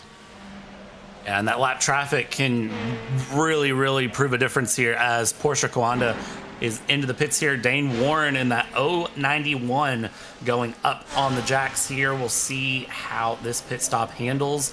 Down onto the tarmac, waiting on the fuel to fill up, and then going back out for another roughly 45-minute to 60-minute run here in the GTP Hypercar category. It's been pretty awesome to get to watch here how things go for them as they go, and really give the idea here as Porsche Coanda now back out. It was a great pit stop, 40.3 seconds in the box. That is a wonderful pit stop there, as Parker White does the same thing in the GTD category in that number 6. That's a fantastic stop out of the Williams team. They both get out, and now they can draft with one another. So we'll see them come out as the Porsche Coanda comes out. There they are. There's a Williams 1-2.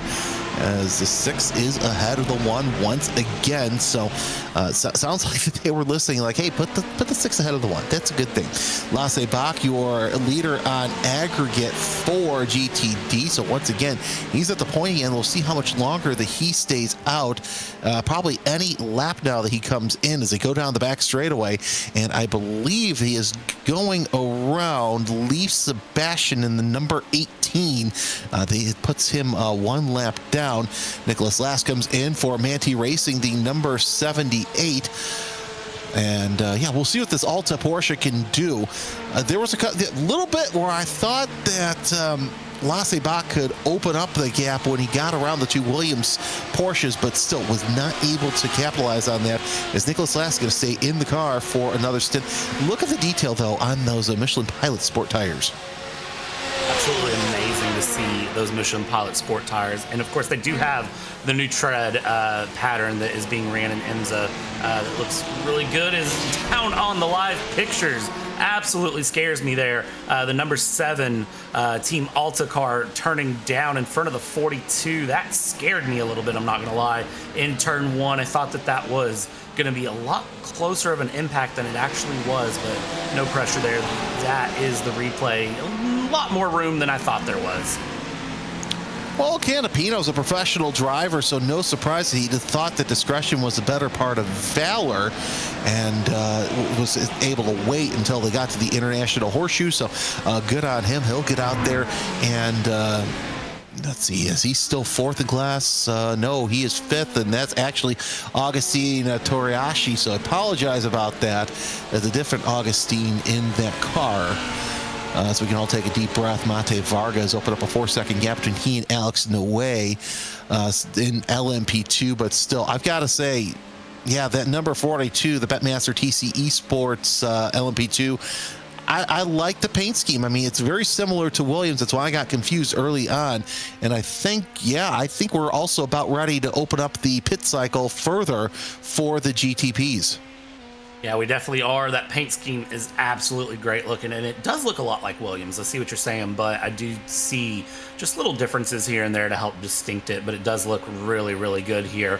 GTP pit cycle should be opening up here much more, as you said. GTPs tend to spread a bit more in their pit cycle, though. They don't do what we've seen the LMPs do, where it's basically half the field one lap, half the field the next lap, then everyone back out. The GTPs kind of spread out over a few more laps than what you would see all the way through. So this is really interesting to see in their run as the Movano Rosa car of Scott Michaels, the number 75, in and out of the box here. 40.8, great pit stop there. We'll get going and along here, and then just have to balance it out for another 50-ish minutes. So we'll get one more pit stop out of these guys before we hand it off to the venerable team for part number 3. It's going to be Joe Peak, Justin, I almost said Justin Michaels. I know that's not it. Justin Prince and Taylor Burris will all be a part of that broadcast, but still watching Movano Rosa come out of the pits in that Acura. And he's going to close in to an LMP2 in the West Horseshoe. Looking around up and down the timing screen, things have kind of eased out a little bit. I'm not going to worry too much about that battle for 4th in GTD because that's teammates Williams F1 Team Gaming. Just watch what we can around here and kind of answer some questions. Where is Max? Yes, Ramiro. Max is not in here, but somebody did say, and I really can't confirm it, that Franz Herman entered into the chat, although somebody's probably trying to be funny again. I mean, I could see Franz Herman running, so it wouldn't surprise me a bit here. But yeah, no, Max is playing an engineer role. I believe he is very busy with the launch of the F1 car in Detroit with Ford, which I gotta say, I absolutely love the fact that they've thrown back the blue and went to the Ford-style blue. Also, can we very briefly touch on the fact that Ford is going to be rolling out hypercars, and Logan Sargent is going to be driving. WTF is a kilometer. Yeah, and this season he's actually going to get started in LMGT3 with WEX. So that's going to... He's one of the lead drivers, too, which, I mean, let's be honest here. Did Logan get a fair shake in F1? You know, some say yes, some say no, but at the same time, would I have loved to have seen him in a season in Indy cars? Yes, but at the same time, I think sports cars is where he's at. Take a look at someone else who is going to be very good in GTs, and that's Max Esterson, who's going to be running with Nikita Johnson. That's another former open-wheel driver who I think is going to be absolutely lights out when it comes to running in GTD. So, look, we're lucky here in sports cars to where we've got a lot of the drivers who really didn't get a fair shake at open wheel now making their way into sports cars, even if it is GT racing. So we'll see what happens here. Mitchell DeYoung and the Coanda Esports 08 into the pits on the jacks. Tires come off, tires come on. Does the car decide to disappear? No. So DeYoung will get another cycle in and out of the pits here. We'll see how long it takes him to get out. But yeah, no, it's absolutely fantastic to see that Logan Sargent is with a team that has quite well. And it doesn't hurt that he's got Mike Rockenfeller as his teammate. Yeah, absolutely. It helps a lot to see the teammates working together and really just see how things are going to go. I'm excited to see the Genesis hypercar that comes out as well. I think that's going to be a great addition. But I'm also a Hyundai fanboy, and I will admit that. I'm a big fan of Hyundai, and I'm really excited to see them step up beyond TCR and go into the hypercar category. I really thought they would try to make like a GT3 entry, but no, they've stepped it all the way up into hypercar, so that should be good to see coming through. Should be exciting. Daniel Ferguson, WSR Esports here, and Niels Rotel in the Grid and Go Esports number 12. They battle things out right now, separated by about half a second, heading into the Le Mans chicane, and it's one thing to catch, it's another to pass. Slowly catching up to 004 on the 19, but will the pass be done? That is the bigger question.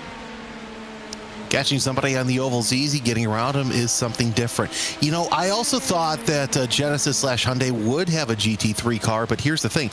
What can they homologate to GT3? It literally goes from touring car to whatever else they can find.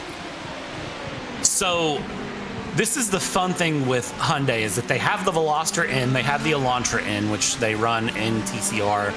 They would have to basically take the Elantra, they'd have to do like the Sonata more than likely and turn it into a hypercar, or they could do like the G70, G80, G90, or turn that into a GT3, or they could take like their sedans in Genesis 70, 80, 90 and turn one of those into a GT3 style car. I don't really know how they would do that though with the way the cars are. It wouldn't make a lot of sense. So like, I see why they're jumping to hypercar, but I really thought they would stair step it. No, I agree. Your top two in GTD come into the pits as Rasmus Christensen will be in the number 7. In Corentin Lassine will get into the number 8. And so it'll be a matter of time before Alex Dunn gets out there and leads for Drago Racing. He's off cycle from the rest of the team. Battle for 7th heats up in GTD from the number 14 of Cody Deeth, Jesse Jones in the 20, and Damon Woods in the 44. So once again, it's an all AMG battle here, as it's the two Falcons and the two Falcons in the Windward in the middle.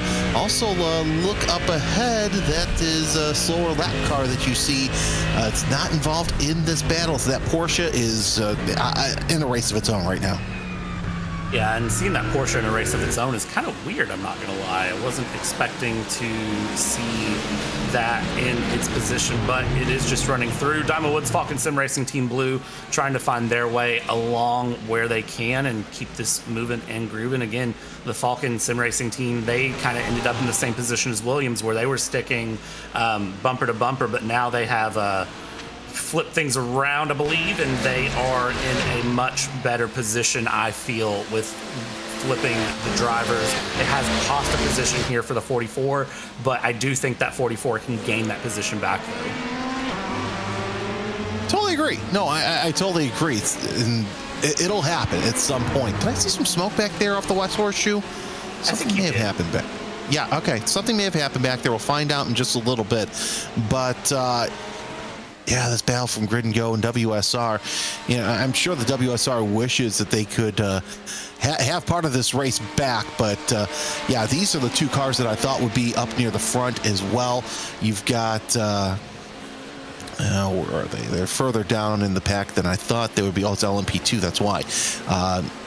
Niels Rota and Daniel Ferguson, obviously they wish that they could be further up at the front, but thus is Endurance Racing. So still a lot of time left. We'll see what happens. Dominic Hoffman comes in from the GTP class. He's in 6th place in that number 89 BMW M Team BS competition. Of course, BMW, they would probably be the front runners, but again, Drago Racing just putting a hurting on the field. Both of those cars are the only ones on the lead lap, Brad. That is how much of a gap they have put on, and we're still in the middle of pit stops. It's amazing to see that gap going through the way it is around. Look at the YouTube chat. Someone said, wait, Hyundai still makes the Veloster? They don't anymore, unfortunately. They did stop production on that not that long ago. However, I had a Veloster in. Beautiful car. I also used to sell Hyundai, though, so I'm kind of a little bit biased in that regard. But the Veloster in, perfect car. Loved it. One of my favorite cars I've ever owned. A G70 GT3 would be awesome, and a good Bentley boat successor. Don't disagree. That would be really cool. But Hyundai's not going to do it. Maybe they'll do it. We'll see how successful their hypercar run is as they go through. Still watching battles here on the track continue to develop. And, you know, we've hit 13 hours, 30 minutes left to go. And we're deep into the night. This is survival time. This is where you want to survive, but somehow we're seeing a bunch of like punches being thrown. Everyone's just really fighting and competing here at this point. It's kind of impressive. Yeah, really, it really is impressive how punchy some of the drivers have gotten Jimmy Tunis back into the pits. This looks like it could be a scheduled pit stop for the Blue Mercure Esport, and yeah, not really. Although Max Sense Godhino is going to be in that car, so yeah, I think it might be a scheduled pit stop for Tunis. That's a stint that he would most likely like to forget with two issues as Niels Rotel comes into the pits in LMP2. So now he's off cycle from everybody else, so he'll drop to the tail end of that pack. And now Alex Dunn is out front for GTD, almost 6 seconds ahead of the Williams team Porsches. You've got this battle for 8th and GTD with Jesse Jones and Damon Woods close together. They've actually, let's see here, Cody Deeth has lost both of them, although Deeth trying to hold on to that 7th place, about 5-6 car lengths at the very least out front that lead Falcon has. So still, let's see, are they on the lead lap together? No. 3:57 is the lead lap for GTD's. Lee Sebastian, your first car, 1 lap down in that class with 356 laps. Van Hasse, who also is off sequence in LMP2, he decides to come into the pits, 41.8, actually just coming out of the pits as he's going back in that grid and go double lot 4.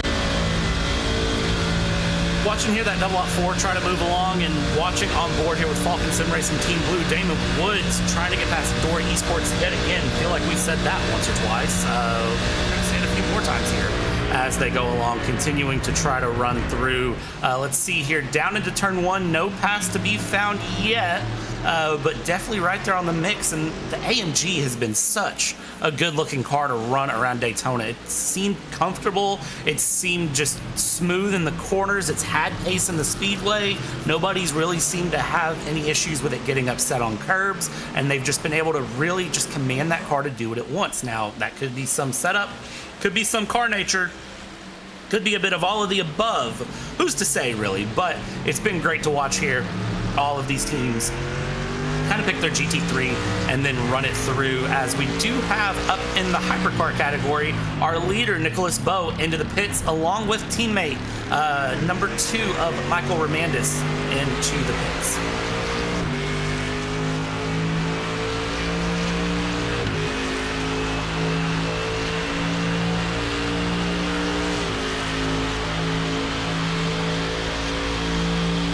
Continue to watch through here and around, going along. Everybody just, you know, this is the thing about the nighttime here at Daytona, is you hit a point of survival, and you hit a point where it's genuinely, you're racing hard, and all of a sudden you go from the point of you're running your own race to now you are in a, you know, just great fight going for runs. So now this is exactly where we've gotten ourselves, is again another great view of those Brimbos and of the detail of the brakes here, and going through as we exit the pits now with Drago Racing going forward and heading out. That is such a great shot there.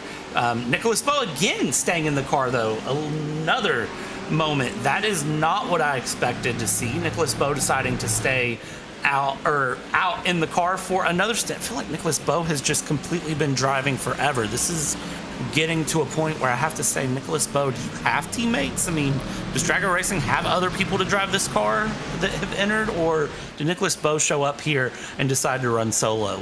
Because it definitely seems like that here. Lap 398, for those of you asking, out of 929 laps projected. We are approaching lap 400. That is absolutely crazy to see. So we'll see how that goes through and along here. Someone said, is it the time to push, considering it is a cool track? I would say yes, but also you don't want to over push. The big key is to be consistent all the way through. Along this race, you don't necessarily want to get yourself into a position where you're over pushing and asking too much of the car. You have to remember these cars have been running for 11 hours at this point as well, and can prove problematic if you aren't careful here as we continue along and follow through and forward. Check back in again in GTD, the Williams F1 Team Gaming. They have continued to just be right here in the mix. And guess who is coming up behind them? None other than Team Alta and Bloomer Q are making their way up behind. So now we're going to have the same fight we've been seeing that's going to continue along here for Williams F1 Team Gaming. They are going to have a great old little ding-dong fight as they go along. I'm excited to really see how that goes here. And Jeremy, are we ever not going to have Williams fighting each other up in GTD, or what? You know, they're very good, to say the least, and I'm not surprised that they're still the pointy end of the grid. Their pit strategy's got them to where they're at, and of course, moving that 6 ahead of the 1, that was absolutely fantastic because they've opened up that gap. You know, you take a look behind, and that's just so far throughout this race. As I take a look, that's right.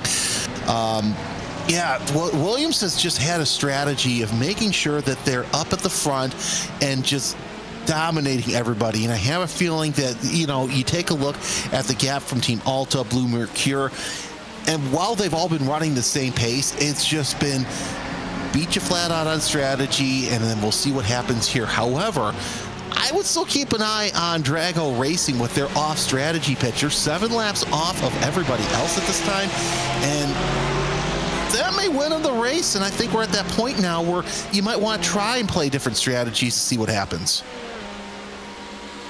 Yeah, I think if there's ever a time to roll the dice, it's probably now at this point. I mean, we've ran 11 hours almost at this point with the strategy you've been running, the car you've been running. I mean, this is the time where the teams, the engineers will all sit down and reevaluate and say, okay, is our plan working? Is it going to get us the win? If it's not going to get us the win, what are we going to get? Can we get better? This is where, we said it earlier, you take your first plan and on lap 1 you throw it out the window, and then you have your second, third plan. This is where you start drafting plan 4, 5, and 6, and you get ready to implement them, and they're either going to work or they're not going to work. There's kind of no in between on that one. So we'll see how the drivers decide to do stuff.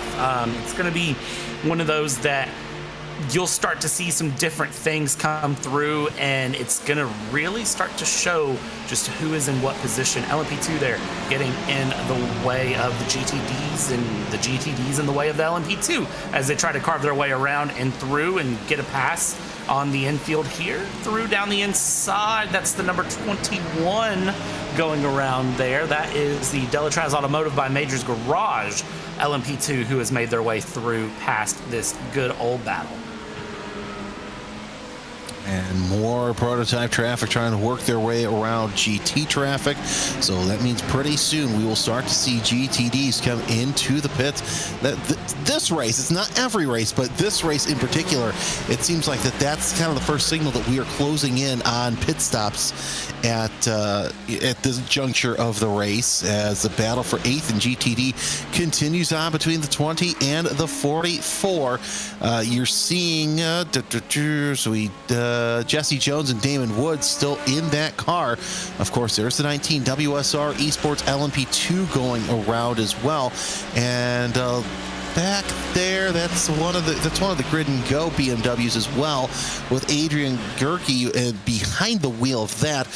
Gerke several laps down from this battle. Actually, we'll call that 5 laps down from this battle. So while out of contention, might as well just get out there and finish the race. 41 cars still running in this juncture of the event.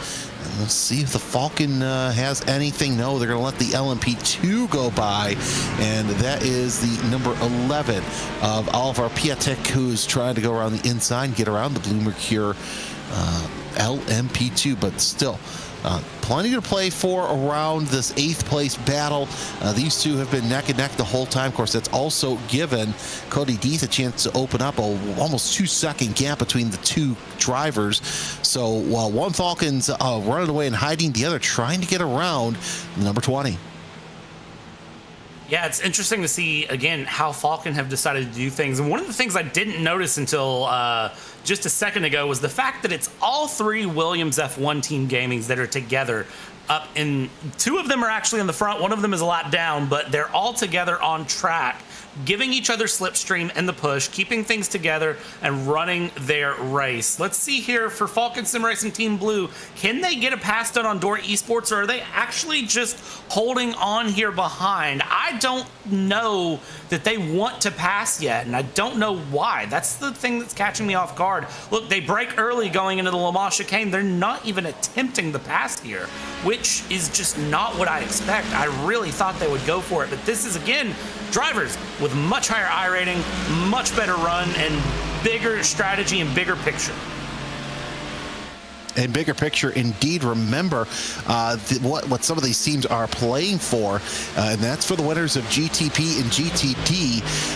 The winners of this broadcast split get an invite to the 2026 IMSA esports season. So while it's still a lot left to go in this race, that's what some of these front runners are thinking about. You know, they get that easy advantage to run in what I think is one of the toughest sports car series across the iRacing system. So yeah, I think that's in the back of some of the drivers' minds. Oh, I saw a peek to the inside that the 44 had on the 20 and thought better of it. Of course, probably looked at the mirrors and saw the LMP2 traffic. Well, now Jones is going to look to the outside on the kink. He's going to let that LMP2 go by. Oh, almost contact there as the 42 slices and dices his way around traffic, and that's going to give Damon Woods a chance to close in as Toraleschi makes his way through the field. There's another prototype back there as well. I think it's an LMP2. So yeah, traffic is really coming into play as both the 44 and the 20 decide to split and give that LMP2 a chance to go around.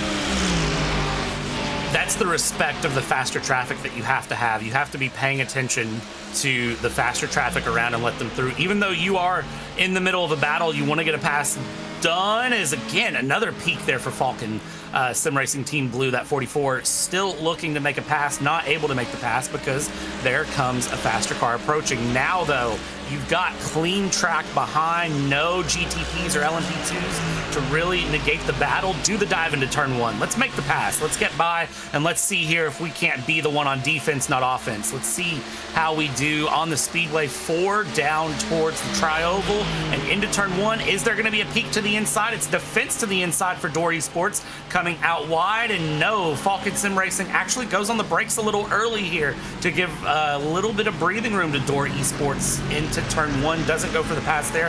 I think really it's the Le Mans chicane where they want to get the pass.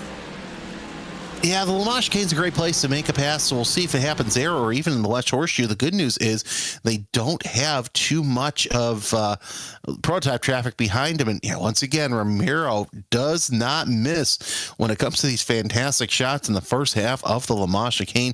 It's an absolute pleasure to see these and really to be able to commentate this race, because while the battles for the lead have really been few and far between, the battles in the middle of the pack have been absolutely spectacular, and you're not missing a thing here on the iRacing channel on YouTube, Twitch, and VCO Esports channel as well. Making our way for our final hour, Jeremy Scott alongside Brad Dalton, bringing you all the action here as 8th place and GTD really still close to one another. Brad, I don't think that these two are close enough to make something happen in the Le Mans chicane. It's going to take somebody brake checking one another in order for it to happen. And no, just you can't make these moves, these desperate moves that you can, later on in the race. Right now, you're best off sitting there, tucking into the back of the draft and waiting for something to happen. If we were an hour to go in the race, a dive would be made 7 days a week and twice on Sunday.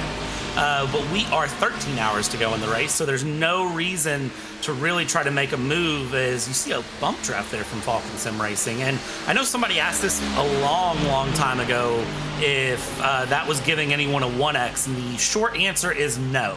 The long explanation is a light bump like that will maybe register as a 0x, but it shouldn't give people a 1x unless it's a really hard contact there. So I'm not thinking anyone's getting any sort of incident points there as they go through, and I would be surprised if any of these drivers here are even getting near their incident limits at this rate. Really would be surprised if incidents become an issue in this race. They might near the very end, but this has been a very clean, steady, everyone keeping the wheels on track and moving along battle that we've watched this entire race. Here's my question to you, because I really haven't seen the notes for this race. What is the incident limit for a team? It is 100 points across 24 hours. Okay, a track like this, that's kind of hard to do, but it just depends on how you do it. Mate Varga comes into the pit, so that'll set off the LMP2 pit window, and we'll have one more pit window as we sit here and await our final hour. So everybody will get at least one more pit stop here before we hand it off to the three-man team, who will bring you the third 6 hours of the Daytona 24. As this battle for 8th has been nothing but absolutely fantastic. Noe and Piatek are going around Varga on the circuit, still down low. And basically what that tells me here is Jones is saying to Woods, if you want to pass me, you're going to go low, but you're really going to have to work for it, as Woods looks to the inside going into turn 1 and still doesn't think about that move. And like you said, if this were an hour to go, he would have thought about that move all day and twice on Sundays. Yeah, the fact that he didn't make that move shows that you are very much thinking long-term in this race. You're not thinking about the move itself. You're thinking of the race as a whole, and that is the sign of a very wise driver, to be thinking about that point and being in that position here as we go through and check in. LMP2s, as you said, very much into the thick of it as they go along, and watching to where they can go through. So that battle for third and LMP2 very much alive between Betmasters TC Esports, Blue Mercure Esports, and Delatraz Automotive by Majors Garage. I have a feeling all three of these cars will peel in together, and then they'll come out together, and then we'll continue to watch them just fight yet again. All depends on if somebody decides they want to come in for a driver swap too. So, yeah, no surprise, Blue Mercure and Delatraz have really closed in on one another. Blue Mercure, one of those teams that is starting to really show itself out in the front. I think this might be its coming out party, as now you see Blue Mercure and Delatraz. Well, look at that pass as Delatraz takes it to the limit all the way on pit in and makes that pass early on. Now, remember, that's legal here as they work their way into pit road. You can pass on those aprons if you're coming in the pit. You just can't do it in the pits.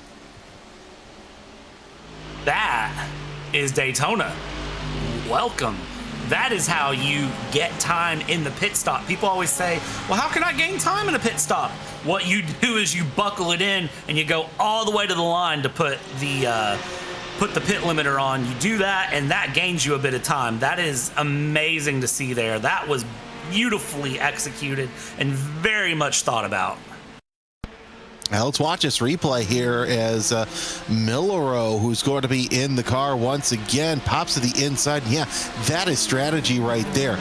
Get on the brakes later. And of course, both of those drivers hit their marks, and really, you didn't see too much of a wiggle. So that tells me that they both were able to get down to their pit limit or the pit speed limit and make it work. So absolutely fantastic work. And now look at that, Millero able to get out ahead of the that LMP2. So that was absolutely fantastic work. So it'll be Millero in the number 21, Bernier in the 32, and that was definitely in the moment. And I almost wouldn't be surprised if we were to ask the driver and they go, may or may not have missed my braking zone. Sorry about it, but it worked out in the end.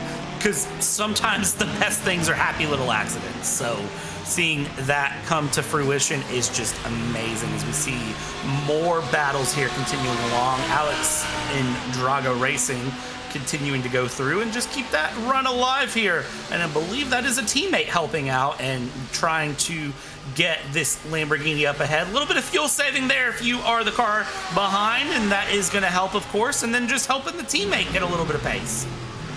Why not? I mean, we wouldn't have a teammate. If I had a team like that, I'd be like, yeah, try and find each other, especially if they were laps down. By the way, I like how you said happy little mistakes at the nearby hometown of one Bob Ross. Did you know that he was from New Smyrna Beach? I did. I may or may not have done that on purpose. That's my kind of co-commentator. Always with a dynamite drop in, Johnny. That podcast school's really paid off. But yeah, Alex Dunn using his teammate as kind of a fuel strategy save. And really, that's smart because, like I said, Drago Racing, the number 68, off sequence from the rest of the leaders in GTD. Yes, we know that the 69 Emmanuel Troncoso is multiple laps down, but really, I'd rather see this than the other one, the one that's multiple laps down, just laying down and dying, because it gives some sort of purpose. And you know what? Other teams are going to try and get around it and pass them. And here's the thing, too, that I'm looking at. For the number 69, they've not had a nice race. They are down as many laps as they are. They might as well help the team move forward. I mean, we see this in Formula One. I'm just going to go ahead and say, we saw Yuki Tsunoda try to do some blocking for Max. We've seen Sergio Perez do blocking for Max to help secure championships and do different things. It's really interesting to just see what can be done with teams. We're seeing Williams do it. We watched Falcon do it for a while. Williams is doing it right now with their Gaming 3, who's in P10, with Team 2 and 1. Gaming 3 is the lead car. And then Williams game lead 1 and 2 is following behind, and Gaming 3 is down laps as well. So, this is one of those that it's just, I think it's smart team strategy, and welcome to racing. You have to bend the rules and stretch to get ahead. This is what racing is. If you're not trying, you're not winning, you're not doing enough. You have to try. I'm reading the chats, and the more I read the chats, the more I think I'm going to be in Reddit's either Sim Racing Stewards, iRacing, and you know what? It is what it is. We'll just leave it at that. Smart strategy. Alex Dunn doing what he can to get in front. Thank you, Ramiro. There's Wesley Caspers and the II Grid and Go Esports. We've mentioned them a lot, and now we know why. That bent up all but one corner, and so he's actually, I think they are out of the race because they are. And they got hit again. Oh, yes. So Wesley Caspers and the 002 Grid and Go.com Esports. Unfortunately, that is that's a race. That's a shame because we know that they can be front runners and just hits those sausage curbs once again. Let's see. Who was that? That was the number 78 who was also involved in that. So that's Nicholas Last. He's in the pits. He was able to drive it in. Did he have to go sideways? No. He's able to get it in, so he's in for a long pit stop as well. What a shame. So two fast contenders out with that race. That is heartbreaking is what you see there, because that is very, very unfortunate to see here. Now we see, can Drago Racing hold on and really just go through here? They have no competition along, but you do have cars that are going to want to try to get back on the lead lap behind. What do they do in that regard? And then, of course, you have lap traffic coming along. I think this is great team strategy at the end of the day. And you said that you're worried about getting on Sim Racing Stewards or iRacing. I'm just going to go ahead and say it, hashtag Hot Takes with Brad, and leave it at that. So that's where I'm at with it. Yeah, no, but either way, it's racing. I will say this.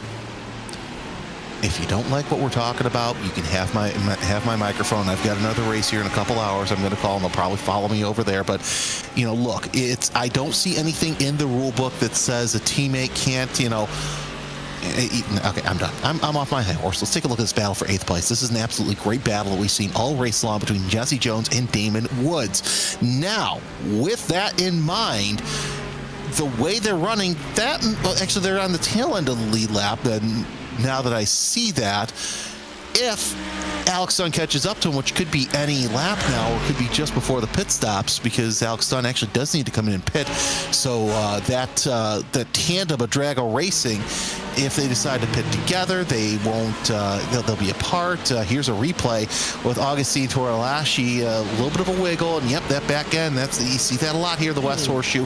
At least he didn't go so far back into the runoff where he backed it into the wall. Yeah, used to you would actually go down, and if you weren't careful, you'd hit that grass on the outside of the West Horseshoe, and basically it was ice, and if you did that, you were destined for the wall. There was no saving it. Now the grass physics and everything, you can actually keep the car out of the wall, steer it in, but thankfully not even having to venture to the outside of the track there, and able to stay along. Dort Esports Falcon Sim Racing Team Blue still in the order they were in the battle for P8 for GTD, and I have a feeling that in our time in the booth, this will not change, and if Falcon proves me wrong, I will be happy. I don't think they're going to prove me wrong, though, so I will be sad for the remainder of our time in the booth. I won't be sad we're in the booth for the 24 Hours of Daytona. Why would I be sad? I will just not be happy. No, I'm very honestly, for all I've done in this past year here in the service as an announcer, it's been, I can't believe I'm sitting here calling the 24 Hours of Daytona in the sim. I've done some pretty cool things as a trackside reporter and as a commentator. You know, and this is really cool to do this and see some of the top racers in iRacing really make their way around this racetrack. It's fantastic. Now we see Damon Woods really closing in. This might be the opportunity that Woods has to get around Jones. But Jones, he's opening up that gap just a little bit. I don't think either of them are going to come into the pits just yet. No, they're about 5 laps away from having to come down to pit road. But once again, Jones is saying, Woods, you want to get around me? You're going to have to do it on the low side, because I'm on the high side, because you're not getting that low side, to say the least. And here's another slow-mo of Nicholas' last contact with that grid and go, oh, you just feel so bad because it's wrong place, wrong time, but also it's racing 101. If a car's sliding down to the bottom, you need to go high. That, I think, unfortunately, was a case of object fixation. Yeah, that was a case of just trying to avoid and zigging when you should zag. That is exactly what I think that was. It's unfortunate, but that is racing. Sometimes it happens. The heartbreaking part is realizing how far into this race we are and that happening. The fortunate part was they were able to drive it in there for Manini, and they will be able to repair it, get back out. There'll be some laps down, but they are at least going to be able to try to finish this race as it goes. So this is going to be the interesting way to see how it goes. I am very much interested in seeing how this plays out for them, though, if they do get back out, because Manini is going to, of course, have to try to go through. And again, Falcon still behind. Yeah, Falcon doing their best to, try and get... Well, here's the thing. You've got one Falcon up ahead. You've got one Falcon behind. And I've got to say, Cody Deeth doing all he can to try and close that gap between he and Lee Sebastian in that spot. But, man, this is such a great battle here, too, between Parker White and Beckham Jaycear, as they're drafting off of one another for second place, as the Williams team, F1 Team Gaming, tries and closes that gap once again to Alex Dunn. But Dunn's going to have to pit about 3 laps here, so the lead will cycle back over to the Williams F1 Team Gaming 2-1, and of course they'll also have to they will be able to open up that gap further and get further up front by drafting off one another and saving fuel. Then one of them will pit, the other won't pit after that, but they'll get back to drafting one another here in just a little bit. Of course, that number 17 you see back there is also 1 lap down, and that is the teammate to these two. That is Etu Escalin in the Williams F1 Team Gaming 3. So you've got the 2-1-3 sitting there as you see the Deltraz LMP2 work his way around. getting the way through there in the Delatraz LMP2. Great move there. And again, you see the teammates there on the lead lap with the teammate laps down, going along, slightly different order. Second verse, same as the first. This is a team competition, so no surprise to see those here up at the front working together. So that is what I like to see, is, you know, team game working through. Because again, this is a team race. You're not racing for individual pride. You're racing to have a good result as the team. So, I mean, if you need to do a little something to help that, you might as well. And I'm going to jump off that soapbox now, because we've, I think, harped on that soapbox enough, and Hot Takes with Brad is done for the evening. Track conditions here, 20 degrees Celsius, 21 degrees track temp. Still a gorgeous Florida night here. 1:02 a.m. and humidity hovering right at 70%. Yeah, so humidity drying things out. So we're right about that happy zone where these motors are going to be very, very happy. And that's interesting. Alex Dunn and Manuel Troncoso both come into the pits together. Oh boy. Anyway, Etu Escalon also coming into the pits for his compulsory pit stop. So we'll see more pit stops here in about 6-7 laps for GTD. That's an interesting strategy, though.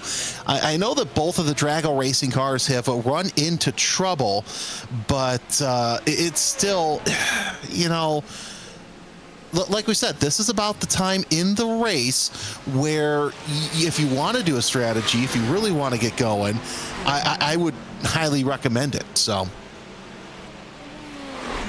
yeah, I agree with that. And I know that a lot of people in chat kind of aren't happy with a lot of things here.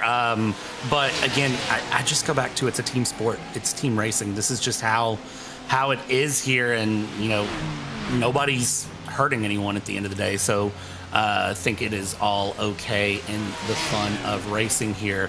I still can't believe Grid and Go had that moment into the wall. This is just so through. And you said 6-7. Who said 6-7? I didn't say 6-7. Oh no, don't tell me I did. No, please. No. No.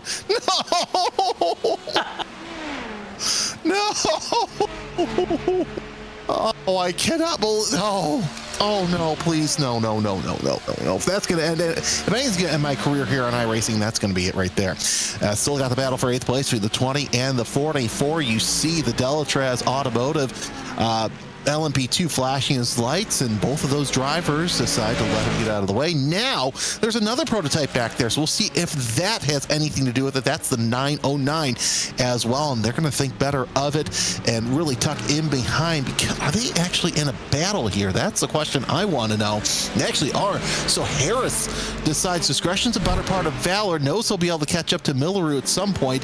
Dispatches of one of the... Oh, that was a little bit of a wiggle there. I thought there might have been contact, but indeed there wasn't, as Miller, he gets around both of them, but that also gives a chance for this race to really heat up once again, as Jesse Jones loses a little bit of ground from Damon Woods, as they're now tight off of turn number 6.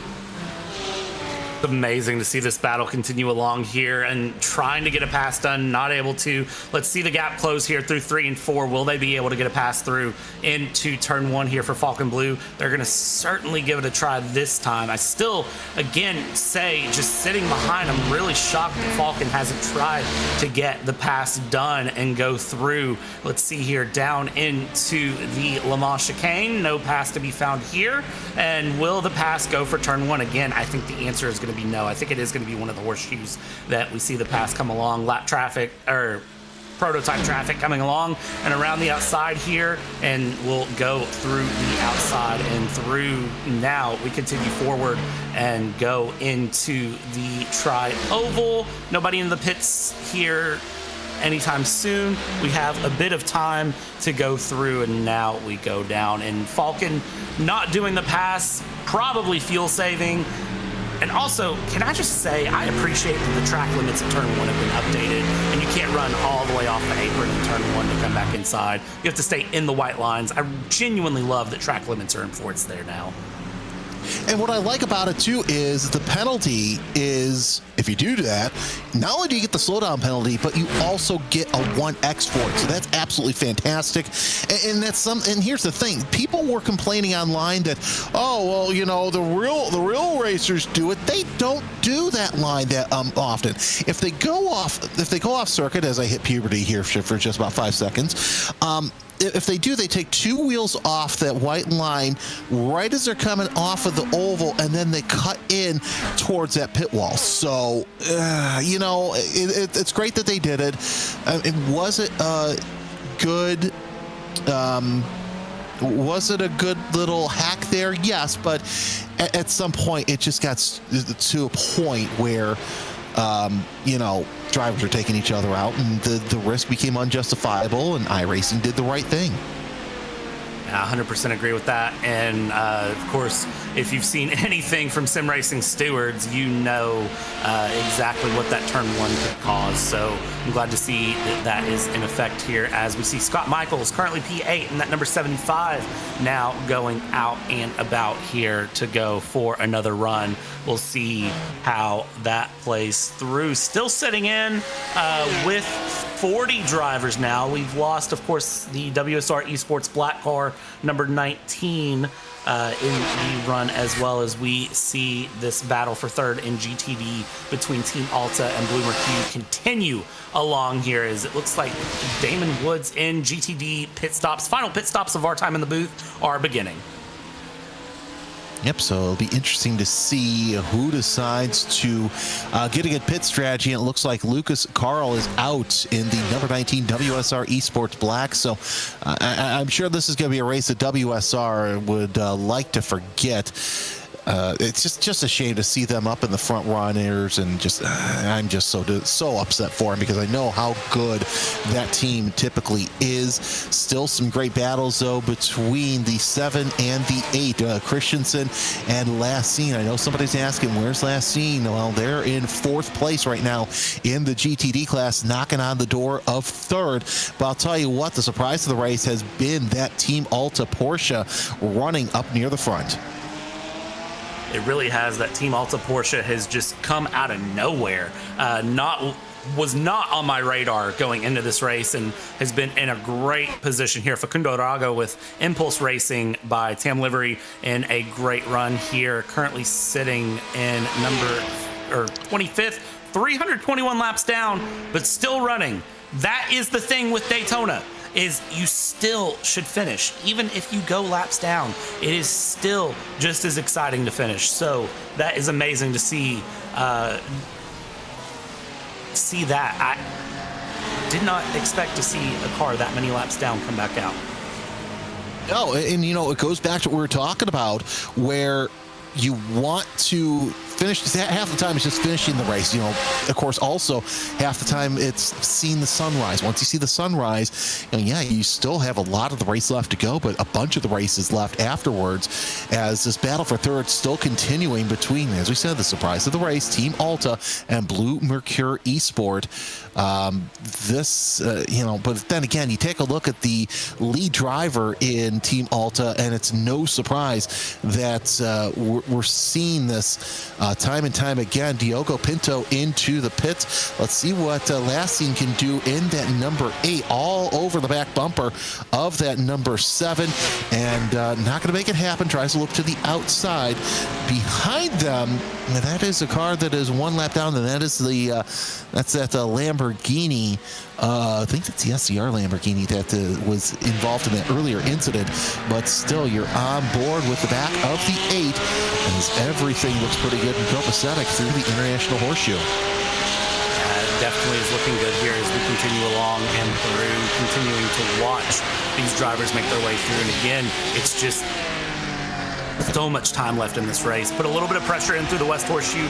Don't try to force anything unnecessarily, and keep things alive here, as someone has pulled in my driveway and my dog is now barking. So apologies if you can hear that. Welcome to real life, though. Sometimes that happens. Yeah, that's exactly. You know what? That's the thing. You get that, and it's like, okay. Well, at least you don't have your phone ringing, because it's $20 in the jar. That it is, and that is why the phone stays on silent. But I'm still getting used to commentary with a dog. We adopted him back in September from a shelter. He is a 10-year-old Husky German Shepherd mix. So just still getting to know each other a little bit. We've only had him for 4 months, and well, he didn't bark the first 2 months we had him, and then magically found his voice in typical Husky fashion. It looks like the 14 and the 20 have gone into the pits. Hovsen is now going to be in the 14. The Door Esports AMG will be populated by Nikolai Peterson. As look at the number 8 going to the inside of the 7. Finally gets around. So move Christensen to fourth, I should say. Lassing up to third. That's what we're talking about with this kind of racing. It takes laps to make a pass, but when you do, you got to make sure you execute it quite nicely. And it feels so good when you get that pass through as well. That's the thing, is it's not even just okay, the pass is done. It's genuinely a big relief to get that pass done. It's great. And then you have to celebrate it for a second, reset, and continue to move forward, because now you end up on the defensive end and trying to move your way along here as we've hit the overlap period again, where all 3 classes are pitting at roughly the same time here, which is amazing to see. So we will see how Bloomer Q holds on here. They're 37 seconds back from the 2 Williams right now, but they are in a good position, I have to say, for this race as we go along, continuing to block, continuing to battle, continuing to do what they can. Is up front, the 2 Williams are just sitting within a tenth of a second of each other and trying to run away with this race in GTD. It's, someone on the chat says the 2 Williams Porsches are doing a great job, and really they are. The strategy's working out for them, and it seems like once the 6 got ahead of the 1, they were able to open up that bigger gap as they worked their way around the kink once again. And any lap now, we'll see these 2 cars come out, and then the battle we're seeing for third place will be the battle for the lead, as last seen still ahead of Christensen, and still working their way down into turn number 6. It's still a fantastic battle. And yeah, I would say any lap now that they will be in the pits here as they come down for another set of corners. But this is absolutely fantastic. Hey, the good news is there's a half hour of us left, and then you'll go into a great team as well with the iRacing network with the great Joe Peak, Justin Prince, and Taylor Burris. So really happy to see them work their way. They'll work a little bit of a wiggle there from Parker White, but they will work their way into the sunrise hours as we're just about halfway through this race. So amazing to think that roughly 12 hours ago this race started going through, and of course, an hour or 2 hours before that, all of the drivers get with the teams, they do some warm-up laps, they get into a practice session, they get ready, they talk strategy, they pre-brief and get ready to go, and then we jump in, and it's just solid 24 hours of racing. And then of course after the race there will be a little bit of debrief and then some sleep, and then they'll get together later in the week for the true debrief and then prep for the next one. That is the amazing thing about this, is that it's not just the 24 hours that you see on the broadcast. There is so much before and after that comes in as well to get ready for these events, plus the weeks and weeks of practice they go through. I know that the team that I work with, they have been working for weeks now to get ready for this race, putting in practice for easily over a month to get things through and going. It's been interesting to really watch how it goes through and along as we go, as we see that bobble from Parker White. The one time I've really seen the Porsche have issues on the bus stop, and it was just a light little bit of a jiggle there. Yeah, that was a nice save out of Parker White. So good to see that he's able to get up there. And 31 laps. So those tires are probably screaming for mercy as they go around the circuit down through the backstretch. Once again, actually front stretch, I should say. Not sure we have in the pits here. It's Dominic Hoffman in the number 89, that BMW M Team BS competition prototype, working its way through to see if it's a full pit stop, and indeed it is, as he's not taken a driver change as of yet. So we'll see some more prototypes come out for their pit stop. I think the next one is most likely going to be the Drago Racing 5 and the 2. Roma just behind the wheel. I think we're going to see a driver change there. The Williams team decides to come into the pits as well.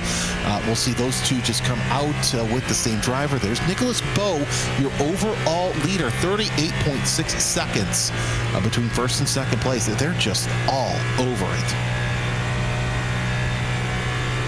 Drago is doing exactly what Drago needs to do in GTP. They are just holding on. And again, I don't think Nicholas has gotten out of the car the whole time we've been in the booth. I'm probably wrong in that, but Nicholas has just been running, and they've been consistent.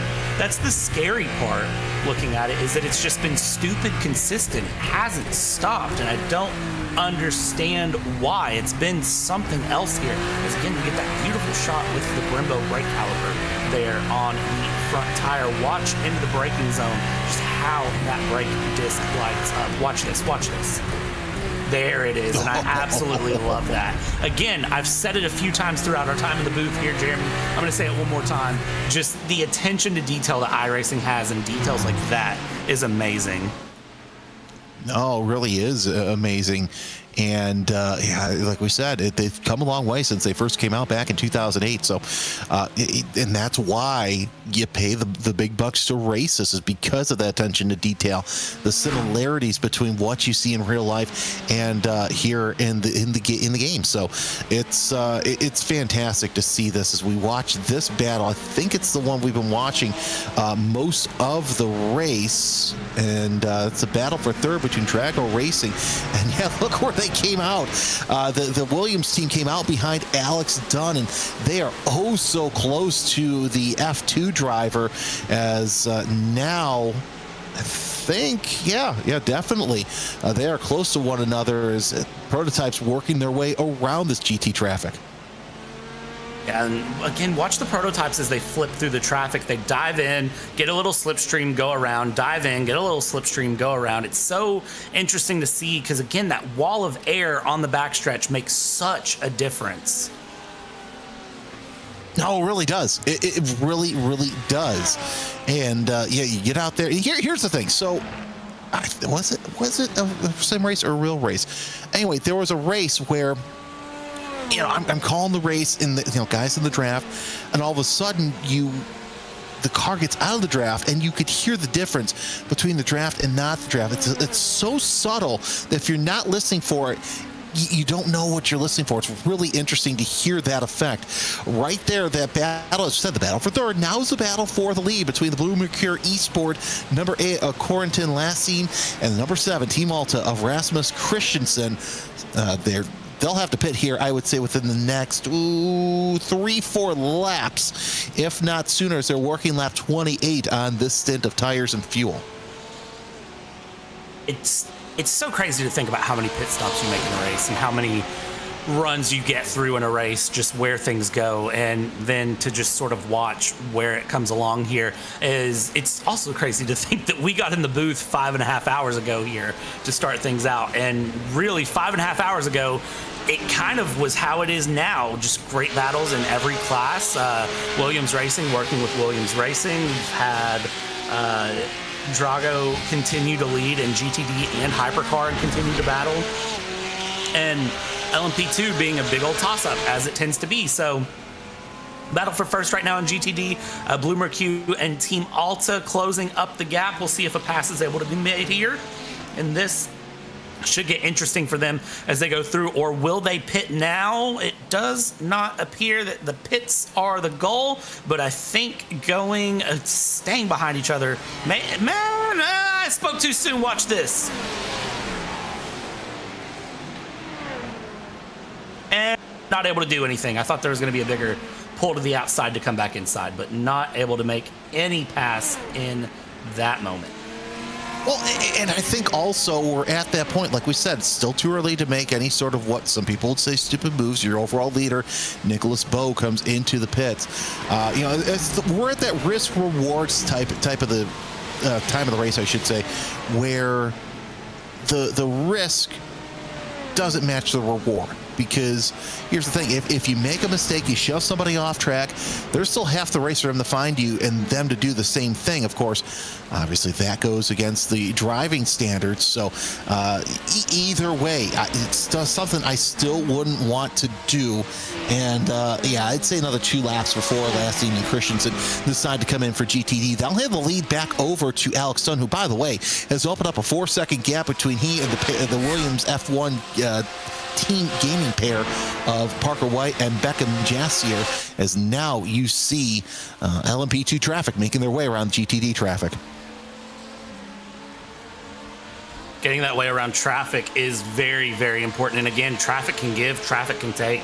And that is one of the things to remember here when you're working through traffic as a faster category, is that you have to be careful with what you're doing, because if you're not being smart about it, then you can really, really go into some problems, and it really can take away your race. You can have incidents like we saw earlier with Team Redline number 4, where they ended up in an incident with an LMP2, and unfortunately it took both cars out of the race. And you just really have to pay attention to what you're doing. It's every class has a responsibility, and when you're in the LMP2, you probably have the toughest job, because you are being passed and passing at the same time. It's a very unique position to put yourself in the middle class, but I tend to find it's the most fun, at least for me. Yeah, no, I totally agree that this is absolutely fantastic to see these LMP2s work their way through traffic and still keep an eye on the GTP traffic behind them. When we get to this point in the stint, you're just slap happy either way. But, you know, you have to be a really good driver to be an LMP2. So I would even say better than GTP driver, because you've got that delicate balance of, oh, well, I've got to pass this this GTD car ahead of me. Oh no, I've got a hypercar behind me that I've got to get around. So, you know, it's balancing that and having that forethought of racing, but yet still letting the faster traffic by and respecting that faster traffic. Yeah, and I always run LMP2, and the fun thing about LMP2 is that you end up, again, in that weird situation where you're passing and being passed, and you know you have to navigate traffic completely differently than any other class, which gets fun. Seze Esports here, Matej Varga currently leading in the number 90, leading by 1.9 seconds. But here's the thing: if Varga ends up stuck in a position behind a GTD, say through turn 1 all the way down to the International Horseshoe, that 1.9 seconds can just disappear in a millisecond. It takes no time at all. It can be very, very interesting to see how that goes through. And right here, you have 2 of who I think are the top sports car drivers in the service right now, with Matej Varga and Alex Noé. And that's what I'm talking about. You've got to be a stellar driver to make your point and stay up at the front in LMP2. Save your equipment and be a part of such a good team. And yeah, these 2 drivers, you get these 2 together. And I think if you had them on the same team, it would be an absolute super team. But that's not going to happen. Matej Varga has been tied to Seze Esports for a while, and Alex Noé, he seems pretty happy at Grid and Go for the time being, so that'll be interesting to see. But yeah, drives home my point further. You've got to be one of those drivers to make your mark known in LMP2. Of course, we're going to see their pit stops here any moment now, just before we cut off for the day. Absolutely. And I want to give a big shout out to F1 Extra and Vandy Games over in the YouTube chat. They've asked a question that I think is kind of interesting with the splits. They kind of asked the question of, so how do I pick what class I run, and how do I know what split I'm going to be in? So the splits are split up by iRating, but the class, you pick what class you want to run. You can be the highest iRating in the server and be in the GTD. It's not, you know, like a pro, middle class, and like rookie setup. You can be in whatever class you want in your preference of car. It genuinely just comes down to what the team wants to run here. So if you want to run a GTD, but your teammates want to run LMP2, you're gonna have to compromise. or maybe you just run with a different LMP2 team. And that's why you see so many of the same team names across all three classes, because Drago is running 2 hypercars. They're running an LMP2. They're running GTD cars. That's why Williams has 3 GTD classes in. That's why there are multiple classes of each run, because those teams are running groups of 3, 4, or 5 drivers in each of those classes. Exactly, and yeah, it's basically iRating first, and then you're lumped. You can pick whatever car you want. So, of course, if you've just joined us, we actually started this race with 59 cars, and unfortunately now we're down to 39, 40 cars as Rasmus Christensen comes in for his compulsory pit stop as well. Yeah, I mean, it's a very interesting strategy, and I'm hearing and here's what I like about this. So the way that this race works right now is we have different splits have different conditions as well. So what you see here in the broadcast split necessarily isn't happening in a different split. I've got a group of friends, as we mentioned earlier, who are racing in their own split right now. I'm hearing it's raining there, and it's just a mess. So either way, it's great to see, all sorts of walks of life come in and race, and there's a lot of very fast drivers here. As you see, Drago Racing still in the lead here, but we're watching this battle once again.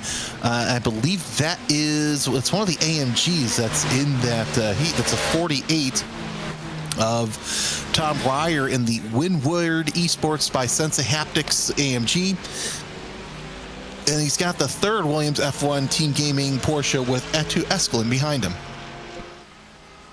Great to see these battles through. I know the first set of servers is starting to end here of the 4 time slots. I know the first time slot is ending here. And a big shout out to, again, my guys at Elbows Out Racing. They were able to bring home the victory in their split in hypercar. So great to see that. Second team is still running, I believe, so that is great to see. So if you've ran your split, give a shout out here in YouTube or Twitch chat and say how you did. And again, just having fun is, I think, the big goal. I think people get very hung up on the winning. I didn't win, so I don't care. You finished a 24-hour race with your friends and got to hang out and have some fun. I think that is important in and of itself. As Matej Varga is into the pits as we go back for a replay. Is this GTP on GTP violence? This is the battle for second in GTP. This is actually live. Yeah, this is the Drago Racing Coanda Esports. So finally, Elvis Rankin has closed in on Nicholas Mateo. But Rankin has 5-lap better tires. I should say Mateo has 5-lap fresher tires. So we'll see if he can hold off Rankin for that position. 0.3 of a second. This is the closest battle we have had in GTP during our broadcast split the whole time. So Mateo either had to have some sort of mistake, or Rankin is just that on it as he works his way around the Le Mans chicane.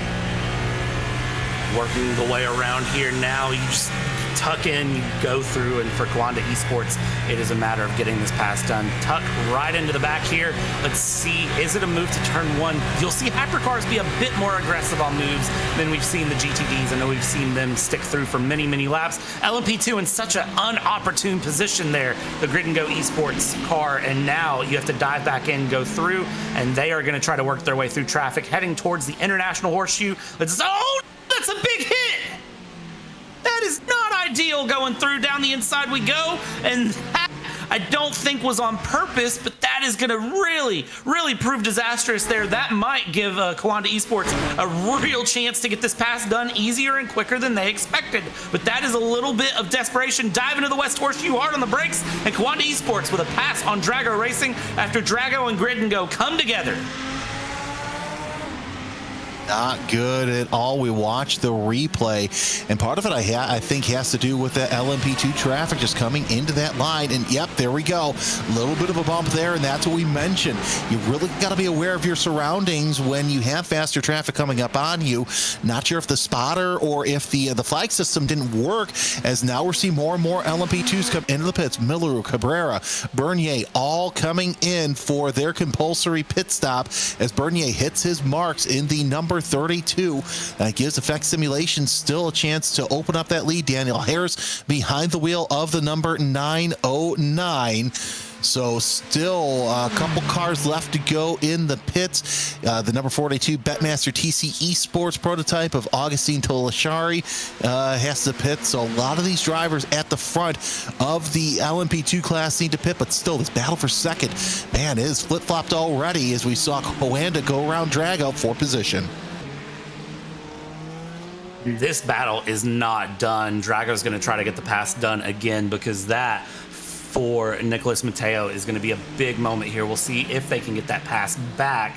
But right now, Kawanda Esports definitely going to try to get the run going here. Through the kinks they go, and just sticking bumper to bumper here at the moment. Just a couple tenths separating them as they go along. They are 41 seconds off of Drago Racing number 5. The lead Drago car still driven by Nicholas Bowe going through. So that is absolutely crazy to see how they go. I mean, it's weird to think that one of your cars is 41 seconds to the good, and the other car is currently in a fight for its life for P2.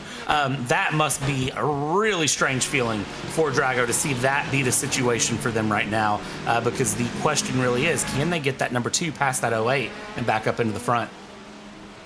I mean, how many times have you seen it in real life racing where you've seen two cars be on polar opposites of the spectrum there? So, I mean, yeah, it's a weird feeling for Drago, but still, you have two cars on the podium. I would just celebrate that right away as you see the LMP2 leaders into the pits. So Daniel Harris, Augustine Tolarshi are both into their pit boxes, and I gotta refresh timing once again as that is frozen up. I did see one of the cars decide to flash off. Not sure who that was, and we'll find out here in just a little bit, as now you see Mate Varga go into the lead for Sheza Esport. By the way, that's going to be Abel Torres back in the number 42, so that's the second time that we have seen him behind the wheel in that number 42. Daniel Harris will stay in the 909, but once again, looks like Mate Varga was able to watch the battle for second place in Hypercar GTP get around there, as they're still going neck and neck heading into the West Horseshoe. This is absolutely fantastic what this battle has turned into. They're able to get around the GTD traffic. Now it's Mate Varga's turn to get around the Porsche. And getting around the Porsche, easier said than done here, but shouldn't be too bad on the speedway with the advantage of the power and the aerodynamics that prototype LMP2 has. Gets past, goes through, now down, tuck back onto the racing line through NASCAR 2. Down the backstretch we go, heading towards the Le Mans chicane, and we'll see where it goes here. And now down through the bus stop, the Le Mans chicane, the Le Mans bus stop chicane. I'm sure that's going to be a fun one to hear called around this year as they go through. Checking in the battle for third, Delatraz still trying to get past Blue Mercure here as they go along.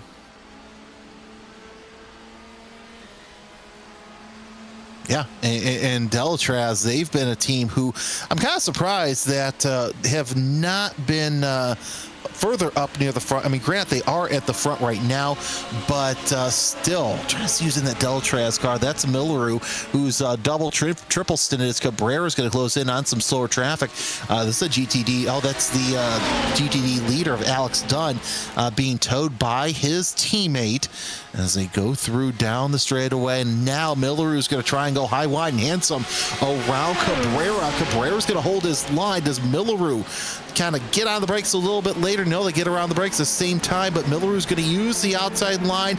Almost touches through turn 2, but Milleru's going to concede defeat for the time being. They still set themselves up for the International Horseshoe. Milleru pops out there side by side. Beautiful pass for position. What a beautiful pass there for third. That was a great move. That was great respectful driving into turn 1. And that is the racing that you love to see here in the top split when they go through, is you see just that race room given. We're not done. We're not done. Pass back could still be on, but at least for the moment, Delatraz can celebrate there for Milleru getting a beautiful pass up into third place. That is great racing. Absolutely fantastic racing, textbook racing even, as they work their way around. I thought Milleru was going to have it right there as he went around the outside of turn 1, but still waited, for the right time and still was able to get around the inside heading into the International Horseshoe. And now he has gapped Cabrera by about 2 car lengths going into the Le Mans chicane. And now coming out of the Le Mans chicane, is that gap going to continue, or will it slipstream itself away as it goes through the speedway, through turns 3 and 4 going along here as we continue to watch this great battle go through? Look at that. Again, Ramiro, I love to see it. I love to see it there. The slow-mo through, gap down to 3/10, gap down to 2.5. You really start to see it close in the tri-oval. And now gap 2.5 down into turn 1, nowhere near close enough for a pass, but it is there. The battle is still alive here for P3 between Delatraz and Blue Mercue. They will continue to push and battle for the next 12.5 hours. This is going to be a great battle for LMP2 right now. It's essentially Sech's race to lose in spite of them trying to hold off the Go Esports double at 3. Looking at the field, that's about the only one that is still in for any of the classes. We've lost a lot of very good racers here early on in this race, but yeah, the says the Esport 90 still looking pretty good out there, but this battle for a little bit of a lost lap there, no harm, no foul, as Cabrera makes his way, loses even more spots down into the exit of turn number 6. The Frenchman tried to hold off for that 3rd place. As we go back to the GTD class, this is the battle for 10th. It's the number 48 Windward Esports AMG with Tom Ryer at the wheel. Williams F1 Team Gaming Porsche with Etu Escalin sitting there in 11th place. And that's another battle that we mentioned has been going on most of the race. Escalin, though, I think this started right around when he pitted a couple times ago. That it did, and it's continuing to develop itself through. This battle has really proven to go up and down here as it goes. Escalin is going to be really interesting to watch and see how the pass can be developed, what can happen here between Williams and Windward.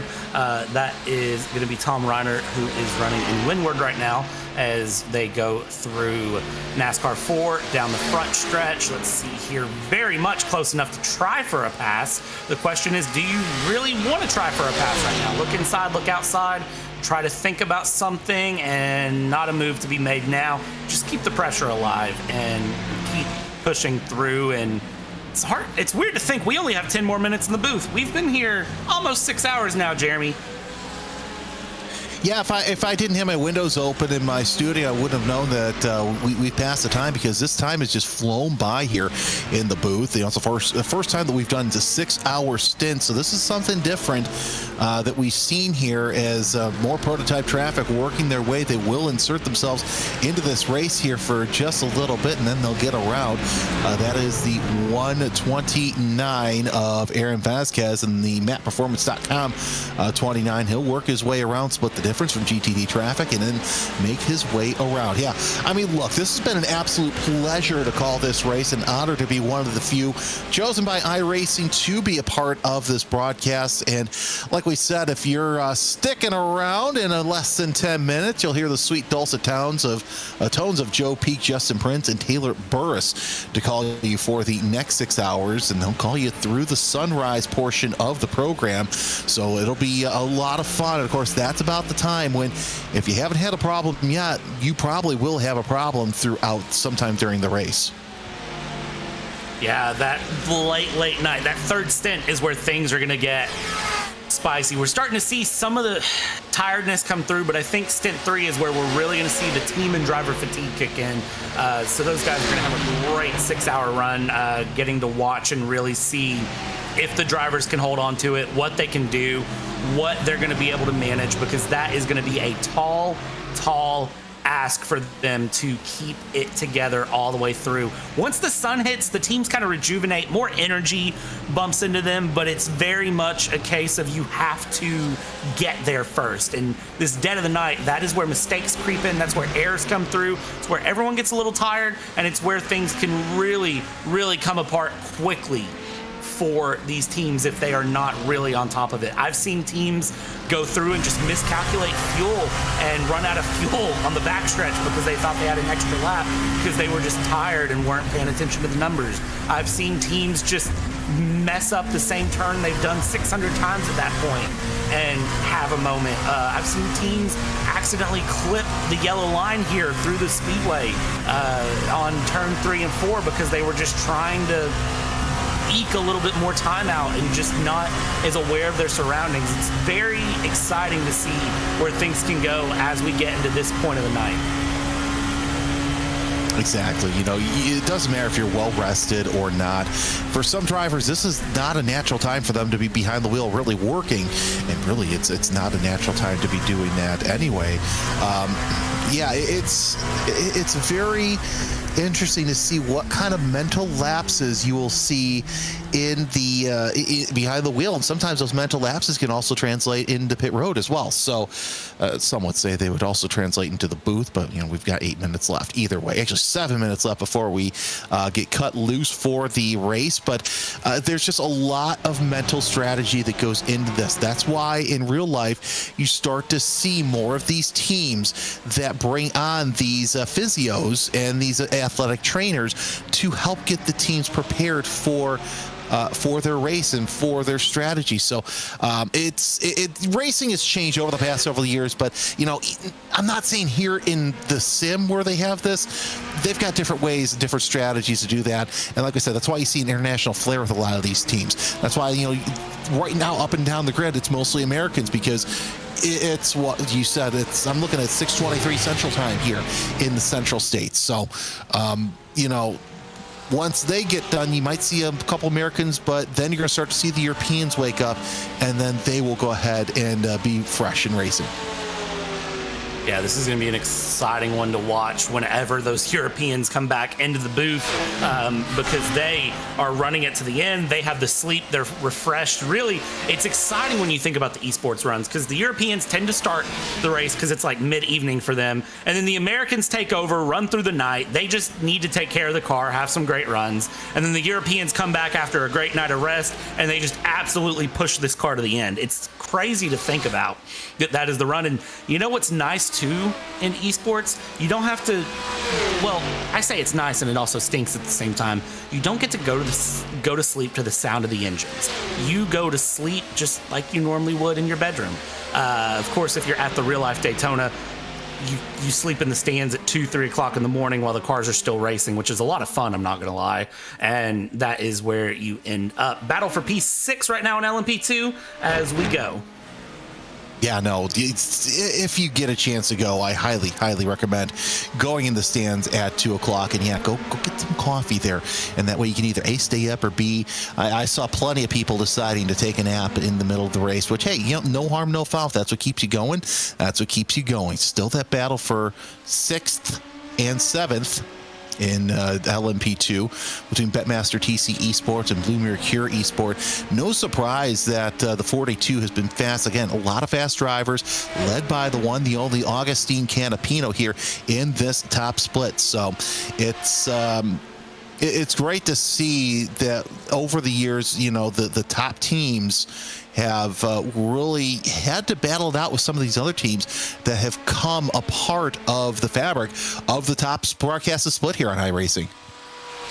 Yeah, this is so amazing to watch and think about where things have gone and grown. And as we only have a few minutes left here, I have to say this has been a great 6 hours to go through. I'm really, really excited to see where things go. Did we really say 6-7 again? Did one of us say 6-7 again? You gotta be kidding me. I said 6th and 7th. I enunciated the at the end. That's a reason why I didn't say those two numbers together the way I did. So did I just get rage baited by chat? Yes, you got rage baited by chat again. Okay, well, Joe Justin Taylor, if you're listening to this, 6-7, hot takes. Said it. Oh, I said it on purpose that time. I don't care. 6-7 hot takes. And what's the other big highlight they need to know from our time in the booth? 6-7 hot takes. Stay out of the chat. Chat isn't happy with us. And And Yeah. yeah, I don't know. That's probably the big one. Well, YouTube chat is arguing they're happy with us. Yeah, they're happy arguing. So there's that, and this split will be on Reddit at some point, and the pitchforks and torches will be here, and quite frankly, I'm ready. Yeah, I'm gonna give it about 48 hours before I get a DM, which I can say has never happened before over commentary, but I have a feeling that that's coming my way. But you know what? It's fine. I can respectfully talk and debate with people, so that's fine. But yeah, anyways, don't say 6th or 7th. Apparently either, Joe, Justin, Taylor, because apparently that also counts as saying those two dreaded numbers together. And I'm going to end it off with one very simple thing whenever we get ready to leave. So I'm going to save that one for a minute, though. You know, go ahead and I'm going to let you have that because I've got a final word myself. Super happy to be in this position to be able to commentate here the 24 Hours of Daytona, the second run.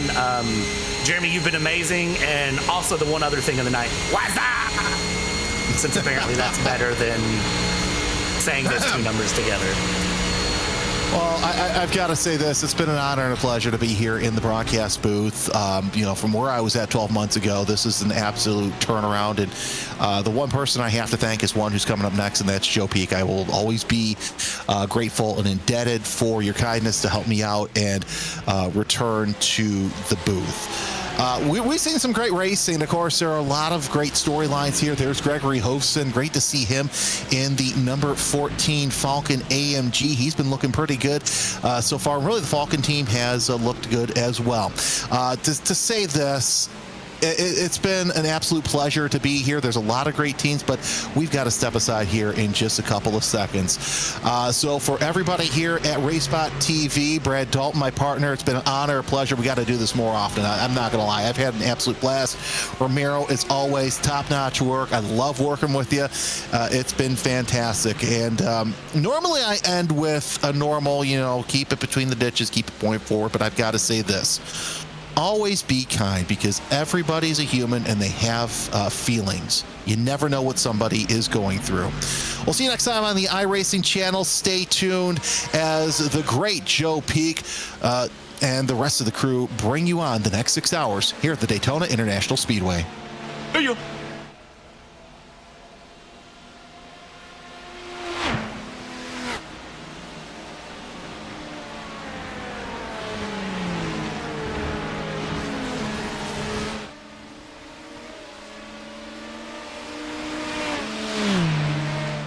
Watching on the YouTube chat, we'll be moving over to part 3 of the race. We'll see you in just a little bit.